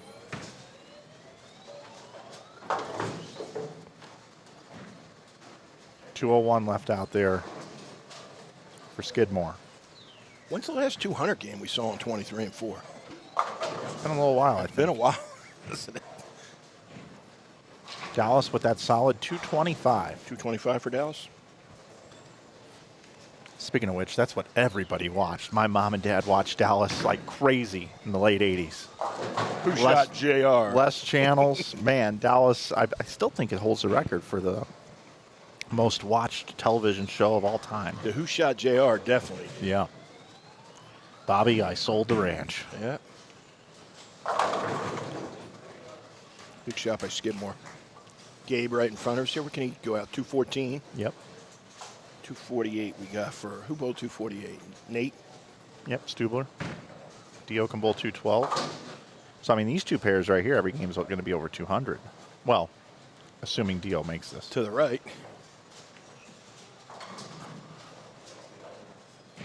202 the max for Bernard. Throwing at this 310. Not a gimme. Made it the hard way. There you go.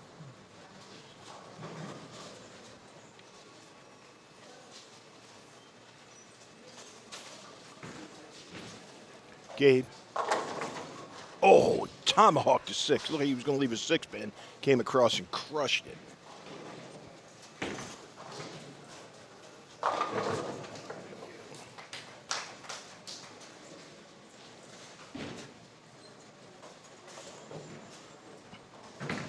Let's see what's going on. 214.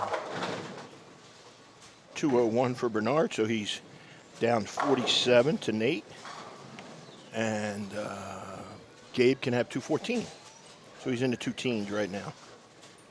2-1-4. That's a good match there. Leong up 11. Thank you, Mr. Flanagan. Skidmore grabbed a double. That's the first double we've seen in a long time on that pair. There wasn't any last match.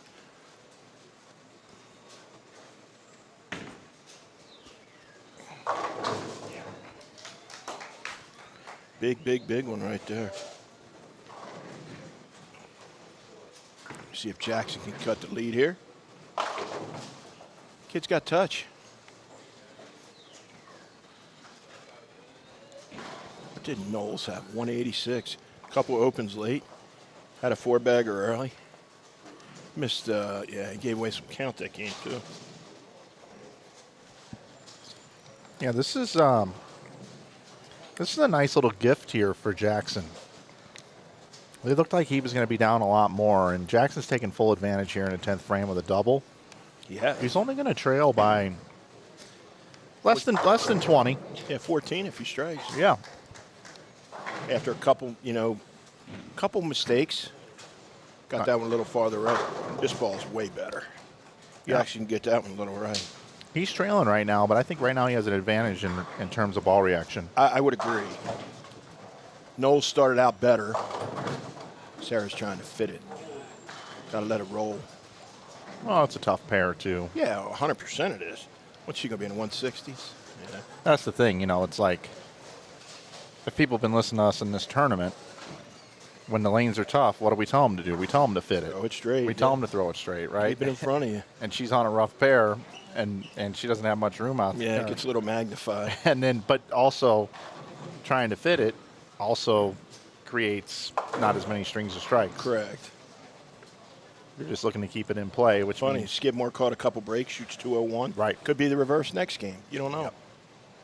We'll go over the scores here right after Sarah throws this one, with the leads going into game 2.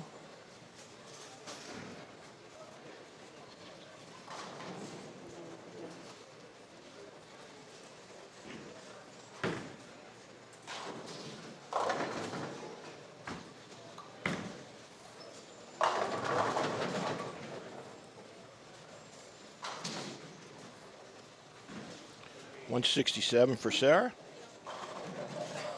34 down. Let's get through the matches here in the winner's bracket, round 5. 17 and 18, you have Dio Bernard against Nate Stubler. Nate Stubler with the victory, 248 to 201, so Nate is plus 47. 19 and 20, you have Dallas Leong against Gabe Alvarez, 225 to 214. Leong with the victory. He's ahead 11 pins against Gabe. Then you have Brandon Knowles against Jackson Witt, 186-172. Jackson made a ball change, only down 14 going into the next game. Then you have Brian Skidmore against Sarah Clausen, 201-167. He's up 34 pins. So we got a 47-pin leader, 11, 14, and 34. Anything can happen here, Mike. Anybody could win these matches. That ball reaction is way better. Just got to make sure he's aggressive with it. Stubler. Man, that 5 pins went over there. Speaking of being better and great, Jim, I think you're a pretty swell guy. I think you're better than most, and I think you're great. Appreciate that. It's very And kind. I know I'm better than most, and I know I'm great. But I also know that our viewers are great. We got up over 1,000 watching again today. And they're Here. taking time on a beautiful Sunday somewhere to come in and watch with us. You know what I mean? Yep. That's fantastic. In 4K. Yep. Thanks everybody for being here. It means a lot. We're approaching 100,000 subs here. If you'd have told me when I was 11 years old, bowling on my coffee table, watching the PWBA tour, the LPBT back then, that one day we'd be able to pack up, fly across the country, and set up a TV truck and be able to go out and call bowling, I'd have told you were crazy. But that's where we are today. I say that all the time. You know what I mean? I lived in Las Vegas for 25 years. When I was a kid, if you'd have told me I'd have lived in Las Vegas and traveled all over the world, I'd have told you were nuts. You're the same way. But you know what? I feel I'm the same way as you. Nobody's ever given you anything. You've worked hard for it, and you've earned everything you've got, and you continue to improve, you know, what you have going on. And you know what? That's why you get ahead. Hard work pays off, people. That's right. We're glazing it over right here. You nailed it there, Joey. What do you say? We said the stream wouldn't be complete without a Flanagan in full self-glazing mode. I love it.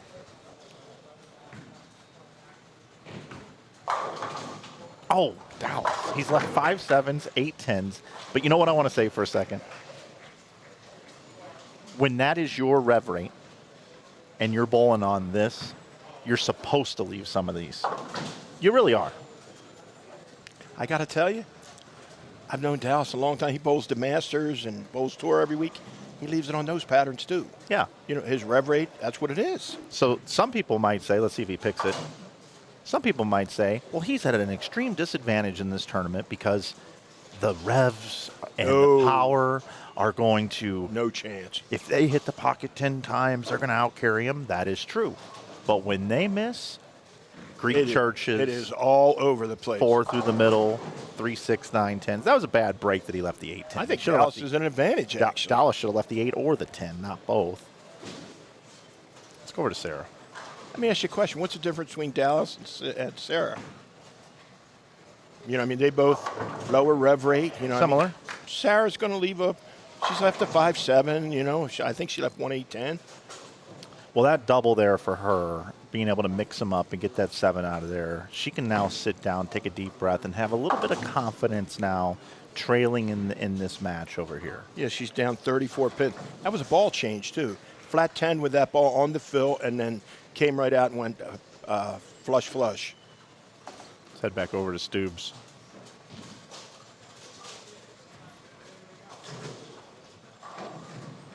Seems very determined this week.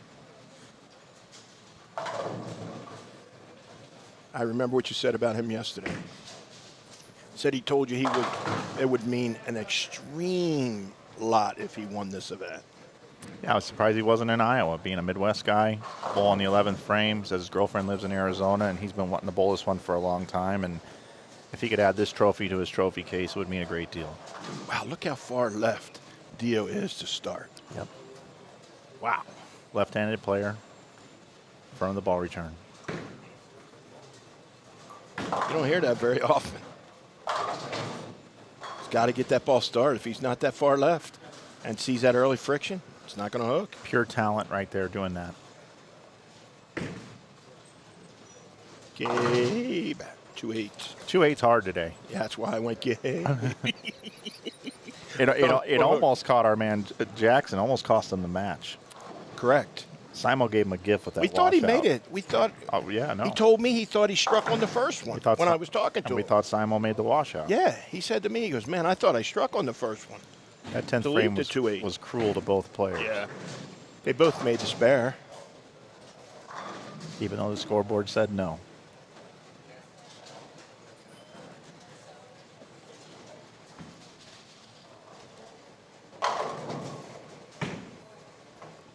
That ain't hooking. Sarah can cut it right here if she gets another hit or two. You know that, Mike? Yep.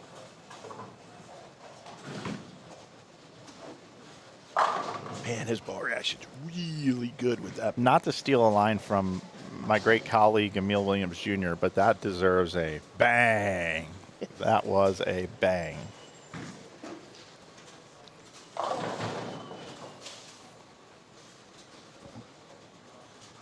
Two lefties on the same pair. Might see a little bit of transition, a little bit of carry down here. Jim, you mentioned how Dio was so far left in front of that ball return, and there's a reason for it. As you mentioned earlier, for a right-handed player, if it's to the right, or if it's light, move to the right. Well, on the left side, you can't quite say it like that, but you know what I mean. Hard to get something to rhyme with left. Yeah, right. Yeah. But you know, you come in light, you got to keep moving. Yeah, if you're coming up light, keep moving right. An opposite for a lefty.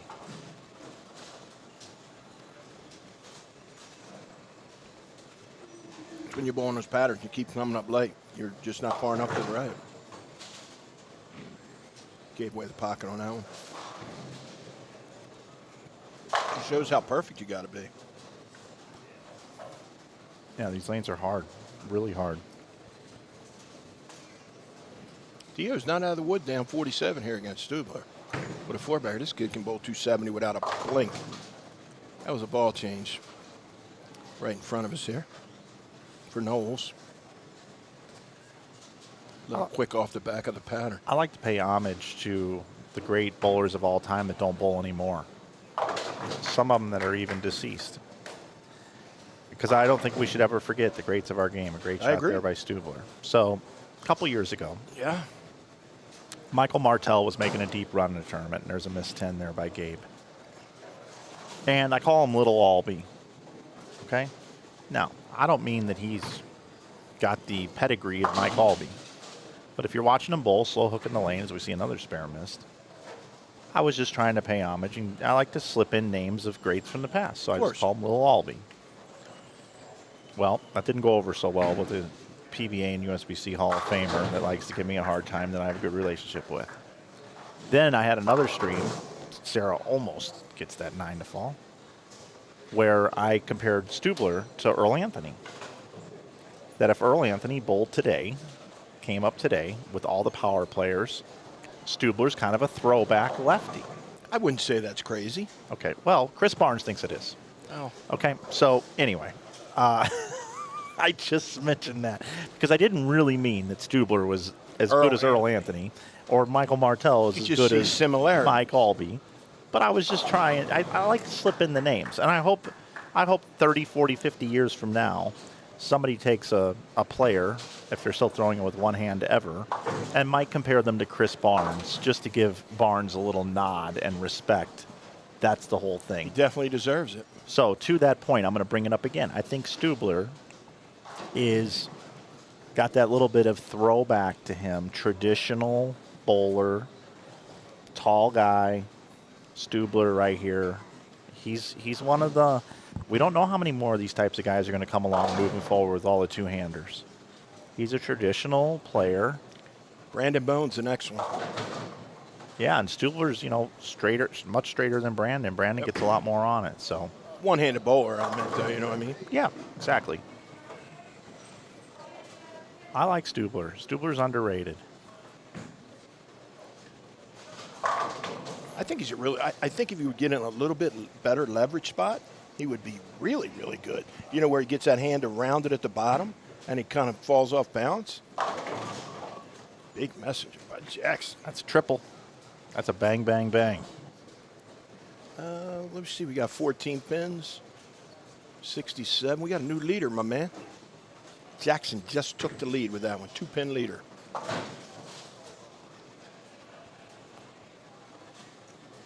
By the way, I love me some Chris Barnes, and if you're not subscribed to the Beef and Barnesy channel, you should do so. Yep. And Ryan's Barnes channel as well, Barnesy. I think Chris would have bowled very well here, actually. Oh, yeah, for sure. Won the tournament, what 4 or 5 years ago? Yep. Brooklyn. Almost.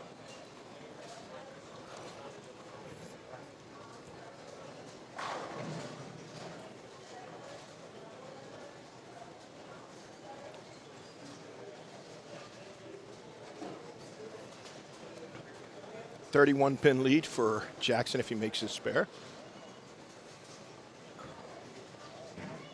Sarah's cut it to 14 in the match with Skidmore.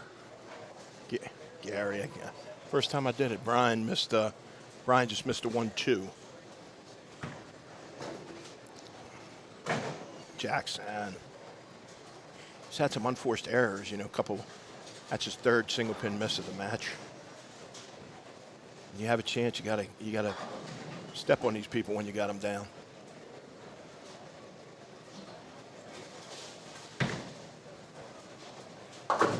Nice spare by Skidmore. What's going on in the Leon taking control in that match over there, Bud's got a double spare 4-bagger. He's gonna bowl a big number again. He had 496 the first round. He's gonna be pretty close to that again. And Gabe's bowling good.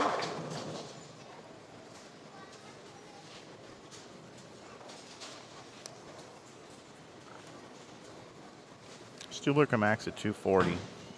Dio can max at 3 bills. Dio's down 47. So that'd be 13-pin win for Dio if he strikes out and Stubler strikes out. It's your big 2 frames for Sarah right here. Dio strikes again. Oh, 4 into the 9, old school. I look like 1987 Mike Flanagan. You were 10 then, right? What year were you born? Yeah, 99, or no, 79. Yes, you were 8. You weren't tripping too many 4-9s at 8. I didn't start bowling until I was 11. So you weren't tripping any 4-9s. No, tripping ain't easy, though, I can tell you that. Yeah. Dallas Leong just about got this one. Yep. He's dangerous on the fresh. He doesn't care if he leaves us 5-7s or 8-10s either. You know that? Yeah, I mean, he left 1-8-10 this He game just goes in to the the next pocket. frame. He's He in the made- pocket every He frame. had 2 5-7s on 21 and 2 and made them both. Tell you what, Dio is giving it to Stubler here. Stubler could bowl 488 and lose.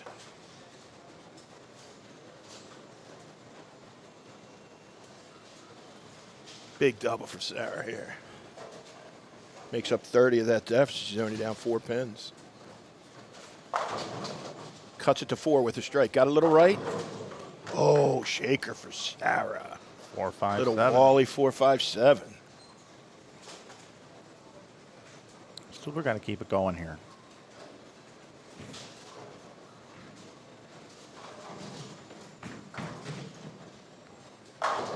Telling you, he's a good clutch guy. I've seen him on tour a couple times when he made shows where he had to, put up in the 8th, 9th, and 10th. He's going to put it back on Dio here, and Dio is going to need to continue to strike. Jackson had a Brooklyn on the bottom right of our screen, got away with it. He's going to try to do the full parlay, as you like to say. 23 pins, he's ahead. 9-pin leader in that match now.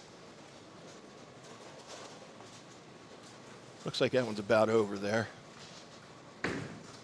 Looks like Alvarez, or Leong, I'm sorry. Leong's going to move on. It's going to be tough. 495 last time on a fresh. He's going to be 225 plus that. He could be almost 500 again.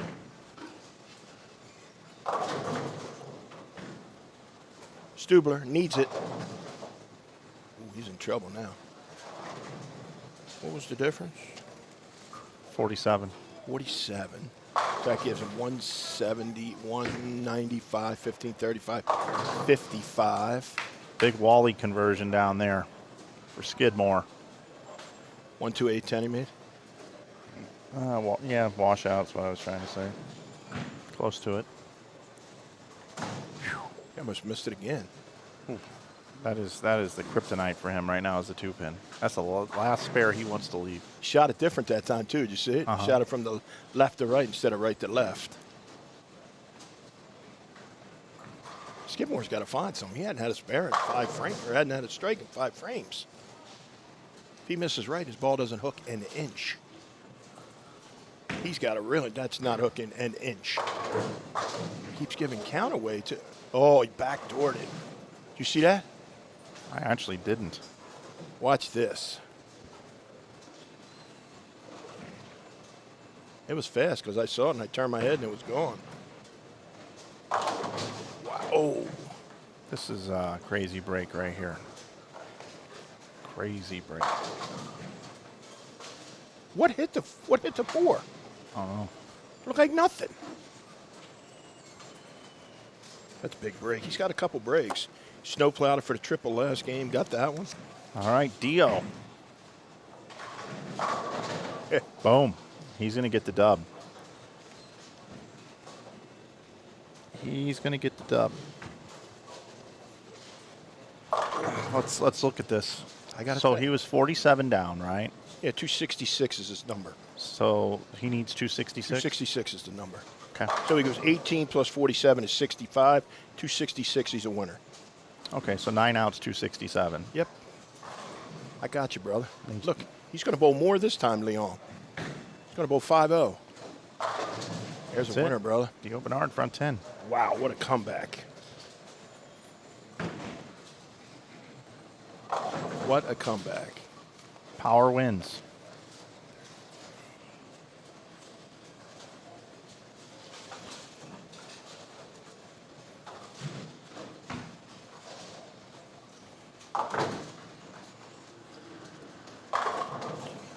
You have a 1-pin match in the Knowles against Witt match. This baby split's a big deal. Dio's getting ready to bowl for the front 11, bottom right of your screen. That one's already locked up. Solid 9. That's not even right. Oh, big miss late in the match. So he was up 14, gives him one. Tell us the first game scores for these two guys again. We got 186, 172 for Knowles. So he's a 14-pin leader. So if you add 14 onto Knowles, would be 173. 204 is a lockout for Witt.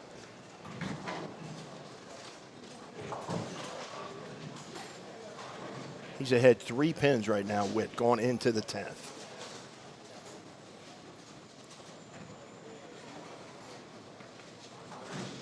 He's got to stay clean and Sarah's match is 2-pin match.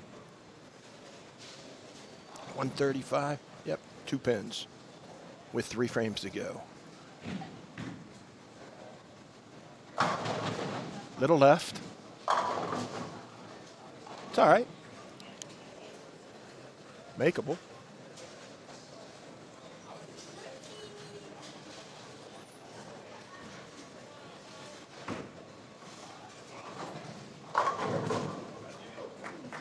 Gets the 7 to fall.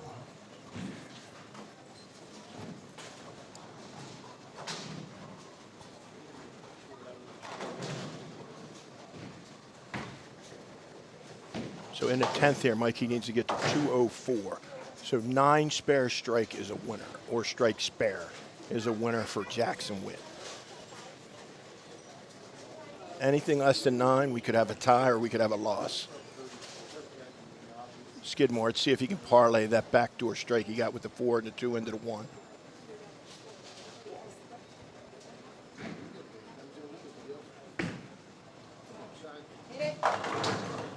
What a great shot there by Brian Skidmore.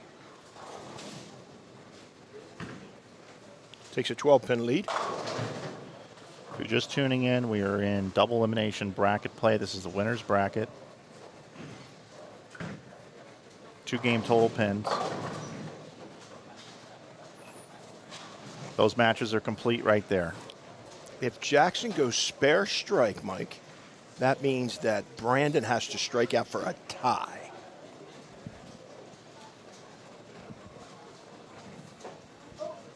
Has to make the 2-8 first. We saw his ball deflect away from it when he shot it against Simo. Yeah, left lane hooks a little bit more in the middle of the lane. Got to be careful.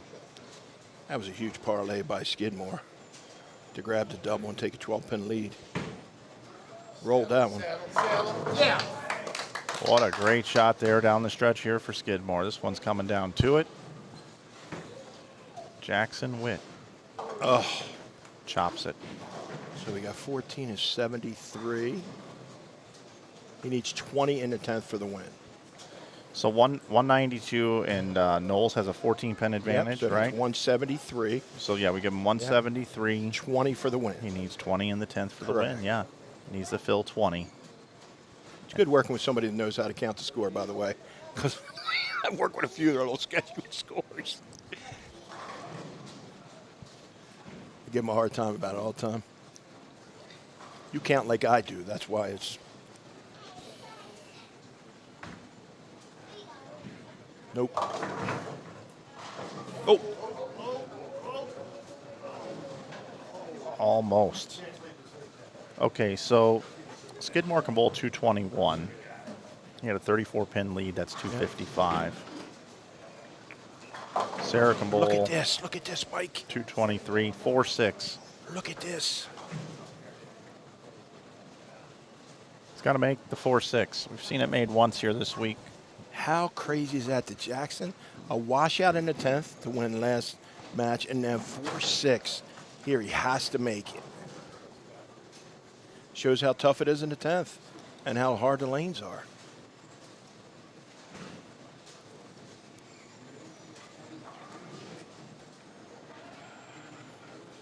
I believe 191 is the magic number for Skidmore. You're correct. This one's going to go fast. That would have been great if he'd have made it. Wow. All right, here we go. Jackson Witt advances. Now we got Sarah Clausen and Brian Skidmore, who's going to make it through the winner's bracket here in round number 5.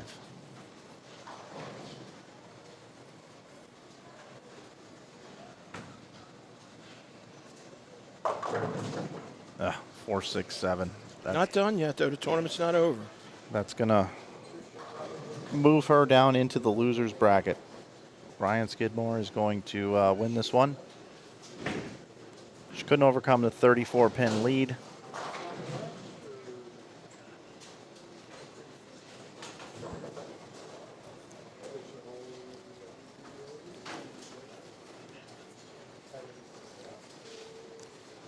What was the final score?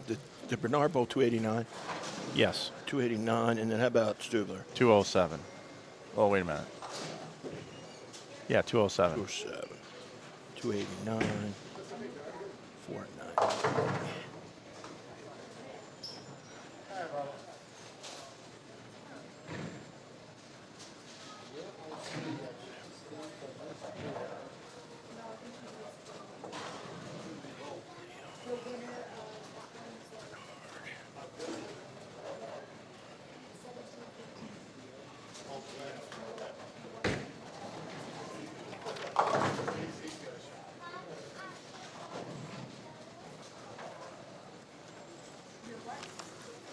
Final four.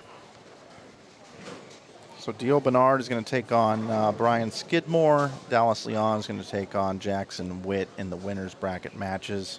That's who we have left in the winner's bracket.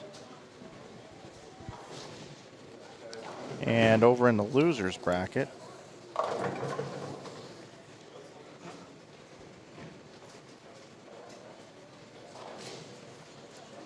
got Simo and Chase Nadeau waiting in the wings. Wilkins and Pena. Yep. So this is winners, this is second chance. Give me all the rest, I'll get rid of them. Winners Yeah, I'm of kind that of round confused will here. Yeah, give me all. This is the second chance, and then this is the winner. These are the There's ones garbage. Correct. So this is what you got right here. Now we have to move these over to here. So winner of, we got to figure out who goes from here to here. Correct. What is that? What lane?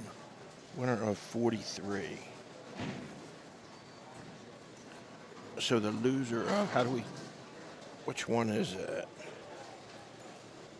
I'm not sure, but we're going to know in just a minute. Yeah, I don't know either. Quick run through, Mike. I'm going to give you the scores of what we just saw. Dio Bernard, 289 big second game. He beat Nate Stubler, 490 to 455, 19 and 20. Dallas Leon with 491 again, Mike, after shooting 496 the first time. Alvarez had 429, so Leon's a winner. And then in a very exciting match, Jackson Witt beat Brandon Knowles 364 to 355 after Brandon Knowles split in the 10th to give Jackson Witt the win. Brian Skidmore over Sarah Klassen 397 to 364, so Brian Skidmore moves on. And it's only going to get better. Coming up in the next round, we got Simonson, we got Nadu, we got Pena, and we got Wilkins. Jimmy, Yes, sir. I'm going to step away. You stepping away as well? Yeah, I'm going to finish up my sandwich here and get ready for the next round. We'll be right back with round 6, everybody, coming up here in just a couple minutes.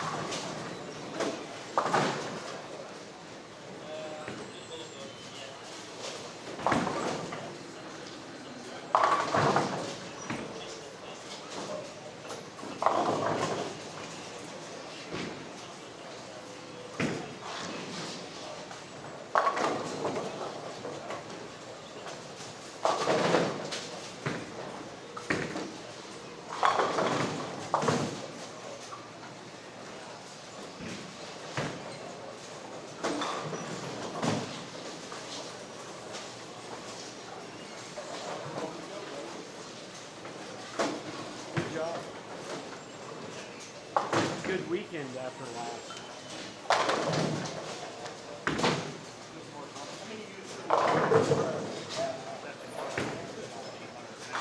Last week I did well and met goals.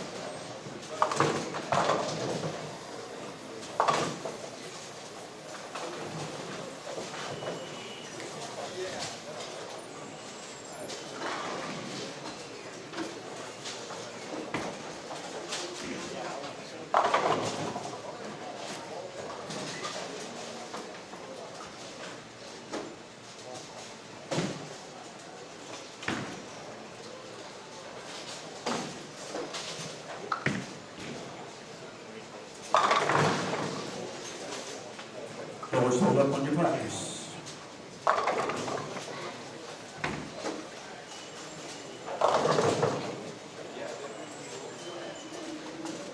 Ladies and gentlemen, boys and girls, Mike Flanagan back here with you with Jim Callahan for continuing coverage of the 2025 New Mexico Open here in Rio Rancho, New Mexico, here at Tenpins More Bowling Center, the 21st edition. And we are in the losers bracket round number 6. Round number 6 here. I want to thank our sponsors. This event is presented by Brunswick. If you're looking for bowling balls, bags, shoes, accessories, whatever you may need, check out brunswickbowling.com. They'll take care of you. We also want to thank our friends at Shamrock Foods here locally, along with Jani King, Western Bowling Proprietors Insurance, Tenpins More, and us here at Inside Bowling.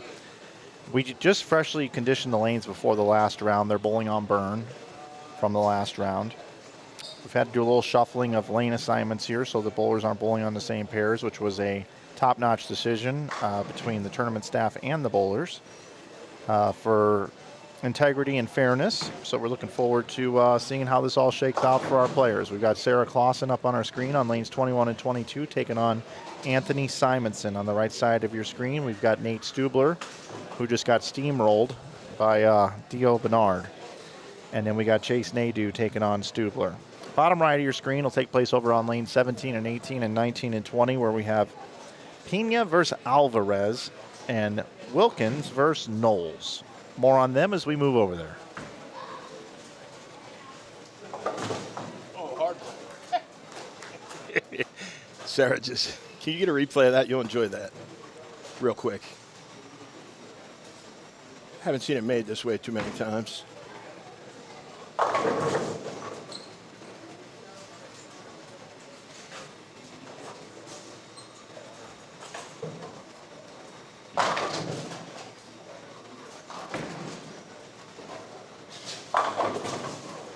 Simonson, a little flat 10. Is that replay you wanted? Watch this. No, no. Oh.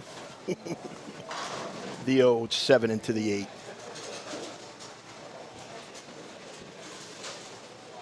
This is as farthest right as Simo's been. If you look, he's standing. You can't see the gutter. He's so far right when he starts. Bonus spare there for him. Appears that way this weekend, doesn't it? Here is Hector Pena.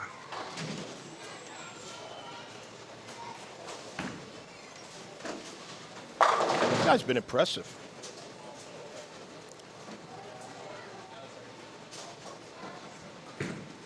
pulling Gabe Alvarez. Whew. You got the old dot the I with the head of the pin, just knocked the 10 out.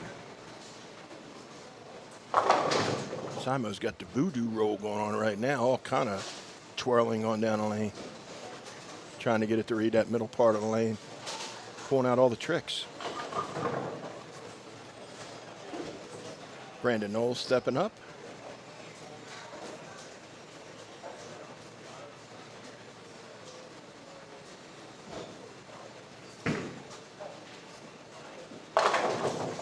Good shot by Brandon.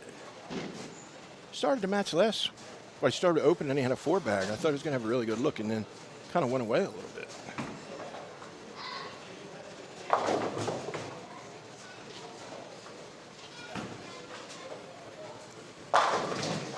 Great shot by Pena. Double early. Gabe Alvarez stepping, who's had great ball reaction the whole time. Yeah, Gabe, his 3 sets went 470, 450, and 430. So Gabe's bowled great the whole time. Just, you know, he caught the wrong players at the wrong time.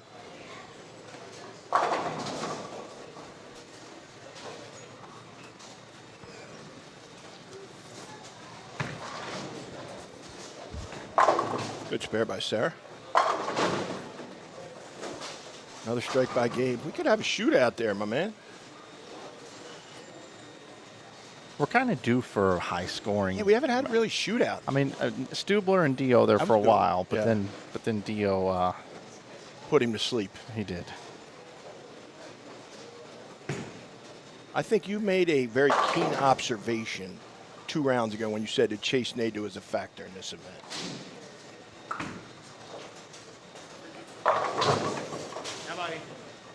Look at that. That's about the 2 doubles and 3 matches on this pair. I think he's the most business-like once he steps up on the approach. You look and see it. Sarah didn't have a 9-pin. Can you check, please?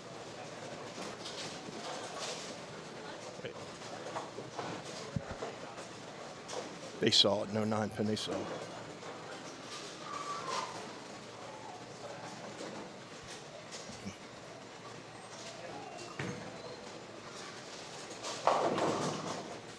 Anyway, as I was saying, I think Chase Nadeau, once you step on the approach, is the most all-business person that's left in this tournament. Yeah. From his demeanor. Very mature guy for his age. You know what I mean? He's got a young family. You know, I think he gets it from his dad, Dan, who, businessman, you know, very good bowler for a bunch of years. And I think Chase is a very respectful young man. Every day before he leaves, he shakes everybody's hand, says thank you. I mean, I agree. He's very mature, and that's what you see.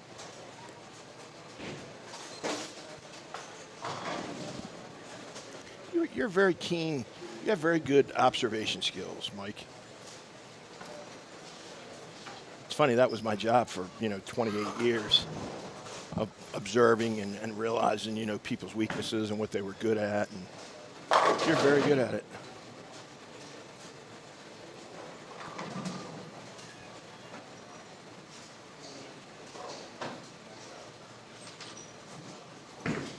Remember, we're back to 1-game matches this round.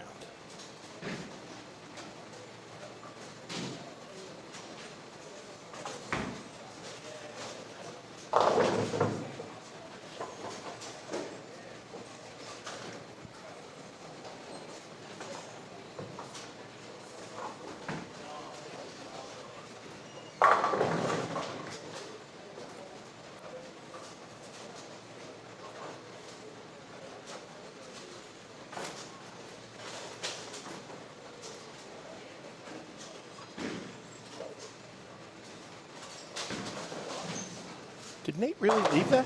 5, 6, 9? Look at that spare, Mike. I know you're busy. Look. When's the last 5, 6, 9 you've seen?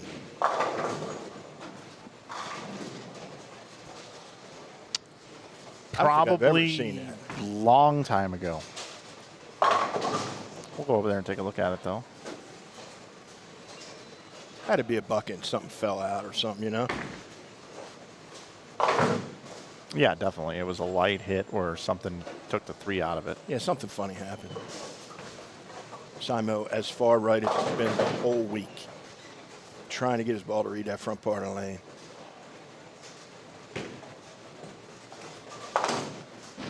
Gabe Alvarez started out with a double. He's going to be open, and 4-bagger for Mr. Pena. He has to make this. Seen crazier things this week. Backup guy. Look at how far right Nadu is, right up against the walk. It's almost on the tile.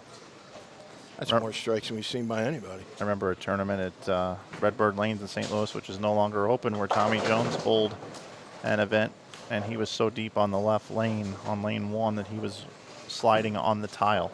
Yeah. Throwing it over a lip. Chase Nadu almost doing the opposite. Yep, same thing that Dio did. Remember we commented he was actually standing in front of the ball return when he started to be that far left so that he could get the ball to get started. And obviously that move he made was big because he had 289. One thing that we failed to mention on the Open, there's so much information going on. These are 1-game matches. I said it a second ago. Oh, beautiful. Yeah.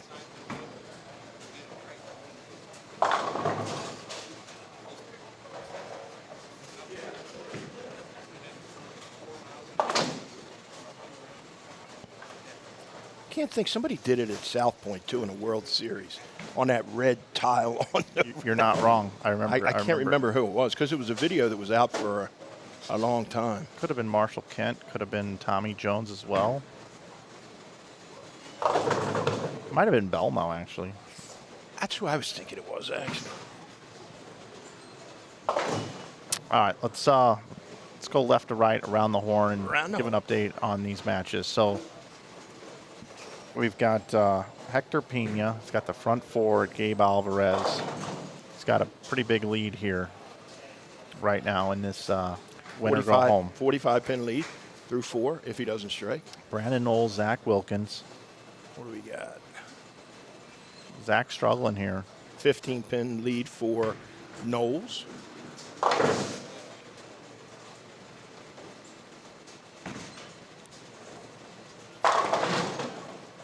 He don't look like he's slowing down anytime. Simo's working on a max score of 290. 23-pin lead over Sarah. Sarah needed that to fall. So she's down 23. Simo can stretch it here with another strike. And then Stubler and Chase Nadu. Stubler down 23. Still a long way to go, though. Those 8th, 9th, and 10th frames is where you get the wins at. And we've seen matches lost, won and lost there. Man, that pair is tough, dude.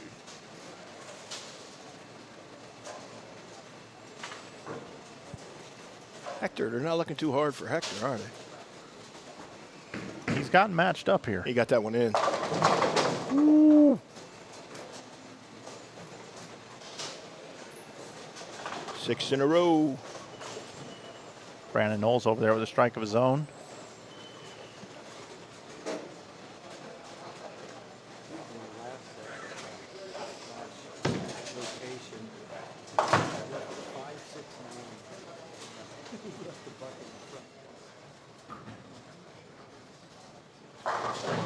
Gabe Alvarez with a strike over there.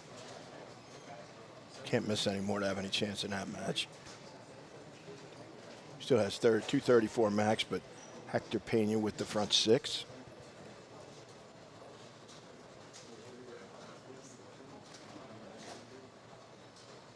Subler's got to get rolling too. Chase looks like he has a pretty good look on this pair. Brandon. Big double for Brandon. That was left. Simon got right over the top of that one. That was never right at the head pin. You know what I mean? Where it was left off his hand, it never got to that spot. Stubler needs to find one here so he can get a little confidence that he can throw a 4 or 5 bagger on this pair.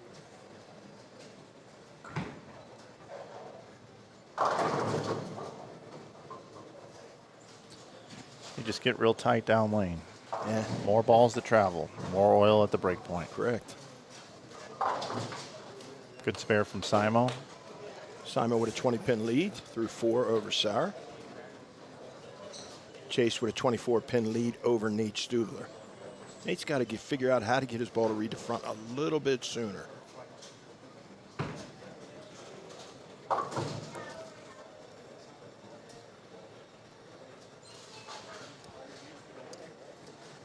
Hector Pena looking for the front 7.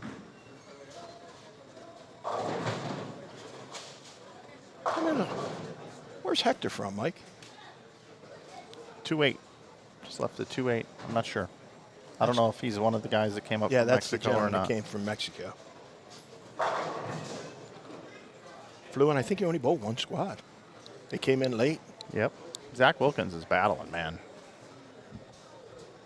That double there, 25 pins down through very 6. important. Very important double.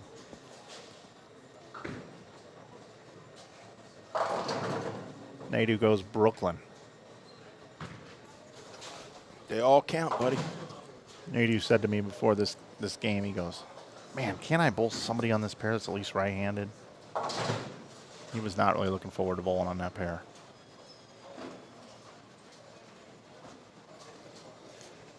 I got to be honest, I wouldn't be either. He just caught a break, though.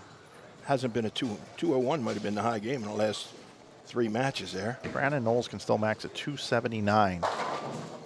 Solid 9. Yeah.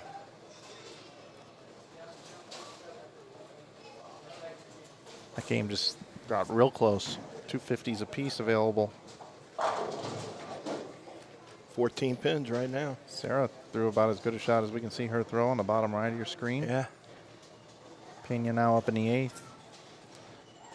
Knowles attempting the spare, and Chase Nadu up all at the same time. Bing, here's 1. Let's see if we can get 2. Got a hook. Yeah, that lane just does not hook when you get it to the right.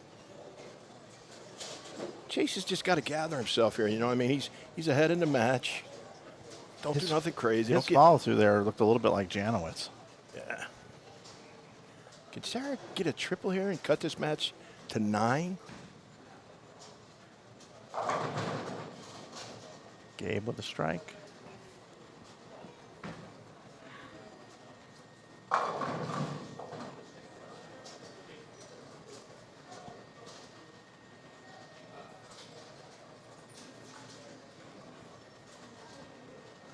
Ten-pin match right there. Chance of Chase sliding this over. About 40%, I would say. It's hard to get it across it because it's so tight. You know what I mean? Again, the question we've asked: can Stubler find a double or a triple on this pair? You know what I mean? His ball hasn't picked up near early enough. Started out with a double. I thought he was going to bowl a big game, and then his ball's just been through the front. Looks like Mr. Pena is going to be a winner.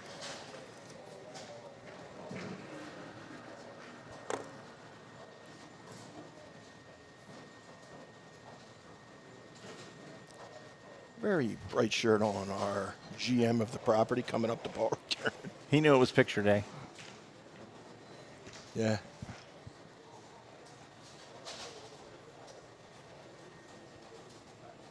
Gotta say, Mike, I think this is my favorite shirt. You like the light gray? Yeah, I like gray.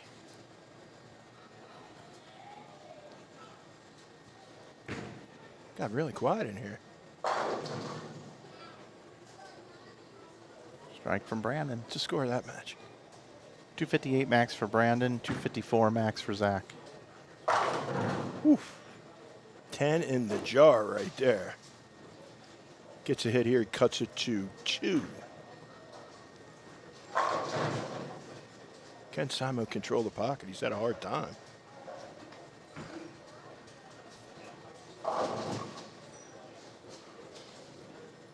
For that spot, that one was a little too end over end. Yep.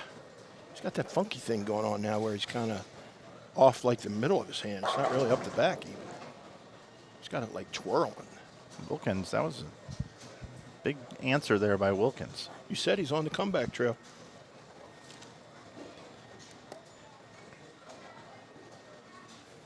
This is the lane he hadn't got it to hook very much. Yeah. That one actually burned up. He got it out to the friction a little early.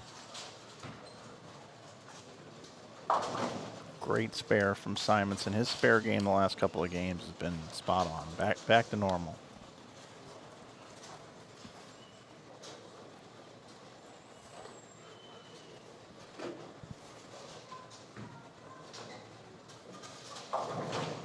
Wilkins knew off his hand that was right.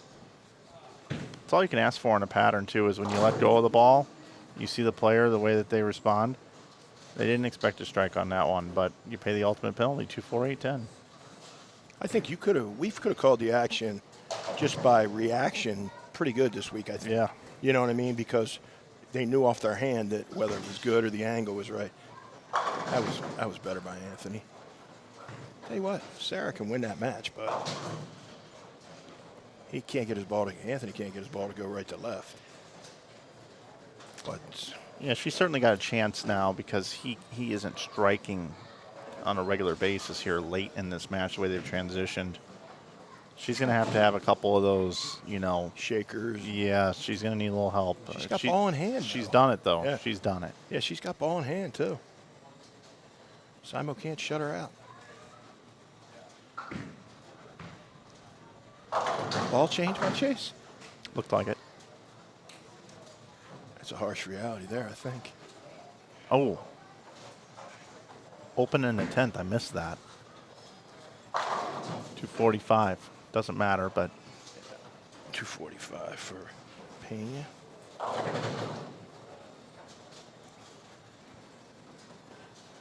Brandon Knowles in control now that Zach is open in the 9th. Yep, so Knowles is going to be a winner. So there's Sarah with the strike in the 8th.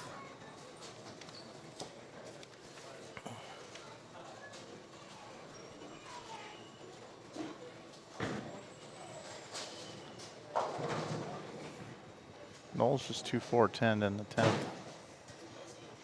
Doesn't matter. Doesn't matter.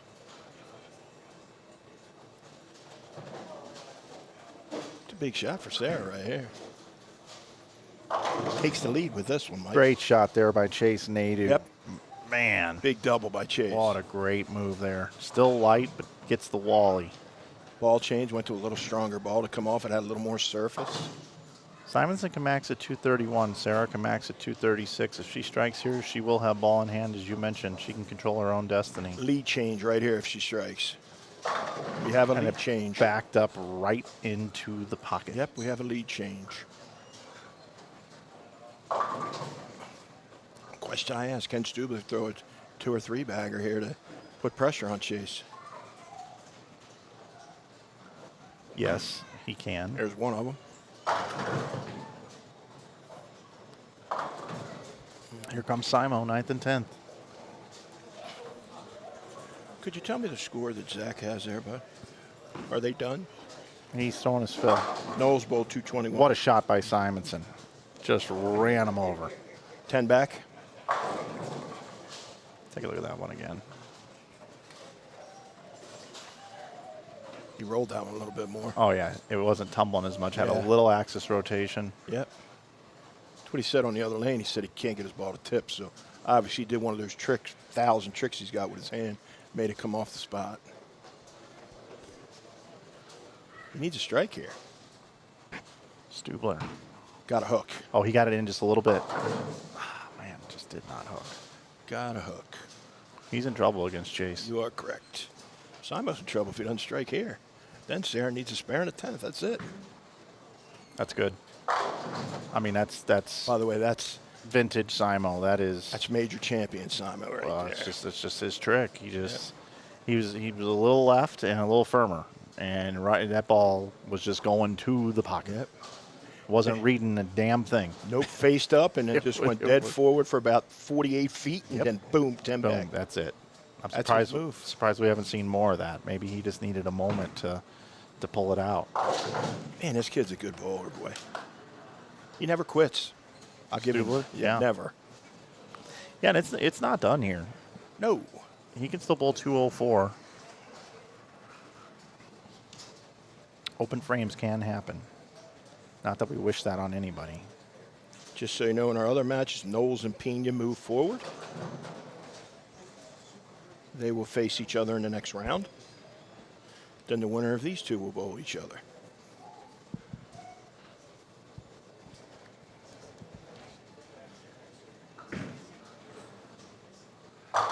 You know how end over end that is right there, bud? That is like dead up the back forward, just reads a little bit of the mid lane and goes forward. I'm going to give him a nickname here in a second. Oh, Simon got it wide. That's a little wide. Oh, Got he the caught light the shaker. break. Now Sarah needs a double. And when we say he got it wide, we're talking about an inch, Yeah, right? correct. You remember, an inch in the front Is it 2 to 3 inches down 2 lane. to 3 inches down lane. It spreads out like that. That's big double.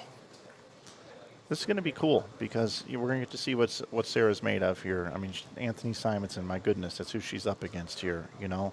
This is a moment here for her. 100% it is. Win or lose, it's going to be something she's going to look back on. Man, he just hit up on it a little bit, and he got a little bit too forward in the front. What's your name, buddy?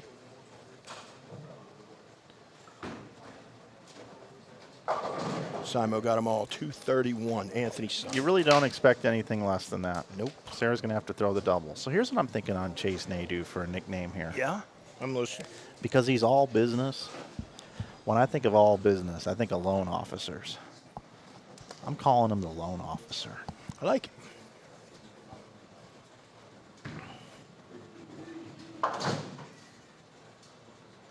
One just defaulted. But it doesn't matter. Doesn't matter. Chase Nadeau winner. 204 is what he needs. Okay, Sarah here. First shot here. This is a big one. She needs a double to beat Simo. Hey. Nope. Not a terrible shot. It was right on line, but just doesn't read at all. Doesn't get into Nope. the 1-3 with any authority. Leaves the bucket minus the 8 pin. Her tournament's over, but she had a great event. And she had a chance against Anthony Simonson all you going can all the ask way for. down to the wire. That's all you can ask for. She had ball in hand. I've got one other thing I want to say too. Proceed. Because there's so many complexities to this event, and we weren't even sure how many how the bracket was going to work and stuff. When it came to the lane assignments for this round, there was a bit of an issue. Sarah was going to have to bowl on 23 and 24 back-to-back rounds, which was not cool. And Anthony Simonson was going to be her opponent, and he was the first person to walk up to the tournament staff and say, hey, it's not right that Sarah's got a bowl on the same pair. You guys got something off with your schedule. And he was the one that said, I need to bowl her on a different pair. It's not fair to her. I think that's a pretty big deal. I've seen Anthony do it before. I mean, he's a sportsman. You know, I mean, he's got good sportsmanship, and yeah, he just wants it to be fair. And if she doubled in the 10th, that would have cost him, right? But everything worked out the way it was supposed to work out, meaning everybody knew they were supposed to switch those pairs up. It was an oversight on our part, and we got it right. And we had a great match. Pena over Alvarez, 245 to 178. Knowles over Wilkins, 221 to 208. Simo over Sarah Clausen, 231 to 212. And Chase Nadeau, the loan officer, 212 over Nate Stubler's 181. Now we have Simo against Nadeau and Knowles against Pena. Down to the final four of the losers bracket. And then we also have our winners coming in as well. Which we have Bernard against Skidmore and Leong against Witt. Down to the final 8. That's what we have, and that's going to be round 7. I have pushed our stepladder back to 3:30 today, and it may even be closer to 4. So I have made that change on our stream schedule. We will break for that when we get to that point. Round 7.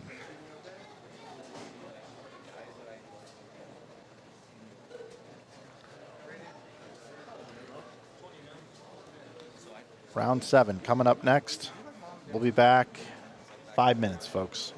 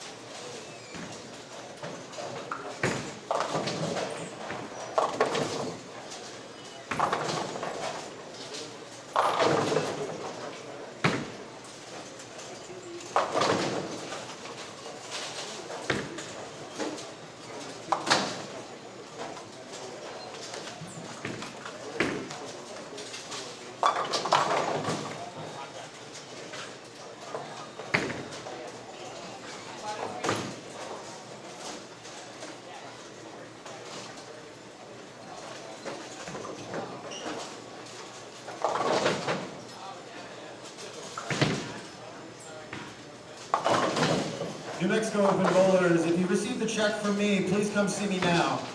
If you received the check from me, come see me now, please. Thank you.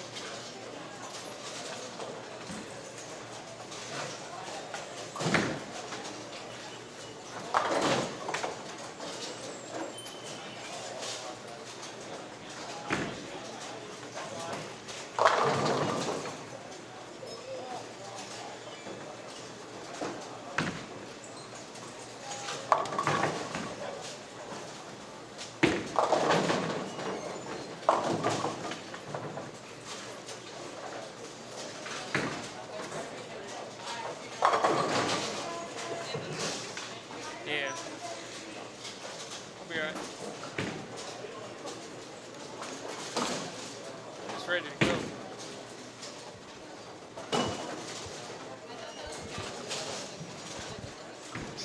No deal. We have moved into round 7, everybody. And we've got winners and losers. These are the players that are left. We got 8 players left in the tournament. We welcome you back into the 2025 New Mexico Open 21st edition here at Tenpins More Bowling Center in Rio Rancho, New Mexico. My name is Mike Flanagan. I'm joined by Jim Callahan. And the proprietor here at the Bowling Center is Mike Fagan. And Dennis Hacker is our tournament director here as well, USBC president. This event is presented by Brunswick. Make sure you support our sponsors. Bowling season's coming up. Check out Brunswick Family of Brands for all your bowling needs. Also want to thank our other sponsors, Shamrock Foods, Jani King, Western Bowling Proprietors Insurance, Tenpins More, and Inside Bowling. This is the 3rd round since a fresh condition. And what do we got for matchups, Jimmy? We have Dallas Leong against Jackson Witt in a winner's bracket match on 17 and 18. 19 and 20, we have Chase Nadeau against Anthony Simon in a loser's bracket. 21 and 2, we have Dio Bernard against Brian Skidmore in a winner's bracket match on 21 and 2. 23 and 4, we have Brandon Knowles against, what was the young man's first name for Pino? Hector Pino in a loser's bracket. So this is very important. The winner's bracket, the winners of those two will be guaranteed to be first or second. Then they will play against each other for the seeding for the first or second spots in the step ladder.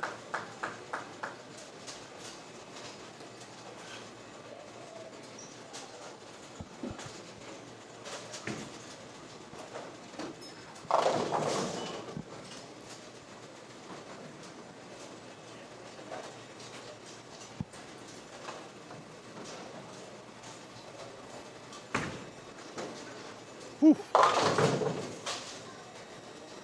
That ball hooked a ton.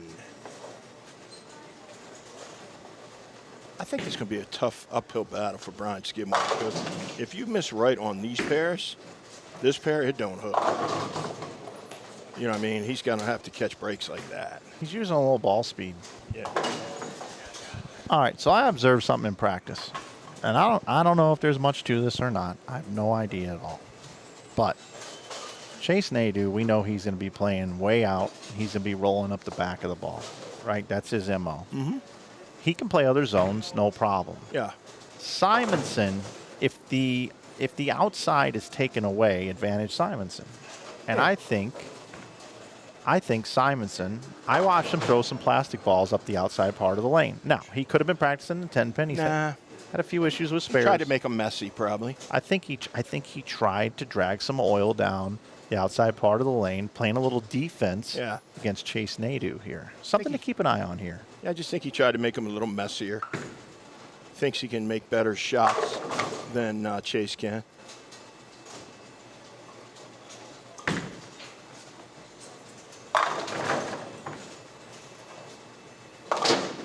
I don't know if Simon's ball reaction is good enough where he could do that. I mean, he finished very strong against Sarah Klassen last round. He threw a trip on the 10th to shoot 230.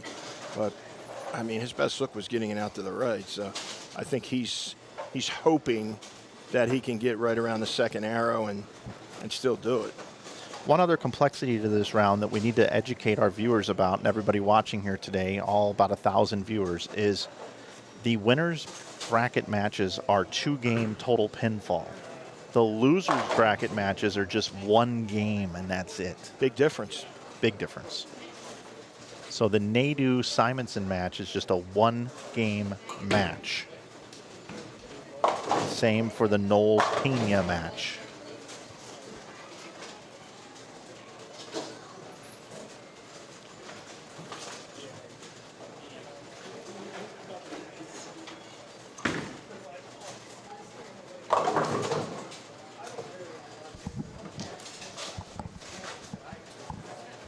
Dio with strike spare, but Skidmore with a double. It's going to be interesting if Jackson Witt can continue to get, the hits going his way to continue the ride onward.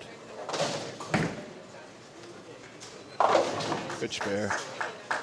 2 opens in the 10th 2 times in a row have given Jackson victories. See if he can keep going. Got to have luck to win, and it's not all skill all the time, is it, Mike? Nope. Simo is way up on the approach. He does that to keep his ball speed soft, doesn't he? Correct, yep. He actually goes up farther than that. That's moved up. He has like 3 zones. He moves up like 8 or 9 inches, then it's a foot. There's some that he takes like 2 or 3 steps, and it's really as slow as he can and just rolls it. Sometimes it works. Most of the time it doesn't. Yeah, yeah, it didn't work.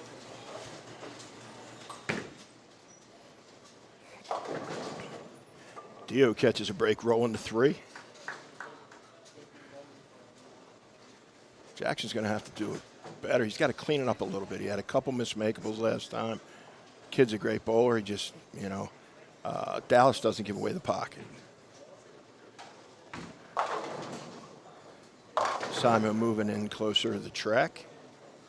What Mike said could be accurate. He might have. I've seen him try to make them messy before, where they were very different. Good spare by Jackson. Remember, 2-game match there. Come on. Nadeau left. He had a Wally 5-7, and the 5 went left. So he only left a 7.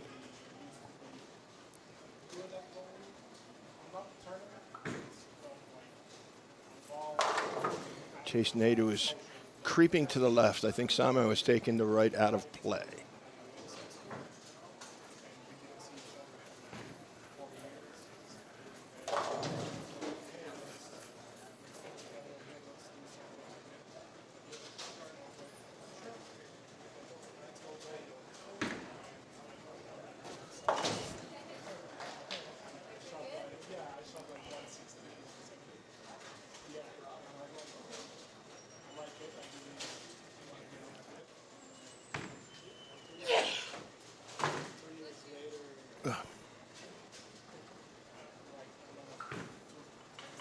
Chase moved a little bit into the track.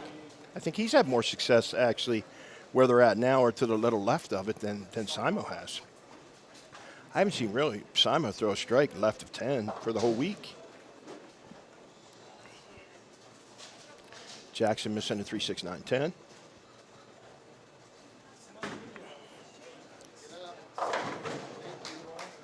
Shaker for Brian Skidmore.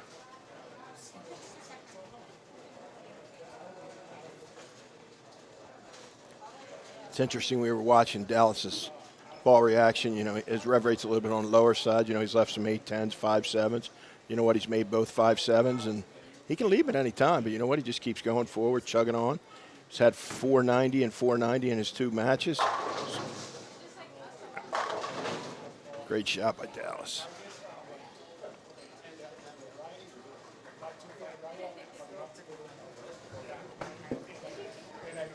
Nader left the Tenpin. They're both migrating into the track, Mike. Chase and Simo.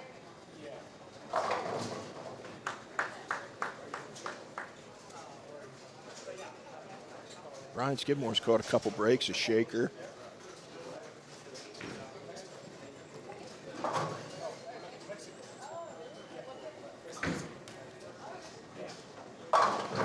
Ooh, that's pretty good. Yeah, good shot by Brandon.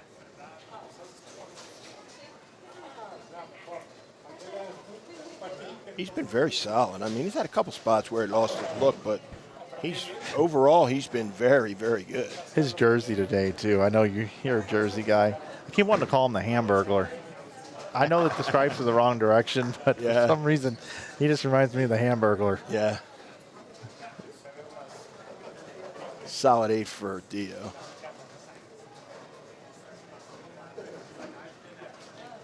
Taking a little extra time, come back and ask one of his friends for a question. I don't know if Simo can get the 10 out from that spot. That was an interesting release by Dallas. I think Dallas is a tough out because he never misses the pocket. You Yeah, know what no. I mean? He doesn't, like I was just saying, he doesn't care if he leaves a 5-7 or an 8-10 or. He's like a boxer that just jabs you. Yeah. Never gives you the uppercut. Nope. But, man, after a while, it starts to hurt. You all right? Those rib shots. Jab right to your face. Jackson missed a 3-6-9-10 early.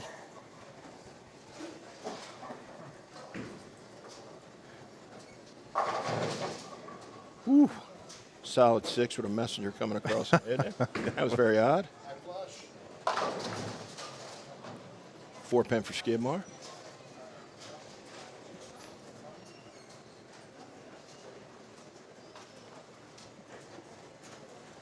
Time match through 4 if he makes the spare.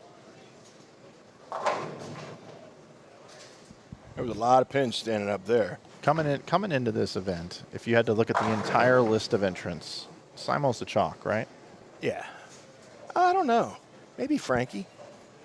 I mean, he's finished second twice and won 2 times. That gives him a little, but I mean, overall, if you just go by, you know, who you are, yeah, Simo would be the chalk. Why do you ask that? I'm just sitting here just thinking, you know, he's been in the loser's bracket for a little while here. And for the round that we keep getting further along here, and Simo's still there, it just starts to kind of build a story that this is Simo's tournament. He's going to have to run the ladder, though, any way you look at it. I know. You know, the best he can be is 3rd or 4th. So he's going to have to win 3 games to win all the money. Not saying he can't do it.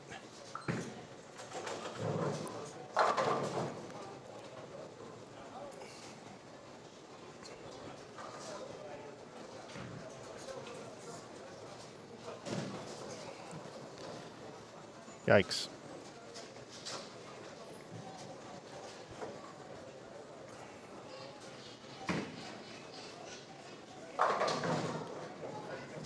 Man, that 5-7-10 was standing there for a minute. Yeah.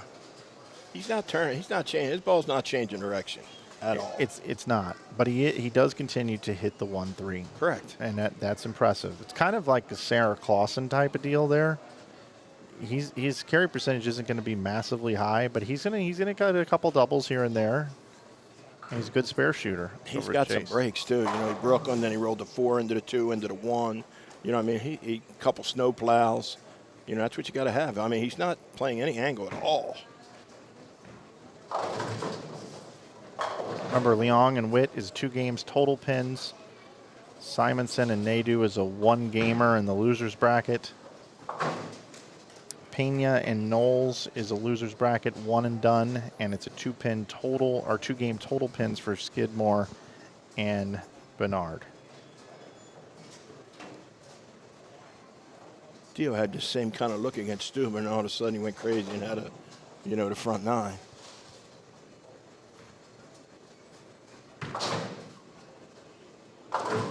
Spare.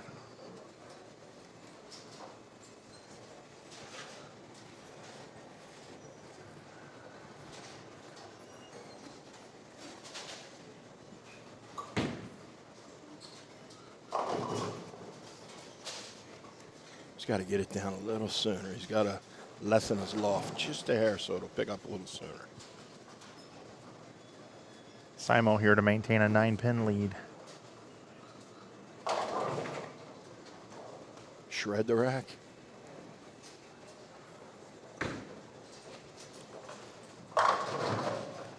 Brandon Knowles throws a lot of good shots, man. The Hamburglar. The Hamburglar. It's an old McDonald's character. He's got a little Eddie Munster in him, too. Who was the purple guy? I like Grimace. I like Grimace.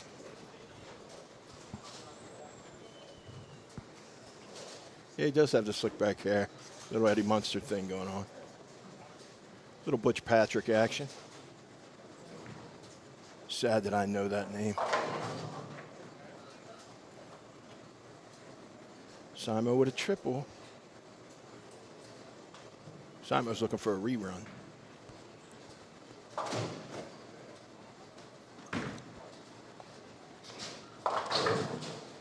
He's got the most hook getting it to the right of anybody. You know that? You're not wrong. His ball comes off at least. Just thinking that. We watched Chase Nadeau, who's got a good rev rate. He's much more forward than he is, but, I mean, he's got shape to the right at least.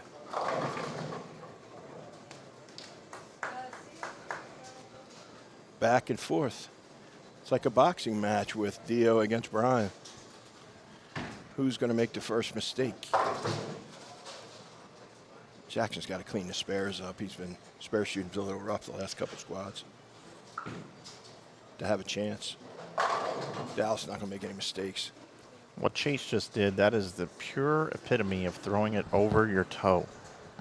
Never throw it to the right at all.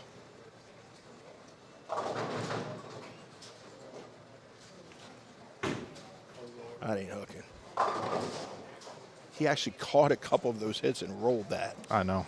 You know what I mean? He got an early break in this match in the first frame. He's hitting a dime on the lane. Pena over there, 21 pins down. Correct.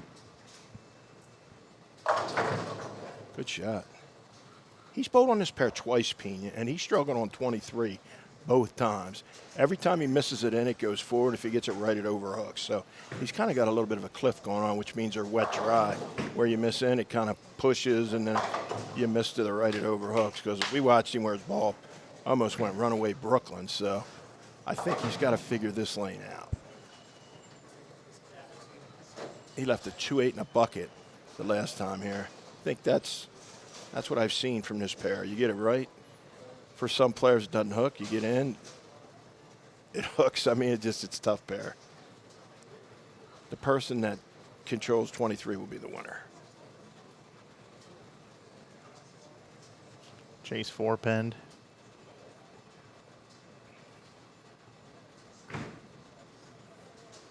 That was a great shot. He went a little straighter.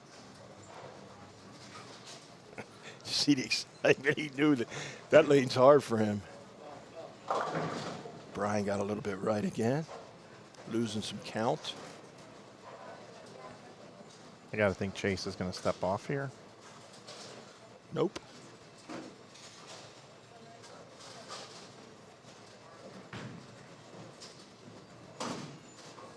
Could be a mistake.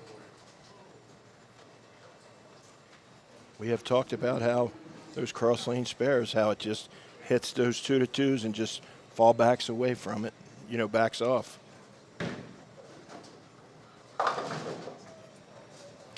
I think I would have waited to bowl there. I'm not saying that's the reason why he missed it. No, I would have waited as well, If probably. you got a guy walking down to clear a dead wood, which is his job to do, I step off and go through my pre-shot routine again. Yep. Go through the process again. Simo smells blood in the water. You're right. And when he smells that, puts a foot on the pedal and just keeps rolling. Simonson is bowling the best he's bowled since the first 3 games of the tournament right now. We didn't see him bowl this morning when he had 506. That's true. For the first 2, but what we've seen, it's definitely the best. I mean, he put on a clinic for 3 games in qualifying. Oh, yeah. I mean, he looked like he was on Mars. We were all on Earth, just looking up at him. Yeah, you're right. I mean, it was a spectacle. I thought he was going to bowl 800 on this. He's looking at 260 here. I mean, I'm actually gonna. I gotta give a little props on that. That's sick. I mean, it really is.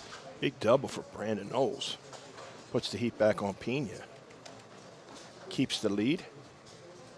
And that's a knockout match. 1 gamer. Big triple for Dio. Wasn't one of his better shots. He got it left quick, saw the friction early, and tripped a few pins.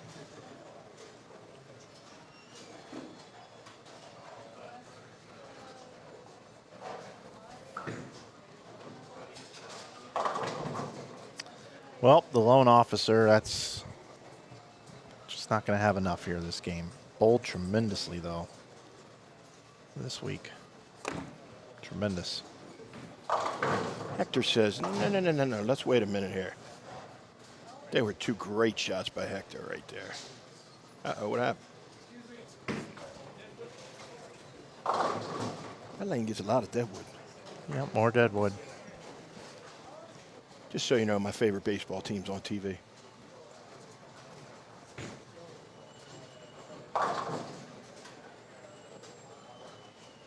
Look, Jackson's not waiting.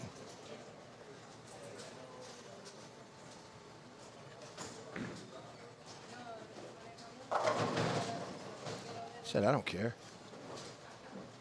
We'll have 2 games on the left pairs of our 2 streams here. Those are winners bracket matches, 2 games total pinfall. If you're just tuning in, want to welcome in all 1,070 viewers or so. Cuts it to 12 there. The question is, can Dallas strike? Can Dallas, Vaughn, take care, brother. Good seeing you, man. Be careful going home. Can Dallas grab a double or triple here? He can't get his ball to get through the pins. And Jackson has been known to get a 4 or 5 bagger. So that one's not over. And remember, we got another whole game left in that match. Nice event by Chase Nato.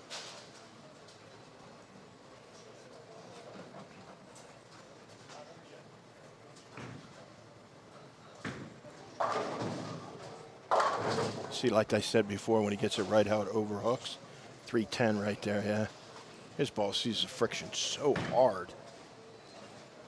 I will say this, that the South American bowlers can hook it more than anybody I've ever seen. Arturo Quintero, Mario Quintero, Andres Gomez. Man, they can curve it. You know what I mean?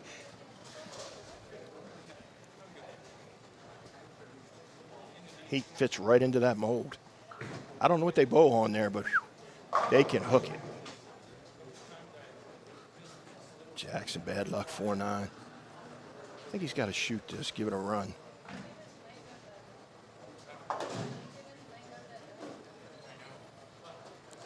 Hector Pena. Thorns a 310, baby split, we call that in bowling. Perfect.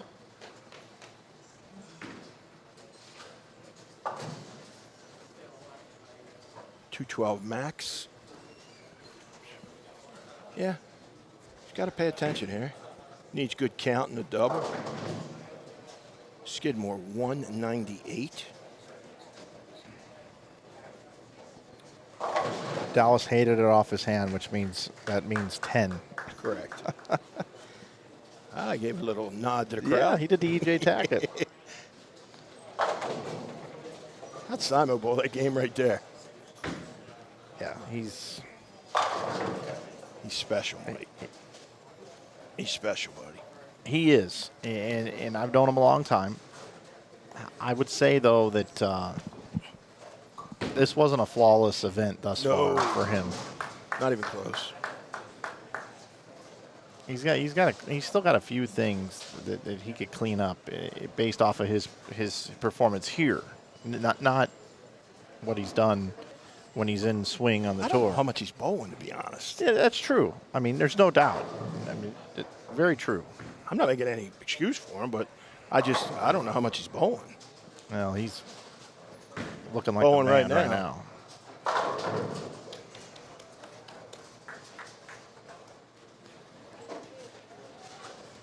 Look where Dio's lined up. Right in front of the ball, return again. Looking for that earlier friction in the front. Oh, got the first one now. Going to have a commanding lead. Going to be in the 230s. Anthony Simonson is moving on. That was super impressive to watch that game by Simo, man. Yeah. That was just outstanding.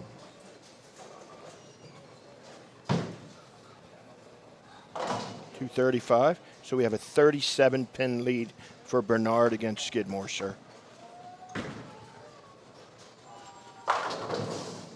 Impressive. Knowles. Knowles moving on. Shout out to Hector Pena. Got off the plane, made the cut, boom. All the way to the top 8. Good work. Nice paycheck, too.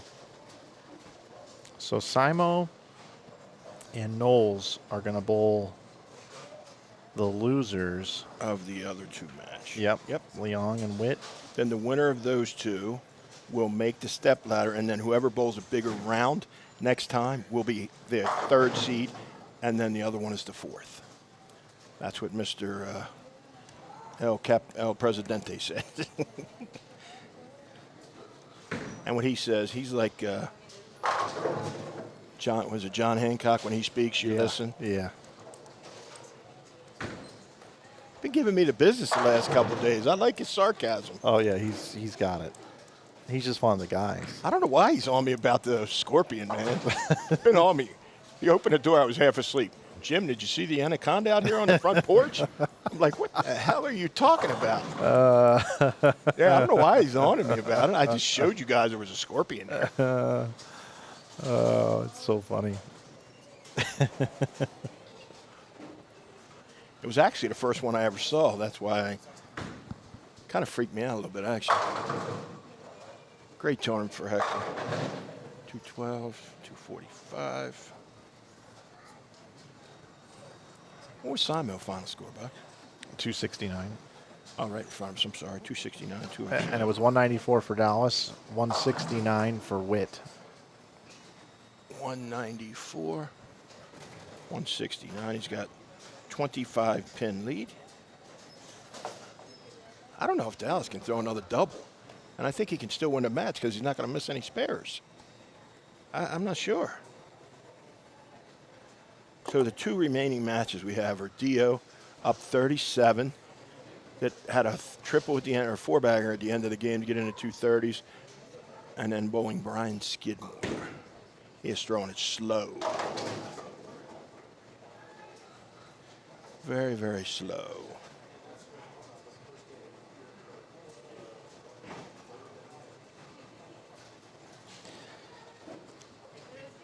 Would like to thank those of you that have supported our network here through picking up some merch over at InsideBowling.com. We've had a lot of orders come in the last couple of days, and that special for $19 T-shirts is still going on through Wednesday. It's a tournament special. Oh, almost a Lily.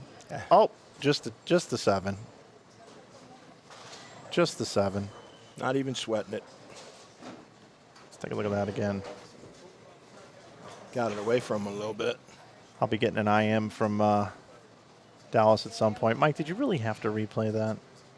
Yeah, I did, Dallas.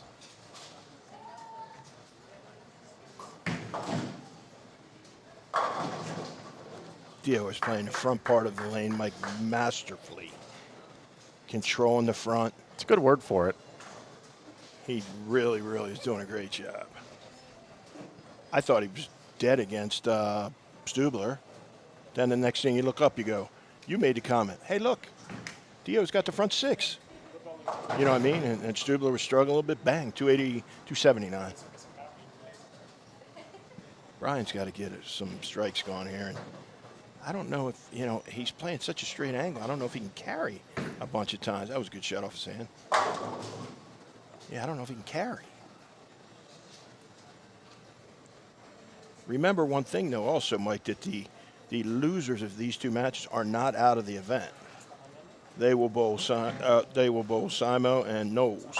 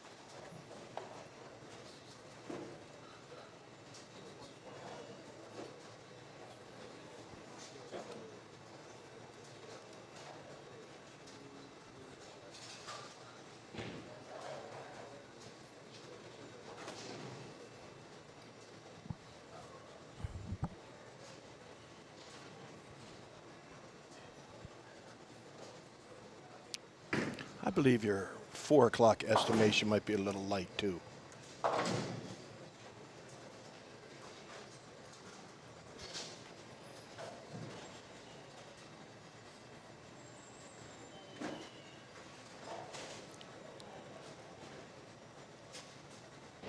I think they bowl really fast, too, and it's still behind a little bit. A little bit.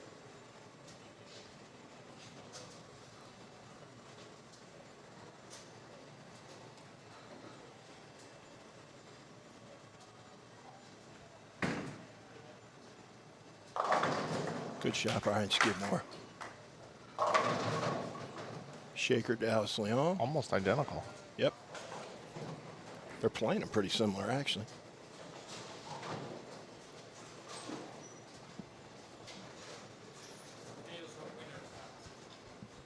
I'm okay. Thank you. I think Dallas has used one ball the whole time.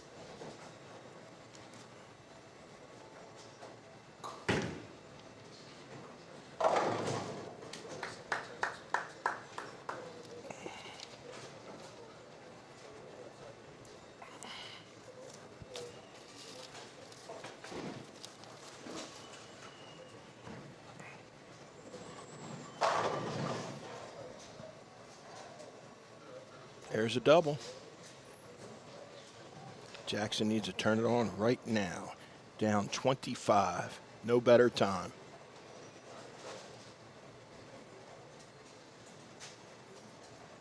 It's crazy how far to the left that Dio is playing to get his ball started in the front.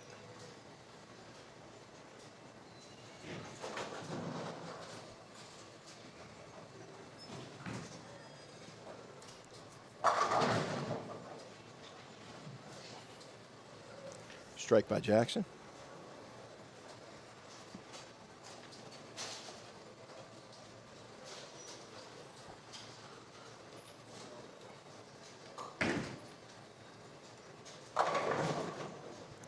Kid's a good player, man. Great touch. Has very, very good speed control. That's probably one of his biggest assets. Without looking ahead to the bracket, it just kind of feels like right now that the final feels like Dio versus Simo. It's just, you know what I mean? Just watching everybody bowl, it just kind of feels like that's where we might end up here today. Could be. Gotta tell you, I'm not counting out Dallas Leong as good as his ball reaction's been on the fresh. And are they rerunning them for the show? For the show, yeah. Yeah, so there'll only be one game before him, and Dallas bowled, 490 both times on the fresh. So, but I mean, I can't argue with you. What's your choice right there? You passed the 99,400 mark. Yeah, we're getting there.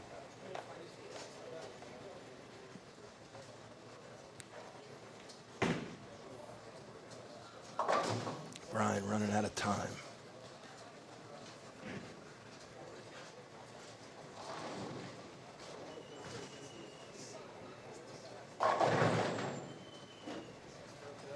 The old ringing nickel.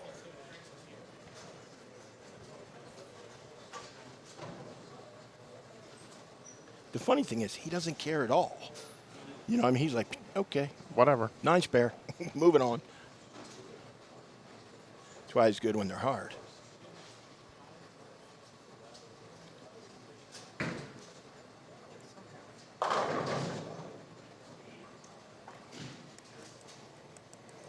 Remember in this match, changed on me really fast. Remember in that match right there, there's a 25 pin difference. This one has a 37 pin difference. This one's starting to slip away. All players remaining are going to receive $1,900 or more for their weekend's worth of work. And it has been work, my friend. Has not been easy for any of them. Without question.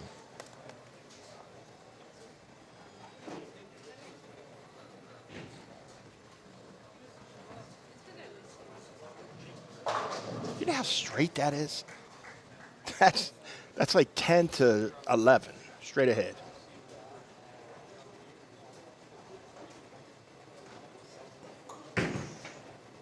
Got that one a little farther out on the lane.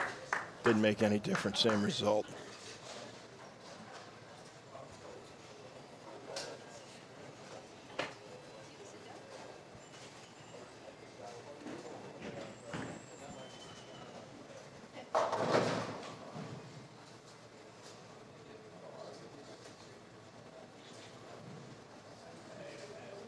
Dio is a good person too, you know. Have you Oh, yeah. You know, he's very down to earth. He's pleasant with everybody, always says hello. You know what I mean? I think that's important that we have, you know, a representative like him in our sport that, you know, is nice to everybody. And He's a please and thank you guy. 100%. Like I was joking with you that I was depressed because Nate Stubler couldn't come up and said, Mr. Callahan, and he asked me a missed question. the 4-7. You know, he come up and said, you know, whatever it was he asked me, and then he said, thank you, sir. You know what I mean? That's respect. You know, and Dio is that kind of kid as well.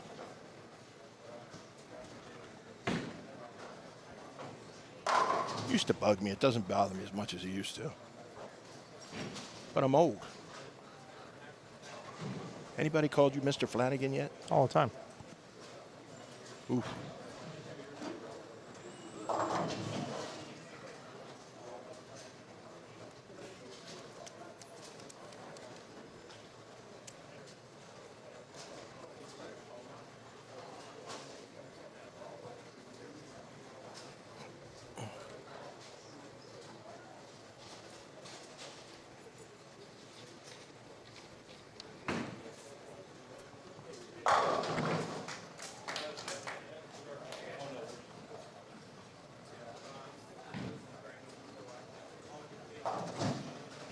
Another missed spare. So we're in round 7 here. These are winners bracket matches, 2-game total pinfall. We already have Anthony Simonson and Brandon Knowles are going to be coming up in round number 8. They will bowl the losers of these 2 matches, and then the 2 winners of these matches will bowl each other to determine the 1 and 2 seeds for the stepladder. The 2 that win in round 8 from the losers bracket will then become the 3 and 4 seeds, and we'll have a 4-person stepladder immediately after. They will condition the lanes for the stepladder finals. We'll have a top 4 stepladder coming up somewhere between 3:30 and 4 o'clock Mountain Time. Dio made that spare.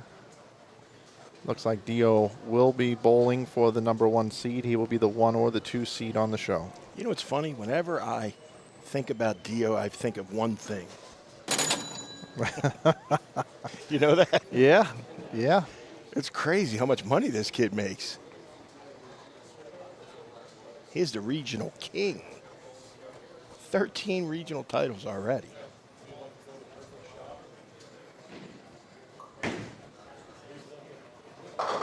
My favorite thing in the weekend. Let me play with the buttons. What's going on here in the Leong match? Are they waiting on a ball or something? I don't know.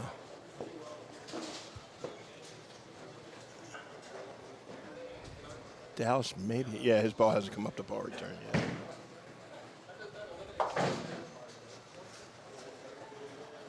This round has gotten very deliberate. This has become a very slow round. We had a very quick pace early today. Things are slowing down.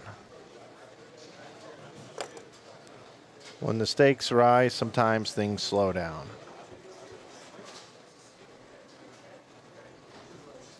That's a fact, Jack. Stripes.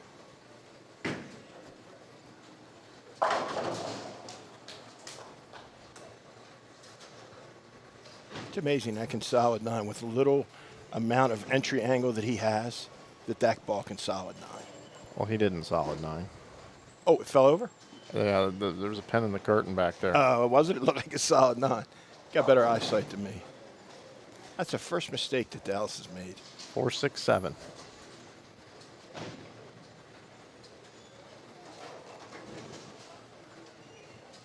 Get people up to speed on where we're at in that Leong match since they didn't do the double. So we got 25 pin difference. You figure 141 in this, the fifth. 41. And the lead is for Dallas. 60 for Dallas. This one here is 37. So 214. I don't know. 224. This one's over. This one's all done, sir. We can stay right on this one. Jackson coming off back-to-back opens.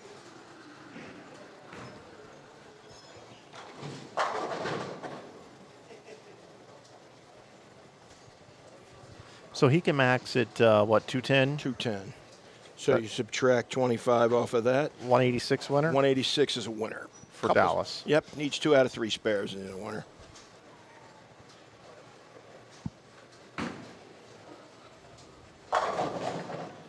So happy you count like I do. Oh, wait a minute. You're the king here. I count like you.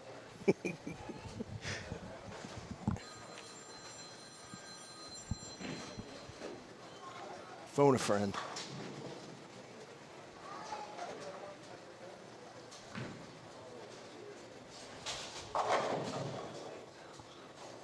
Hello, Jim. This is Regis Philbin here at New York at Who Wants to Be a Millionaire. I'm sitting here with your friend Dennis Hacker, and he's about to go for $1 million. Better be a sports question. Or pop culture from 70s. Could you imagine Dennis Hacker playing Who Wants to Be a Millionaire? It comes down to the $1 million question. And it's a sports related question, and Jimmy Kimmel looks at him and goes, "Who do you want to call?" And he says, "I'd like to call Jim Callahan." Then it's tennis. Winners of Grand Slams. Dallas just needs to make spares, stay clean.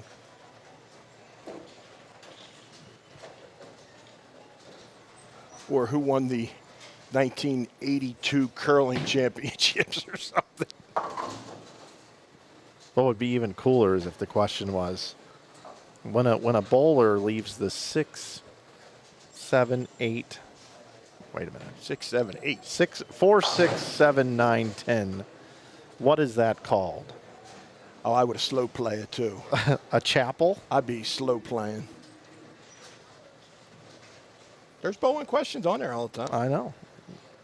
What would be that? A chapel, a mausoleum, a Greek church, or a parish? Yeah, that would be good ones, right? too. Wouldn't You're that be right, good? Who wants to be a millionaire, $1 million question? Or he would get, he's the type dude that would go, I just wanted to call you to say hey and say there's an anaconda out front. Yeah, that's right. I already know the answer. Remember the one that called the parents and said, just calling to let you know I just won $1 million. Yeah, that's crazy. Brian with a ball change there.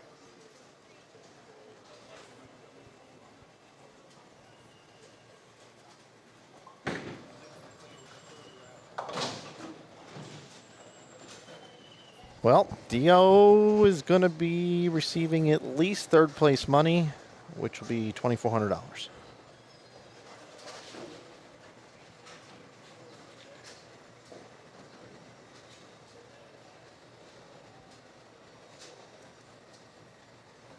You need the scores, Mike?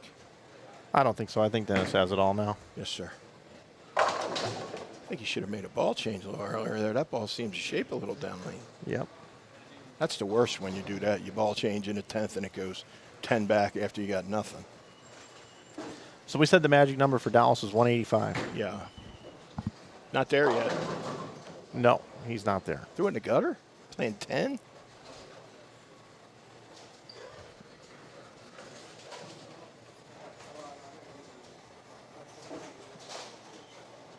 I guess he did.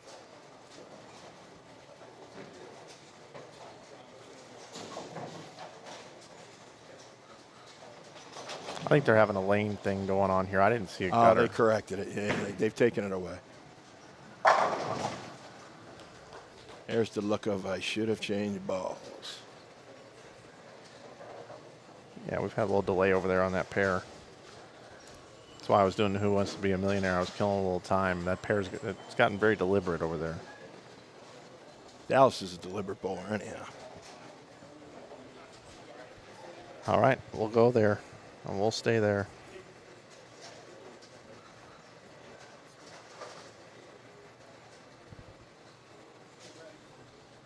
Leong needs to get to 180. Was it 5 or 6? Figure 186? 25 off of add 25. Yeah, he 160. needs 186. Yeah. 2-game total pinfall. Yep. 25 pin lead coming in. Correct. Next round, we're going to have 3 matches. Correct.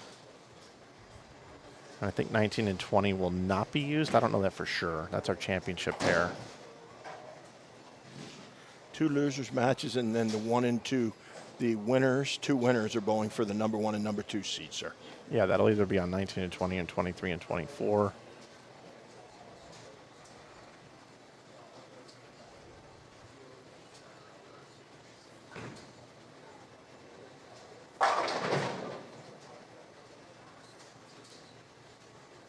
Nice shot there by Mr. Witt. Couple more spares, and he'd have been right in this thing.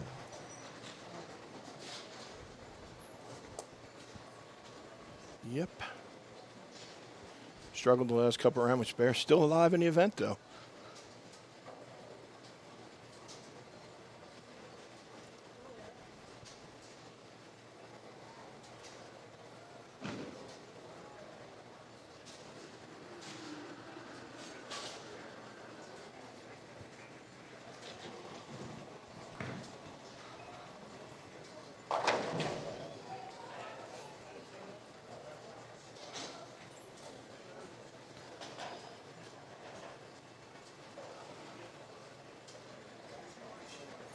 Remember, we'll see Jackson and Skidmore in the next round. Yep. They're still alive in the event.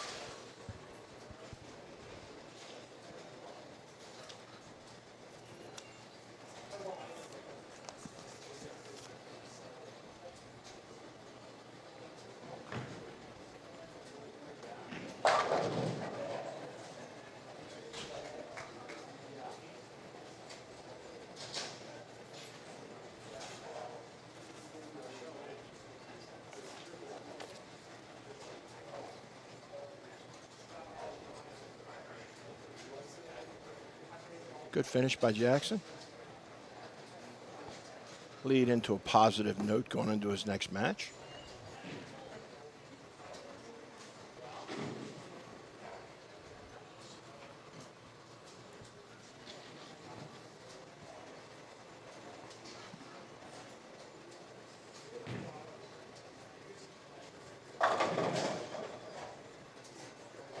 .209.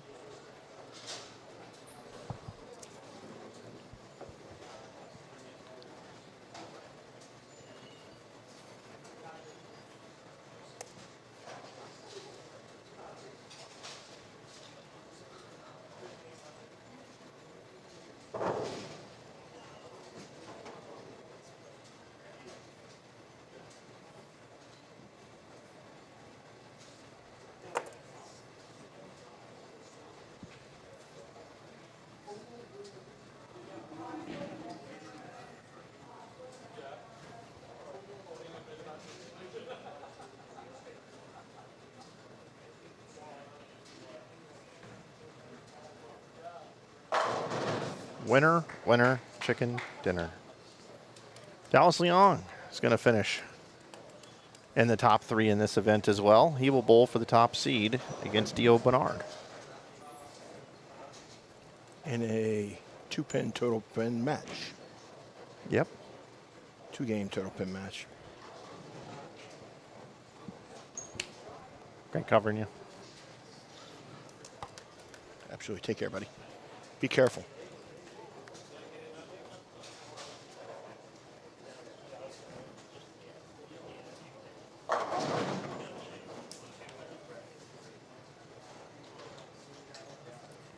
That's going to just about cover it here for round number 7. We got round number 8 coming up right here in just a couple of minutes. It's going to turn around very quickly.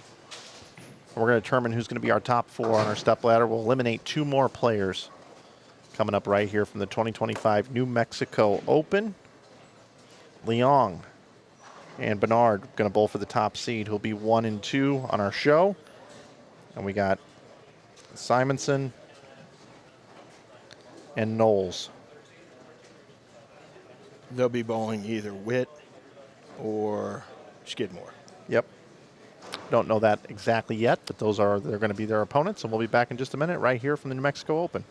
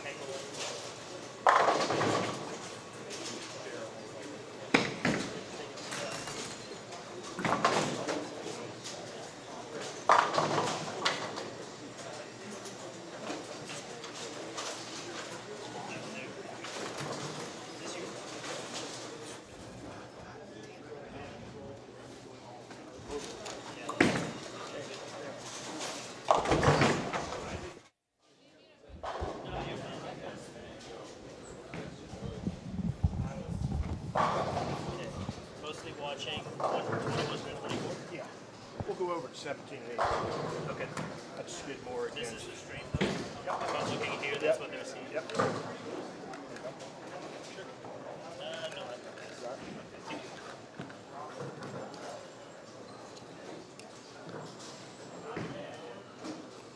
As practice is just about to round up here, we'd like to welcome you back into the 2025 New Mexico Open. Again, it's the 21st edition of this event, and it's presented by Brunswick here this weekend. If you're looking for a new bowling ball bag, shoes, or any great bowling product, check out brunswickbowling.com.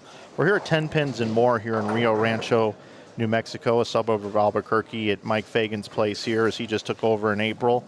And we want to thank our other associate sponsors, Shamrock Foods, Jani King, Western Bowling Proprietors Insurance, Tenpins More, and Inside Bowling. Again, we are still bowling on the leftover condition that was applied between the 4th and 5th rounds here today. And now we've got ourselves down to 3 matches. We've got Anthony Simonson here taking on Jackson Witt, and that's in the loser's bracket. That's going to be a 1-gamer. You look over there to the right, you see Dio Bernard is taking on Dallas Leong, and that is a 2-game total pinfall match, the number 1 versus number 2 seeds, to determine who's going to be the 1st and 2nd seeds on our Stepladder final here today.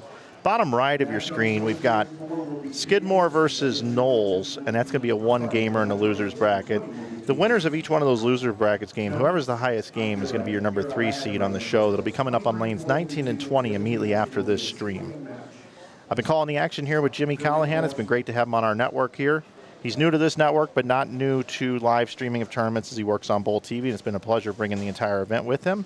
And also, we're going to bring in a young man here that's going to sit in with us here for this next round, who is the 2-time defending champion and someone that has treated me with a great deal of respect whenever I've encountered him out on the PBA tour working for Bowl TV, and he's nice enough to join us and bring his perspective, is Francois Lavoie. Francois, welcome to the booth. Thanks, Mike. How you guys doing? Doing good. Excellent. So here we are, guys. This is called round 8. It's been a long day. A lot of bowling, and this pattern is very difficult. Francois, could you tell us, as someone who took part in this event this year, what this pattern really is like bowling on? It's brutal. There's not a lot of hook out there. You'll see, for those of you that have been watching the whole weekend, there's balls go straight. Balls go straight. You can try to play the middle of the lane. I don't recommend it. You can try to play out. Might not recommend that either. It's pretty tough out there. I think the key is getting the ball to hook as early as possible. Try to get the ball to hook before that end of the pattern where there's those extra loads back there. You got to get the ball to hook before that. Otherwise, you can wave it goodbye. I agree, and we've had conversations that, you got to get it started in the first 18 to 20 feet and get it facing up to the pocket, because with the 2-2s down the lane, if you get it going away from the pocket, it just never hooks. Yeah, definitely. The first squad I bowled was on Friday. Yeah. And I didn't have nearly enough surface on my balls, and I was throwing it a little too firm. I just had no hook. None of my balls hooked. I have some strong ASIMs. I went to some symmetric options. I tried a lot of different things, different parts of the lane, and nothing hooked on that squad on Friday. So thankfully, this being a re-entry event this year, I re-entered on Saturday and made some surface adjustments and some speed adjustments, and little tactical adjustments as well, and that went much better. And today was a little tricky when we start moving from pair to pair with all the matches going on and people playing all over the place. Like I said, you got to get the ball to hook as early as possible. So what do people do? They use a lot of surface to do that. And when all those players with all that rev rate are playing in the same part of the lane with all that surface, it makes the front part of the lane be really, really unpredictable. And that's what we saw, and that's why you see some of the scores being as low as they are, because if you try to go left of it, your ball's never going to hook. Correct. And if you're right on top of that friction line, it's really easy for your ball to check early and go left, or you can just as easily miss that spot also, and it's just not going to hook. A little intel on 21 and 2 and 23 and 4 with the match that's in front of you. Just moved over to Brian Skidmore against Brandon Knowles, but 22 is, and you had it, where if you missed a little right, it wouldn't pick up at all. And then if you got up it would hook, because you split 2 times on that pair in your last game. So 22 is the key. If whoever controls 22 is going to win the match. 23 and 4, 23, if you get it going to the right, it doesn't hook at all. But you do have a little bit of shim on that one where it'll hold. They're the 2 key lanes. If Dallas can control 23, he has a chance. Dio has started like this every time, like a little slow. And if you notice, he's actually standing it. He's not there yet, but he's been standing in front of the ball return to get far enough left to make sure that that ball gets started, like you're talking about, Frankie. Yeah, no, definitely. It's been a long time. I posted on my Instagram. It's been a long time since I've laid the ball down as far right as I have this week. A reactive ball for me. And the reason why you see, we talk about how much oil is on the lane, and there's still a lot of guys using urethane out there. And the reason you see that, especially on the fresh, is because the urethane balls are the ones that hook the earliest. It's your always looking ball. Yeah, and that's really what the key is. And if I was a betting man, I would say Dallas, who's been using a purple hammer the whole time. He's hitting that ball with about 180 or 360. You know what I mean? Just to make sure it reads that front part of the lane, because Dallas doesn't care about the back part of the lane. He's just trying to get his ball started. And like Mike said a couple times, it kind of freezes right in that spot. And he can actually get it to go through the pocket a little bit. And you know what we were saying? He doesn't care if he leaves a 5.7 or an 8.10. You know what I mean? He just makes it or whatever and moves on. But he's a gritty bowler. He keeps it in front of him. He's going to be a hard out. Yeah, Dallas, definitely not someone with a super high rev rate, so a lot of surface on that urethane ball. Again, just gets it to hook as early as possible. You were talking about 22 earlier. It looks like they've bowled a few matches now, so looks like Simonson is pretty close to where I was playing them when I bowled against Zach. Yeah. He's got a smoother ball. I ended up going with a DNA coil. There was He's just got a Cove, right? Cove right now, yeah. 900 Global's newest symmetric solid option.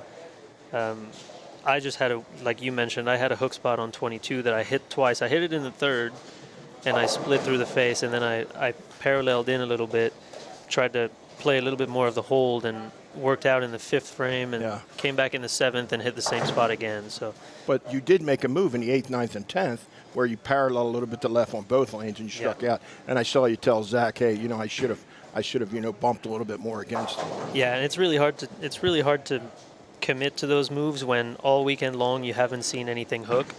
And so moving left is a little hard to trust at that point, and Zach was playing much more in. He was closer to third arrow, playing the shim in the middle part of the lane. But I told him if I tried to play there with my ball roll, he has the revs to get the ball to hook early enough in that spot. Mine would have just sailed on to the right and never hooked. Wow. Dallas got that one right super fast. 2-4, 8-10. This is what Dio's done in 2 or 3 matches, is just hang around early and then strike a lot. He was down like 46, 47 pins to Stubler, then had the front 9.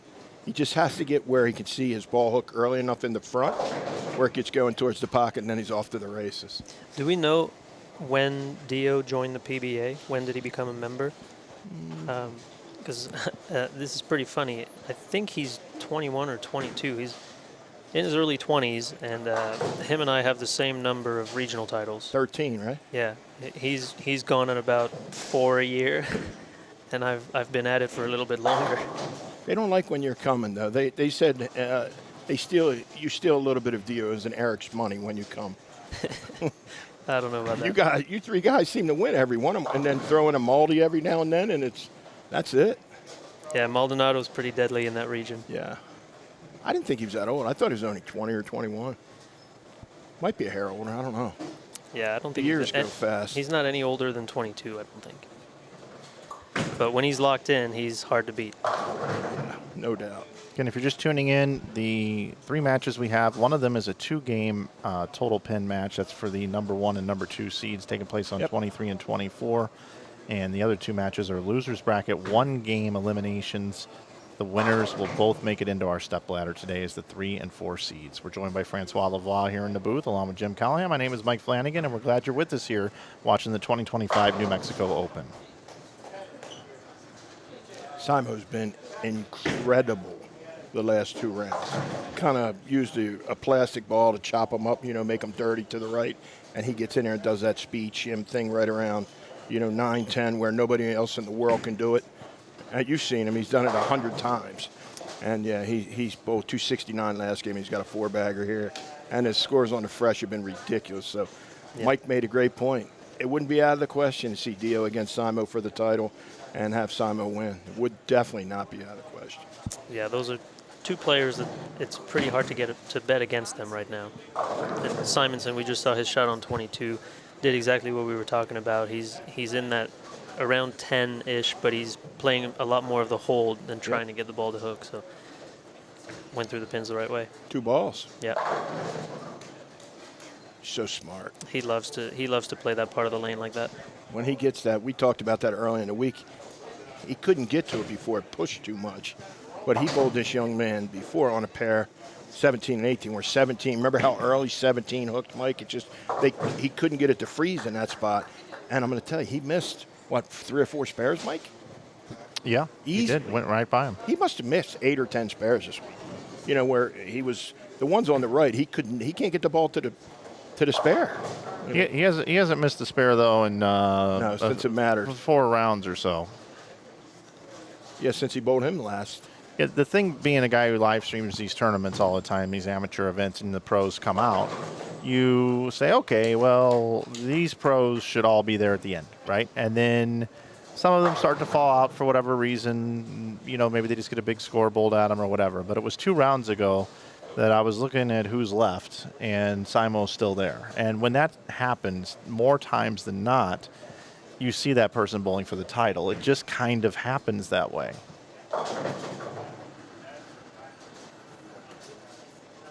I agree. He got knocked to the loser's bracket early and has just been grinding his way through 1-game matches. And he's been lights out. I mean, he bowled 260. I mean, 260 on this right now on 3 rounds later after an oil. Come on. I know there hasn't been a lot of traffic, but 269 front 6 or front 5, and he bowled Sarah, and he had to back 5 against Sarah to shut her out. yeah.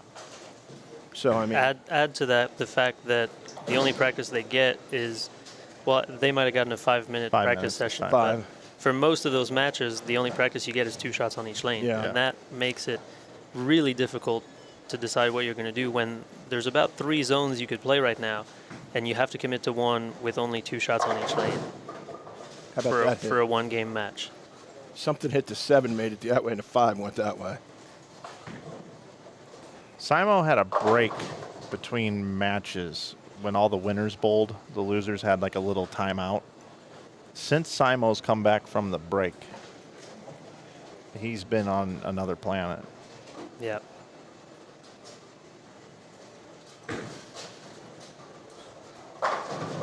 Skidmore almost got that hit again. No, that wasn't him. That was Brandon that time.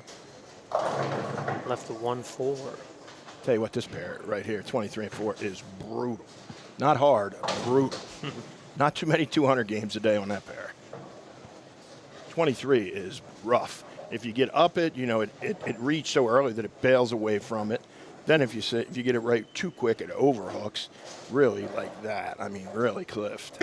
It gets really, really tricky when a pattern essentially tells you where to play, and if the topography on a certain lane doesn't let you play there, that's when things get really interesting. Yep. Hold.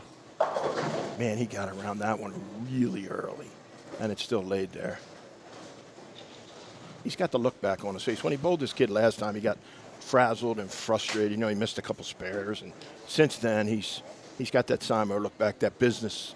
You know, jumping up quick to bowl when it's his turn. You know what I mean? And he got up a couple games ago. Literally, I looked out the corner of my eye, saw him coming off, and then Mike goes, Simo's up on the other lane already. It's like he walked around and picked up a different ball to get up. I mean, he likes to bowl fast anyhow. Yeah. Yeah, you were talking about how around it he came on that shot and still held. I think if you're matched up the right way and your ball hooks early enough and you're playing the hold rather than trying to get the ball to hook in the middle part of the line, you can get away with that. Your ball would have backed off doing that. In most cases. I might have flat 10'd. Correct. And if you got a little bit to the right, it might have missed a head pin. Yeah. Yeah, I didn't feel like this weekend I had a great look, especially after the first round. I wasn't too confident about the title defense, but the second round was a little bit better. I got around it by going as far right as I could. I was trying to lay it down around 3, trying to hit 3-4, pretty straight up the lane, trying to get the ball again to hook as early as possible. And the reason I did that was just because that's where the little bit of hook that's on the pattern, that's where it is. And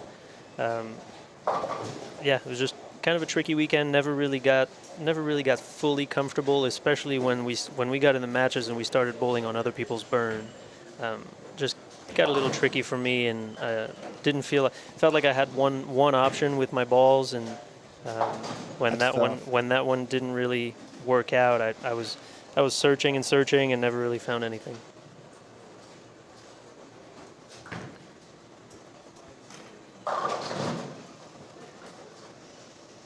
So we're going to be down to our stepladder here shortly. You're a bit of a fan favorite around here now, winning the last couple of years. People in New Mexico love you, man. I think it has to do with my charming personality. I would agree. Pro-Am legend. I'm having a hard time believing Dallas is going to get his ball to go through the pins on this pair. He hasn't. That's the funny thing is I was watching the last round when he was bowling down on Jackson, 15, 16, or 17 and 18, and Jackson, they both had a hard time. Jackson just had a harder time than Dallas did, and Dallas wasn't getting his ball to go through the pins the right way. He just did this. He spares a lot, and in some cases that'll win you some matches. Yeah, absolutely. I think he's going to need more than that to beat Dio. I agree. Dio's look isn't great so far, though. But I haven't seen too many triples on this pair the last 4 or 5 rounds, have we, Mike? There hasn't been a lot, has there? No, but I got something for that pair for you. What's that, buddy? Lefty versus righty. Stubler did not want to bowl, or I'm sorry, Chase Nadeau did not want to bowl on that pair against a lefty because he thought they were so rough. And he took Stubler down. Yeah, he did. I agree. Okay. So you've got Dio here, and you wouldn't think Dallas would want to have to bowl a lefty on this pair. But it worked for Chase. Maybe it'll work for Dallas. Chase's ball is starting to hook early enough now. Not Chase, I'm sorry, Dio. You know, that one actually hooked soon enough. He just doesn't. You know, he just gives a little less loft and just gets it into the lane a little sooner. And he'll be in front of the ball return. And he stood on the one lane in front of us before. We couldn't see the gutter at all. That's how far left he was. How about that, a break? Breaks on this pattern are extra fun. Yeah, he's already lost that match. Looks like both contenders' bracket matches are over. Yeah, we're going to have Skidmore and Yeah, timeout. but we got seeding here up for grabs. That's right. You mean choice? Well, yeah. I mean, you become the seed, though, the 3 or the 4, based off of your score here. Yeah. What Starting to hook early enough. What I think, yeah, and that's the tricky thing about this pattern is when you're so locked into doing one thing, and there really only seems to be one part of the lane to play in. Regardless of what pair you're on, if that pair doesn't let you do that, it forces you to think a little bit, and it just becomes that much trickier. Like yesterday, I had was it 15 and 16? I thought was a great pair all day, and I hit it and I struggled on it. It was only because it hooked more than all the other pairs, and so for what I was doing, the pair was different enough, and that made it tricky for me. And I think that's what we're seeing with Dio right now on 23 and 24 is it's forcing him to do something that he hasn't been doing exactly, and that's why it feels like it's a lot trickier for him. Finishing in 5th and 6th positions, being eliminated here, $1,900 for their efforts. Jackson Witt. Simo's going to have 530 for the last 2, buddy. And he bowled 506 on the fresh this morning, so. And 560 on the fresh in qualifying. Yeah, that was pretty 797 for the first 3. With 2 opens the 3rd game in the 2nd, 3rd frame.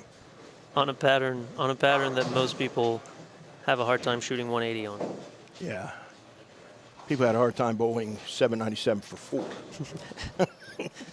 It's true. You're not wrong. Now, Frank, let me ask you, as a player, you know, I would classify you as a straighter guy. Your rev rate's higher than Dallas is, obviously. But what do you do to make your ball get through the pins in that spot? For me, it's speed control, and it's manipulating where the ball's hooking. So for Dallas, for example, I think his speed is a little high for what his ball is doing. It's reading, it looks like it's reading in the right spot, but with his speed being a little higher, the ball's just kind of hydroplaning the back half of the lane, and it's just never getting into a roll. Like you always want your ball to start rolling as it enters the pins. The last one actually did it. The one just a second ago. The last one But actually did it, before and I that, yeah. think what I've seen from Dallas is on some of the shots, it seems like he falls off them a little bit, and he gets his hand out of the ball just differently enough that when he falls off of it, a lot of times those are his better shots, the ones that go through the pins the best.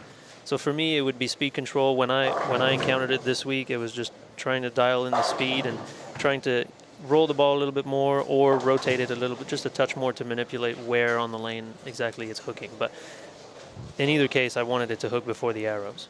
Guys, Simonson's going to be the 4 seed. He bowled less than Knowles? Or he bowled less than Skidmore? Skidmore lost. Knowles is what did Knowles is Knowles shooting have? 270, Wow. 278. I didn't realize he had that big a game. I saw the 5 or 6 bagger. I can't see behind the pole. That's right there, though. I have a bad habit of not looking up. I look at the scores in front of me. So, yeah, I mean, 278, that's pretty massive. Simo's 4 seed.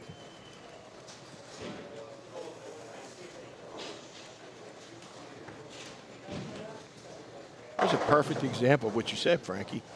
He's not, he's not doing anything flashy. He's got 190. He's going to be ahead 17 pins if Theo doesn't double. And I wouldn't say he has great ball reaction. I think it's marginal at best, maybe. Yeah. Yeah, I think Dallas has gotten through a few rounds just purely on how hard the lanes are for everybody else. He's done that, and he's had okay scores, and it's been better than what his opponents have had. He moved in. He got away from the gutter. Definitely got close. That was a good shot to keep the match close. Think about the other one. He went strike, and then he 6-pinned where it was a little high. Made the move there for strike. He's going to bowl 230 next game, I think. And like you said, that's what he's done. Yeah, I don't know if Dallas can bowl more than 210, can he? You see him getting a 4-bagger? Not unless he gets some fortunate bounces. Catches a break, maybe cuts one off and he gets a Brooklyn, or he rolls a 2, or yeah. Yeah, his fill shot was exactly what we were talking about. I think his speed was, he was amped up a little bit. His speed was a bit high, and it almost 5-7, got the 5 out, but left the 7. I think Dallas right now is happy to control the pocket, and until Dio shows signs that he is going to bowl a big game, I think Dallas is just going to keep doing the same thing.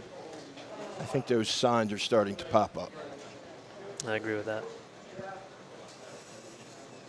He's got such good speed control, Dio.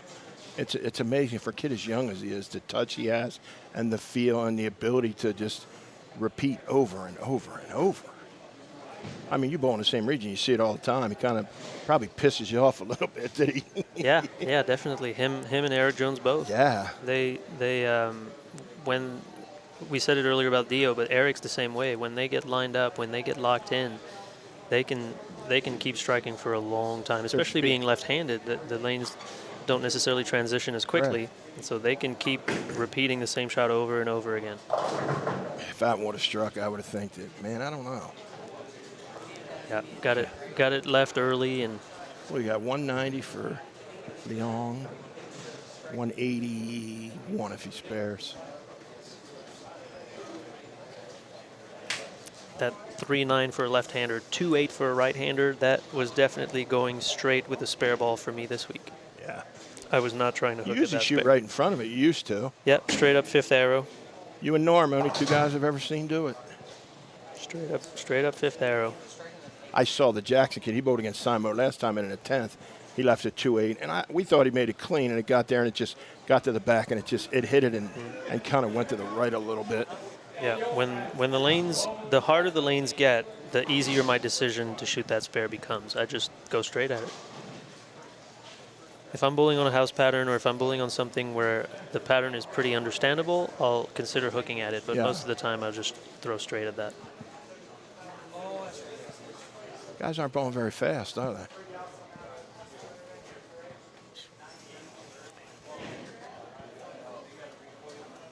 You and I have very long drives. You staying overnight? I am, but I flew here. Oh, did you? I drove. I don't know what I was thinking. Ooh. How far is that? About 7.5 hours. 7.5. But I get an hour going back. Yeah. So I'm a little tired. I've been talking all day, so maybe get a hotel. It's in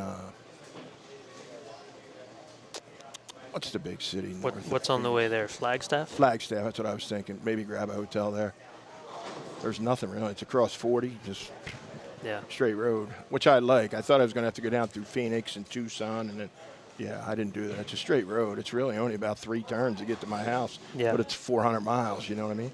Yeah, we bowled last weekend in Denver. There was a super regional there, and that's a boring drive from Wichita. You go north about 45 minutes, 50 minutes, and then you hit I-70 and you start going 70's west, and terrible. you're the GPS says stay here for about 500 miles. See, he needs hits like that, Yeah. where that flat 10 gets out, and the 8 as well. Dio needs to put a little pressure on him early, or that swing will get a little looser, and, he's going to slap those 10s or, the 4 trips. And as soon as he gets a little bit more, his grip pressure is just going to change. I'm not saying he's squeezing, but it's just naturally that there's a little bit more pressure on you, and you tend to want it a little bit more, which makes you squeeze it a little bit more. And the funny thing is, for Dallas, for example, I know I've felt that this weekend. Sometimes you feel like if you try to make it hook, you end up squeezing a little harder and you hit it harder, but it's actually counterproductive because your ball just loses more energy in the front part of the Yep. lane, and it just hydroplanes even more. So That's when you leave the buckets, yep. So him trying to make it hook more isn't necessarily going to work if he's just squeezing harder and hitting it harder, making it roll more in the front part of the lane. Yeah, I agree. I think Dio's in trouble right now. I thought he had a good look, but that one hooked really early. Yeah. And he hasn't played this part of the lane at all. He has manipulated the dry masterfully. I mean, we've watched every match he had. He's just kind of moved his feet left, manipulated it in the front, got it to shape. I think he's in. Yeah, he's moving over there now. I think he tried to move in, but like you said yesterday when we were chatting, that it's hard to control that friction when you go left to right. That's what he's been doing. He moved in, and like you said, that you didn't want to do it. You got forced to do it. That was the only place your ball would hook. So Yeah. it's a big double for Dallas right here. 9-pin lead going in.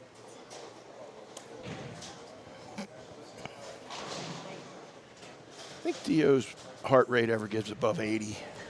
Doesn't seem like it does. Doesn't at all, does it? Yours never does until you get mad. Then it's about 170. Yeah. Then they're calling the ambulance and have it Yeah, out front. I enter the fat burning zone. Whew. My Apple Watch thinks I'm doing cardio. Yeah. Flat 10. Is he holding his hands up because he thought he should have struck on that one?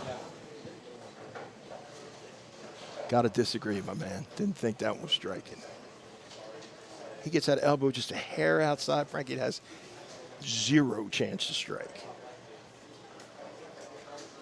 That's the one thing that's interesting, in doing the live streaming this year, which I've really enjoyed, that I can be honest with what I see. You know what I mean? Not what the perception or what people think it is. Yeah. Am I right all the time? No. I would think, in dealing with you over time, I was right more than I was wrong. You know what I mean? Right. I would hope on a little bit higher side. When you look at it, though, it's interesting. I think guys, when they're not looking at it, like you're looking at a screen right here, that wasn't good enough to strike. Yeah. Yeah, the game gets a lot easier once you take a step back and you're up with the spectators. He caught that one. And that's what we talked about. Bent over at his hips. What happens when you bend forward? Elbow gets Yeah. outside. Then he twirls it through the front. What chance has the ball got a hook? And if he just gets around it just a little bit, scoots a little farther down the lane and it gets behind. It's a hard spare, too. The rack, when it sets it down, it separates them apart, too. I've noticed it. A couple chops we've seen because of it. Dallas is a pretty good spare shooter, though. Shoots him like you, straight at it. Now the question, can Dio throw a triple, 4-bagger? Historically, he does it every time he needs it. Yeah. Ball change. He's 9 behind in the first game, and he hasn't opened this game, so he's gonna need to put something together. And that's what I said earlier. Dallas has kind of gotten by on doing what he's doing, just hitting the pocket, making spares. It's up to Dio to show him that he's got something. Wow, that hooked early.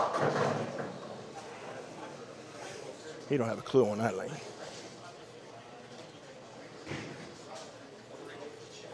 You don't see him confused very. I mean, this year on tour, he was confused a lot. I was very shocked. I thought that he was going to play a lot better than he did. Struggled mightily on tour this year. Yeah. I thought it was going to be a breakthrough year for him and Eric. Didn't work out that way. They got a few years left, though, I think. Yeah. I think they're. I don't think it's not that hard to do when you're bowling full time on tour. The season is fairly short, and you start going. You miss the cut 1 week, you miss the cut 2 weeks in a row. Then you start evaluating your game. You start trying to change things. Oh yeah, that's the worst thing. You did it for 2 years. I watched you do it. Oh, I need to rotate it more. You know what I mean? And it's just you're trying to keep up with what the people are doing. Right. So he's got a little room on 23 because he got that one a little further out than the last one in the second frame, and that one still did the right thing. He's going to have to figure out lane 24 if he wants to. I think he has to move more left and instead of get it down a little earlier and smoother so it can round it off a little bit. I'm going to tell you, I don't think Dallas is going to throw another double. And it's nothing against him. You know, I think people go, oh, why are you beating up on him? No. When I take this job, they told me to be honest. I just don't feel that a double is all of it, I think. Am I wrong? Yeah, again, it's hard to predict the pin action, but Yeah. he just has that. Correct. I thought that was a little better in the flat 10. That And could have struck. and it's hard to, you see him kind of confused at the foul line there and a little frustrated with what's going on, but he's essentially been doing the same thing, and so it's hard to expect different results if it's been successful before. Yeah. No, I get you. He's a really good spare shooter. It's funny, too. I was saying earlier that it's amazing. He travels everywhere to bowl regions. He bowls all the regional. He goes to Florida, Texas. He goes everywhere. Yeah, he bowls in the West and he bowls in the Southwest regions pretty much full time. Then those two regions aren't that close together. Part-time in the South, too. Yeah. I've seen 2 or 3 events, and he bowls the Northwest. Yeah. His frequent flyer miles are aggressive.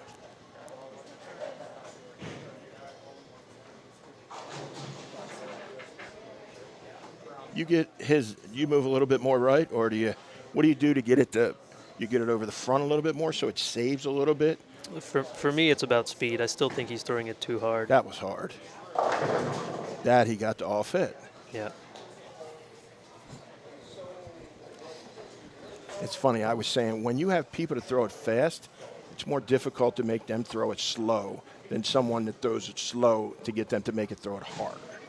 I agree. And I'm sorry, go ahead, bud. No, I was going to say that's one of the things that I've had to get better at the last couple of years is because the back part of the lanes have been so much tighter on just about every pattern we've bowled on. I've had to work on getting slower, and naturally what I'm better at is throwing it firmer, but I couldn't tell you the last time I threw a shot that was my normal speed. Yeah. We were just talking, I'm staying with the Helmix this week, and last night Steve Klemkin's staying at the house also, and last night they pulled up a show in 2016 when I bowled Belmo on the Badger pattern, 52 feet.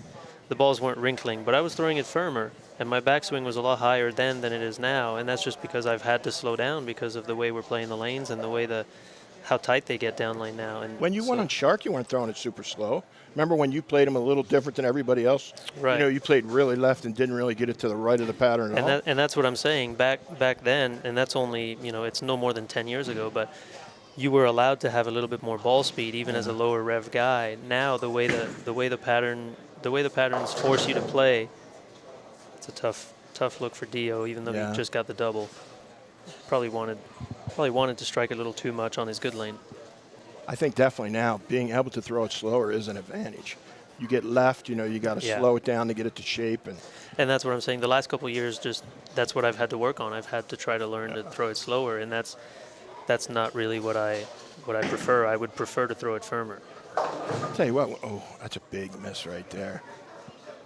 It's funny, he just can't put any heat on Dallas. It's funny, over the last 4 or 5 years, I don't think you've been able to bowl like you wanted to bowl more than about 10 or 15%. Is that about right? Or maybe a little more? Yeah, it's rare. That's what I said earlier. Yeah. I couldn't tell you the last time I threw a shot that felt like my normal speed. Yeah. My backswing's gotten lower. I've had to control my speed a lot more. 6. This weekend especially.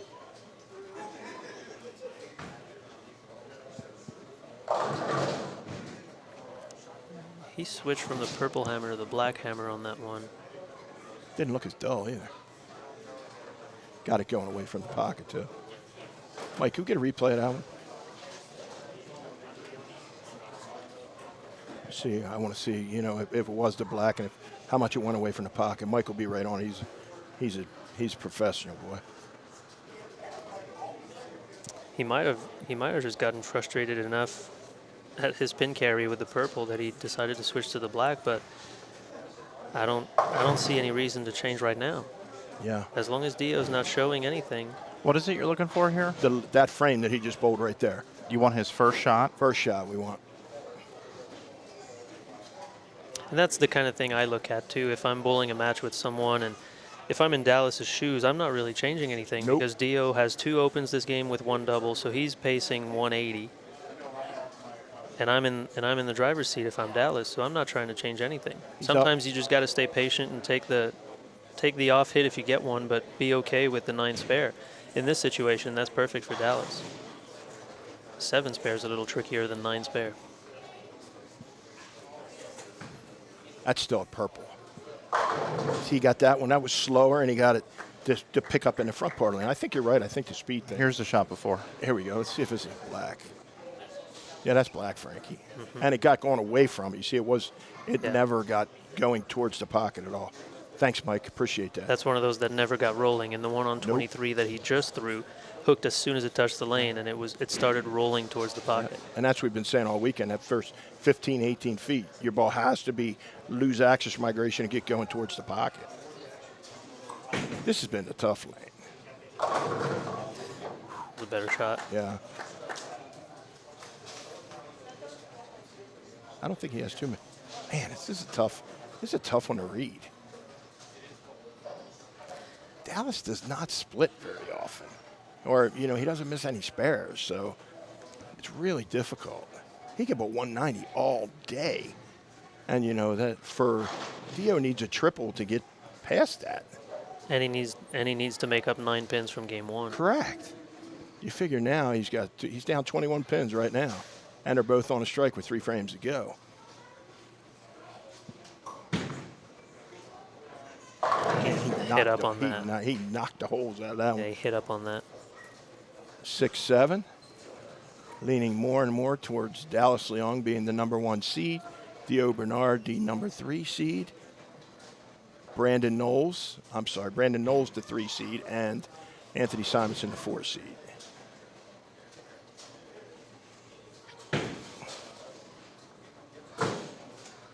I think that was the right play there. You have to go for it at this point. Yeah. And the thing is crazy. Dallas's ball reaction on fresh is unbelievable. He had 490, 490. Yeah. And there's only going to be two games in front of him. Going to have to beat some heavy hitters, though. So max 190 for Dio this game. Dallas needs 182. Yep. Stay clean, fill your frames.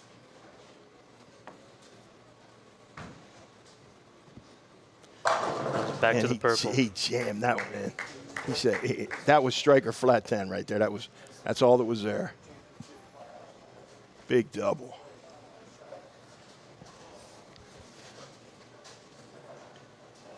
Yeah.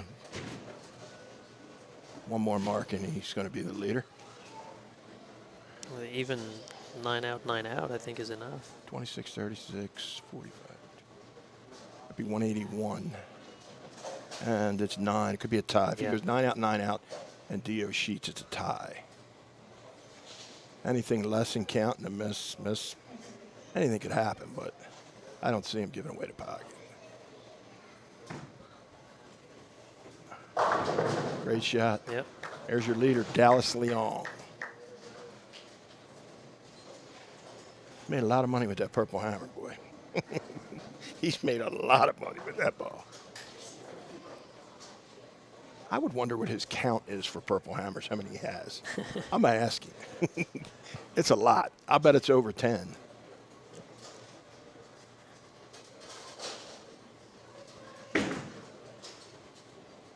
Dio went to something a little. That wasn't the same ball, was it? No, that's a different one. That was a little smoother off the spot. What's that, an attitude control maybe? Could be. I don't know the non-storm balls as well. Ooh, that's been a hard one for me throughout the year. I've gotten a little better at it. You know, thanks Bugsy Kelly, and been sending me the reviews of the balls. That's the red 3D offset, I think. Oh, the Offset attack. Yeah. attack, yep. See, he got through that one. He didn't hit up on that one. Yeah. That was the difference. You called it right off his hand that he got there, and what happens when you hit up on it? It hooks sooner. Yeah. Got off line quick, and, you know, he split. That was a great read by you, Frankie. Yeah, there's a difference between getting the ball to read early and having the ball check early. Correct. When you hit up on it, it checks. When you roll it off your hand, when it's off your hand and down into the lane, It'll stay on line, It yeah. reads the pattern, yeah.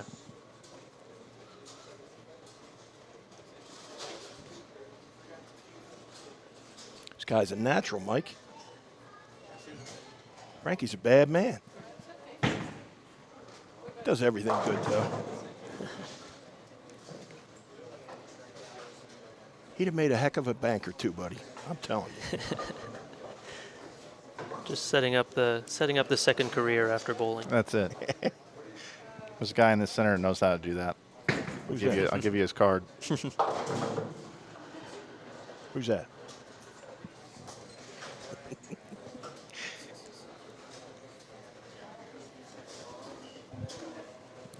While you guys were calling the match, I got our stepladder final set up to be directly behind the pair.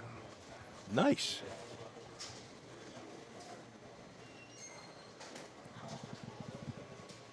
Frankie, you staying for the finals? I can. That'd be great. Yeah. Awesome.